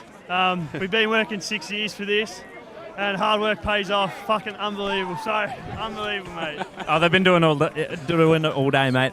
East Ringwood, they worked really hard to get back into the game, but I guess you guys just trusted yourselves to be able to keep scoring, keep the scores coming on the board, and keep your legs going. Yeah, look, we've been in this position before where teams have come back with momentum, but we just talked about keeping our heads up. We knew the swings were going to happen, momentum swings, so we just kept saying to the boys, just keep going, and it came pulled off. And just being in the midfield while East Ringwood were bringing that sort of pressure, how did that feel while you were in there? Mate, the game was so intense that you don't really even have time to think about it. You just sort of play the moments, and just whatever happens, happens. Well, congratulations, mate. Let you celebrate. Unbelievable stuff down there. And one more, boys, as well. Got Jordan Lyle. Jordan, premiership player after a long couple of years here at Balwyn. How's this feeling? Unbelievable feeling. It's hasn't really sunk in. I'm just exhausted as well. I couldn't even make it to the celebrations from 50 metres away. I was that out of my feet. But just unbelievable. I think I've been here 4 or 5 years now, and every year I've said it'd be my last year, but I play one more just so that I can win a flag. I say when I win a flag, I'll stop playing. So It's definitely been a long 8 years for this great football club to get back to where they always be. You know, the listening in on Tuesday night, the past players are definitely driven this footy club because they want this flag. They just need it. You know, 8 years is a long time for Balwyn. And do you feel like you're absolute privileged now to be joining those legends as well? Certainly. I mean, it sounds funny, don't you think, 8 years and you're in a premiership drought. But this club's just built around success, and as much as the players did a great job today, it's built around blokes like Paul Johnson, Vin O'Halloran, Neil Lane and Richard Wilson. Those guys are the foundation. They built this. This belongs to them as much as it does to us. Oh, I'll let you enjoy the celebrations. Well, it's as good as it gets, the number of players we've been able to have a chat to this afternoon, and fantastic work by our boundary riders as we see players and officials finally break away and make their way over to the winners podium. Might go one more before presentations. Got Chevy Anderson. Chev, big fella in the ruck. Must be tough today in these tough conditions. Oh, absolutely. Like that, I'm going up against a big man. He's probably got 30 kilos on me, and I respect him so much. You know, he's a big man. He's hard to move. You know, so I have to try and work around him. You know, get around, try and get a jump at it, but he makes it tough. How does this feel? Ending an 8-year drought for this great football club. Oh, it's unbelievable. I've never played in the grand final, so this is real special. I'm going to cherish it. Is this your daughter here as well? How did he go today? It is. This is little Olive. How did that go today? Can you give us a tiger roar? No. There we go. Yeah, it's going to be a big celebration down at Balwyn Park tonight. You reckon? Absolutely. We're really close group, and yeah, we're gonna yeah. No, right. I'll let you enjoy the celebration, Chevy. They'll be doing it in style without a shadow of a doubt down at Balwyn tonight. They'll probably have a few quiet ones and all go to bed by 11:30. BWS, not a chance. Because they're so tired. Well, they'll catch the tram home, but it'll probably be on Tuesday. Yeah. I mean, look, I think they touched on Richard Wilson and Paul Johnson. Those two guys, I doff my hat to them because those two guys really did were the key pillars of the Balwyn Football Club when they first started. Grand final presentations. A fantastic game to finish off the 2024 season between two great sides. Commiserations to the East Ringwood Football Club after a fantastic season. Not your day today, but a fantastic year, a lot to be proud of. And congratulations to the Balwyn Football Club, premiers to 2024.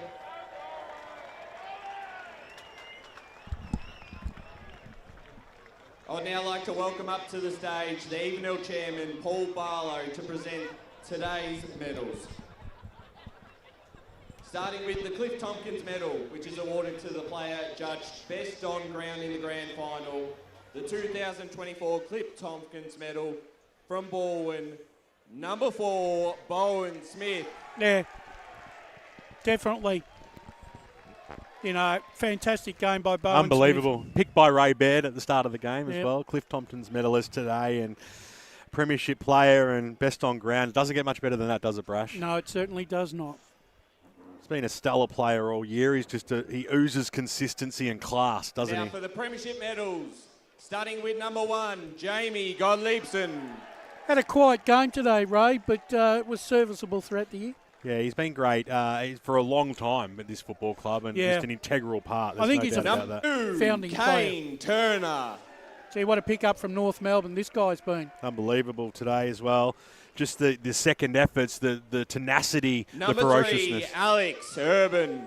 Played a good game, Brash. Yeah, he's been the engine room most of the year, averaging over 30 possessions a game. Welcoming back to the stage, the best on ground, number 4, Bowen Smith. Yeah, well, he's probably matching Alexander Urban when you're getting 60, 70 touches between the two. It's a bit of a dynamic number 5, duo. Noah Lever. I thought this guy was excellent for 3 quarters. Well, his first half was monstrous as well, and he's really stepped up in that final term as well. Number 8, Liam McDermott. Probably one of the more quieter Balwyn players today, but he did his role when he had to. Absolutely. Number 9, Isaiah Markowski. Well, he probably had a couple of chances there to kick a couple of goals and make it a bit harder for Balwyn, but Number 10, nonetheless, he made a contest all day. That's it. Will Lamott was very good. Yeah. He was excellent. When another player that really stood up in the first half and got them where they were. Where they were. Nice Number size of 11, Josh Pollux. Thought got better as the game progressed, and I thought his second half was really good under pressure.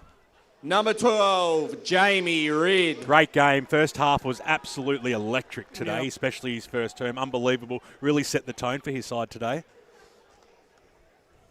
Number 13, Nathan Oakes. I thought he was good early. Kicked a goal. Yep. He'll enjoy the celebrations. Number 14, Josh Sticker. Was serviceable throughout the day. Put on some. He was very good in the 1%ers and tackles. Yep. Number 16, Louis Cunningham. Yeah, well, I thought Brilliant. Yeah. Louis was really good in the back pocket. Yeah. Particularly in that second and third quarter and the last two. Just a general down back he was. Number 17, Tom Wilson. Had his moments. Yeah, no, I thought he played really well. He played an in and under game. He puts his body on the line a lot. Number 18, Jordan Lyle. Well, what a legend. He had a role to play, and he he was probably good. played And it. if he's true to his word, he's retiring. What a career. Number 19, Toby Lever. Toby was he made some contributions throughout the day. Now a premiership player. Number 20, Caden Schreiber. I thought he was monstrous, this guy. Yeah, he had to play. His role that he played, he just had to keep going and going and going. And geez, he throws himself in it, doesn't he? Mm. Number 22, Jack Tilley. Well, took probably the match-winning mark in that back 50. Yeah. When East Ringwood was surging. Probably could have even won them the game if he Number hadn't missed that goal. 34, Josh Walker. Josh, he'll be happy to walk away with a premiership medal. He did Solid his as a job. rock. Very solid. Number 35, Chevy Anderson. I thought this guy was excellent in the ruck. He was a real workhorse. As he said in the interview, going up a much bigger body against him. Number 44, Jake Sticker. Kicked, Well, he iced kicked an important goal right at the end there. Yeah, he iced the game for East Ringwood, for Balwyn.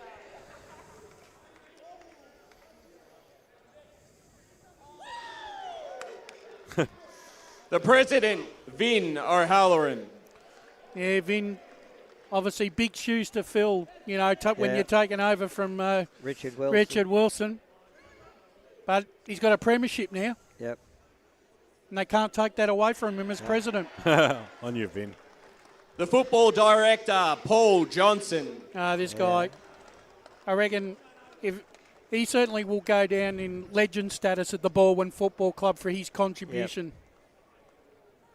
Very funny man as well. Joe Tregear. Oh, I'm glad Joe got medal too. Yeah. She's been the heart and soul of Balwyn right through. Yeah. Probably one of the best team managers in the competition. And such a lovely person, always makes you Assistant coach, Mark Hounslow. Well, behind every good coach there is an assistant. And he's just one of them.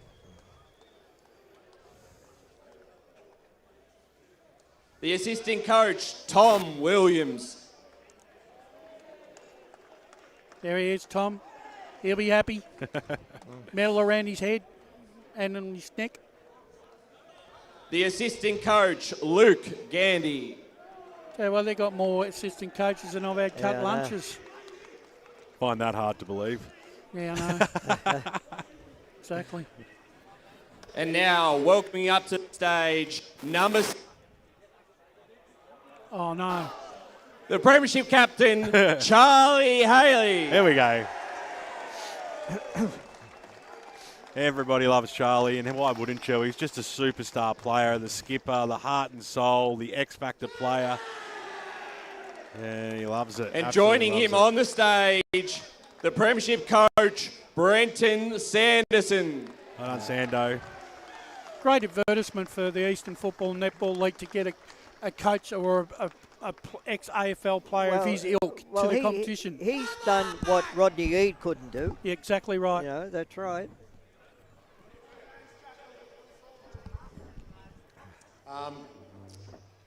Yeah, what a game. It wasn't a great game to watch. Big thank you to the Eastern Footy League for putting on an incredible competition this year. It was so even.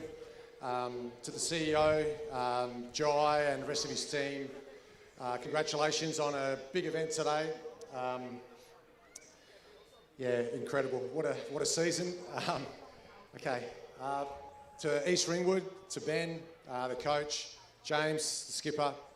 Incredible club. I know you only go home with the one premiership today, but I said yesterday at the lunch that you guys are the benchmark in the competition now, with the way you bring up your juniors, the 19s, the reserves, the seniors. You're really well coached, and you've got a great leadership group, and this game could have gone either way today. So I know it's hard to watch the other team get their medals, but yeah, I know you'll be back there next year. And this rivalry is going to continue, but it's actually a healthy rivalry. We get on really well. Well, maybe you don't like us so much now. To my team, can I just start with Richard Wilson, who got me to the club, Paul Johnson, Vin O'Halloran, Cozzy, all the boys that bring the recruits into the team. They provided us with an amazing squad, and it's an incredible club to be involved with every week. Yeah, it's just so good to see you boys as premiership players. I'm so proud of you. All right, I've been waiting for this trophy forever, Chuck, so I think we just get on with it, hey?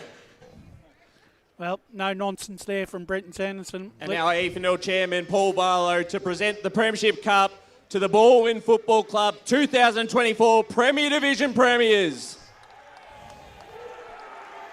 Here it is. Cheer, cheer the yellow and black. We'll not give in, we'll always attack. Hold that noble banner high. Shake down the thunder from the sky. Whether the odds be great or be small, Balwyn goes in to win overall. While her noble sons are marching onwards to victory.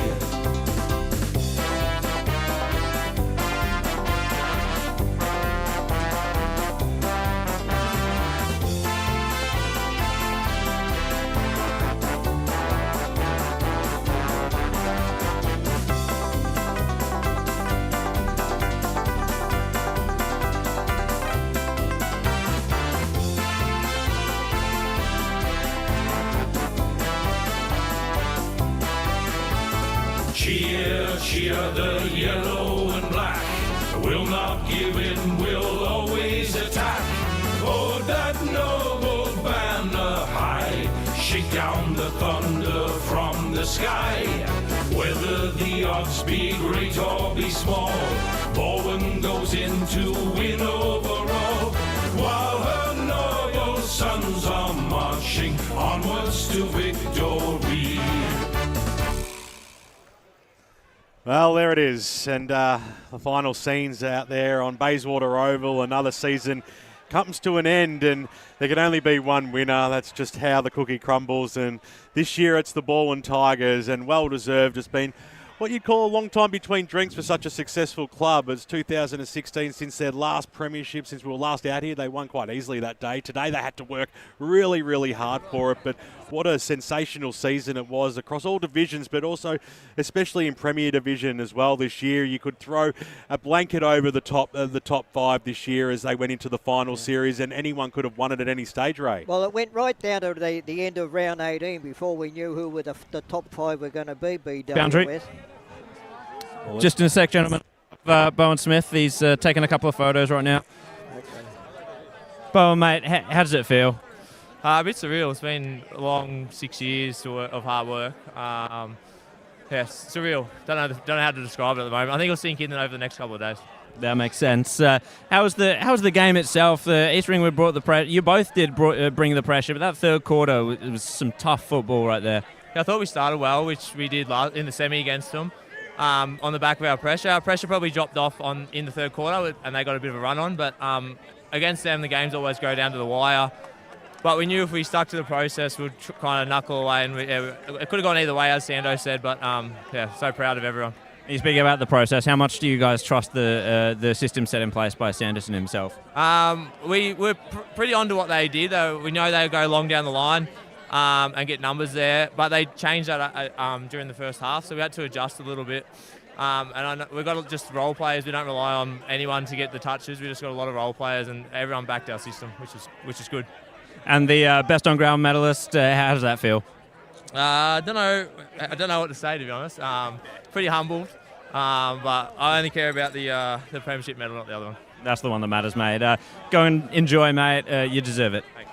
Thanks very much to our Badger Riders. That's a wrap from them down there below. Come back and say your goodbyes, because we're not too far away from wrapping up the season for a final time. And it's been such a wonderful year, and just thought I'd give a special shout out to Lee Green, who's been on he's in the background. You hear his voice come in over the top. We call him our resident John Blackman, but fantastic, just the production that LKLM Media put on every single week, whether it's women's football, men's football, any type, Chandler Medal Night, the list goes on. A fantastic season by you and your crew, Leroy. Thanks very much for that, BWS. I didn't know you were going to go for me first. I actually had my list of people. Come back to me in just a moment. Here we go. Here we go. So today, look, my crew's massive over the whole season, but today's special thanks go to Jason, James, Lincoln, Tom, John, Kent, Zach, Lachlan, Simon and Izzy locked away out in the truck there doing the switching on 6 cameras. And, of course, Meg in the back room doing graphics and replays.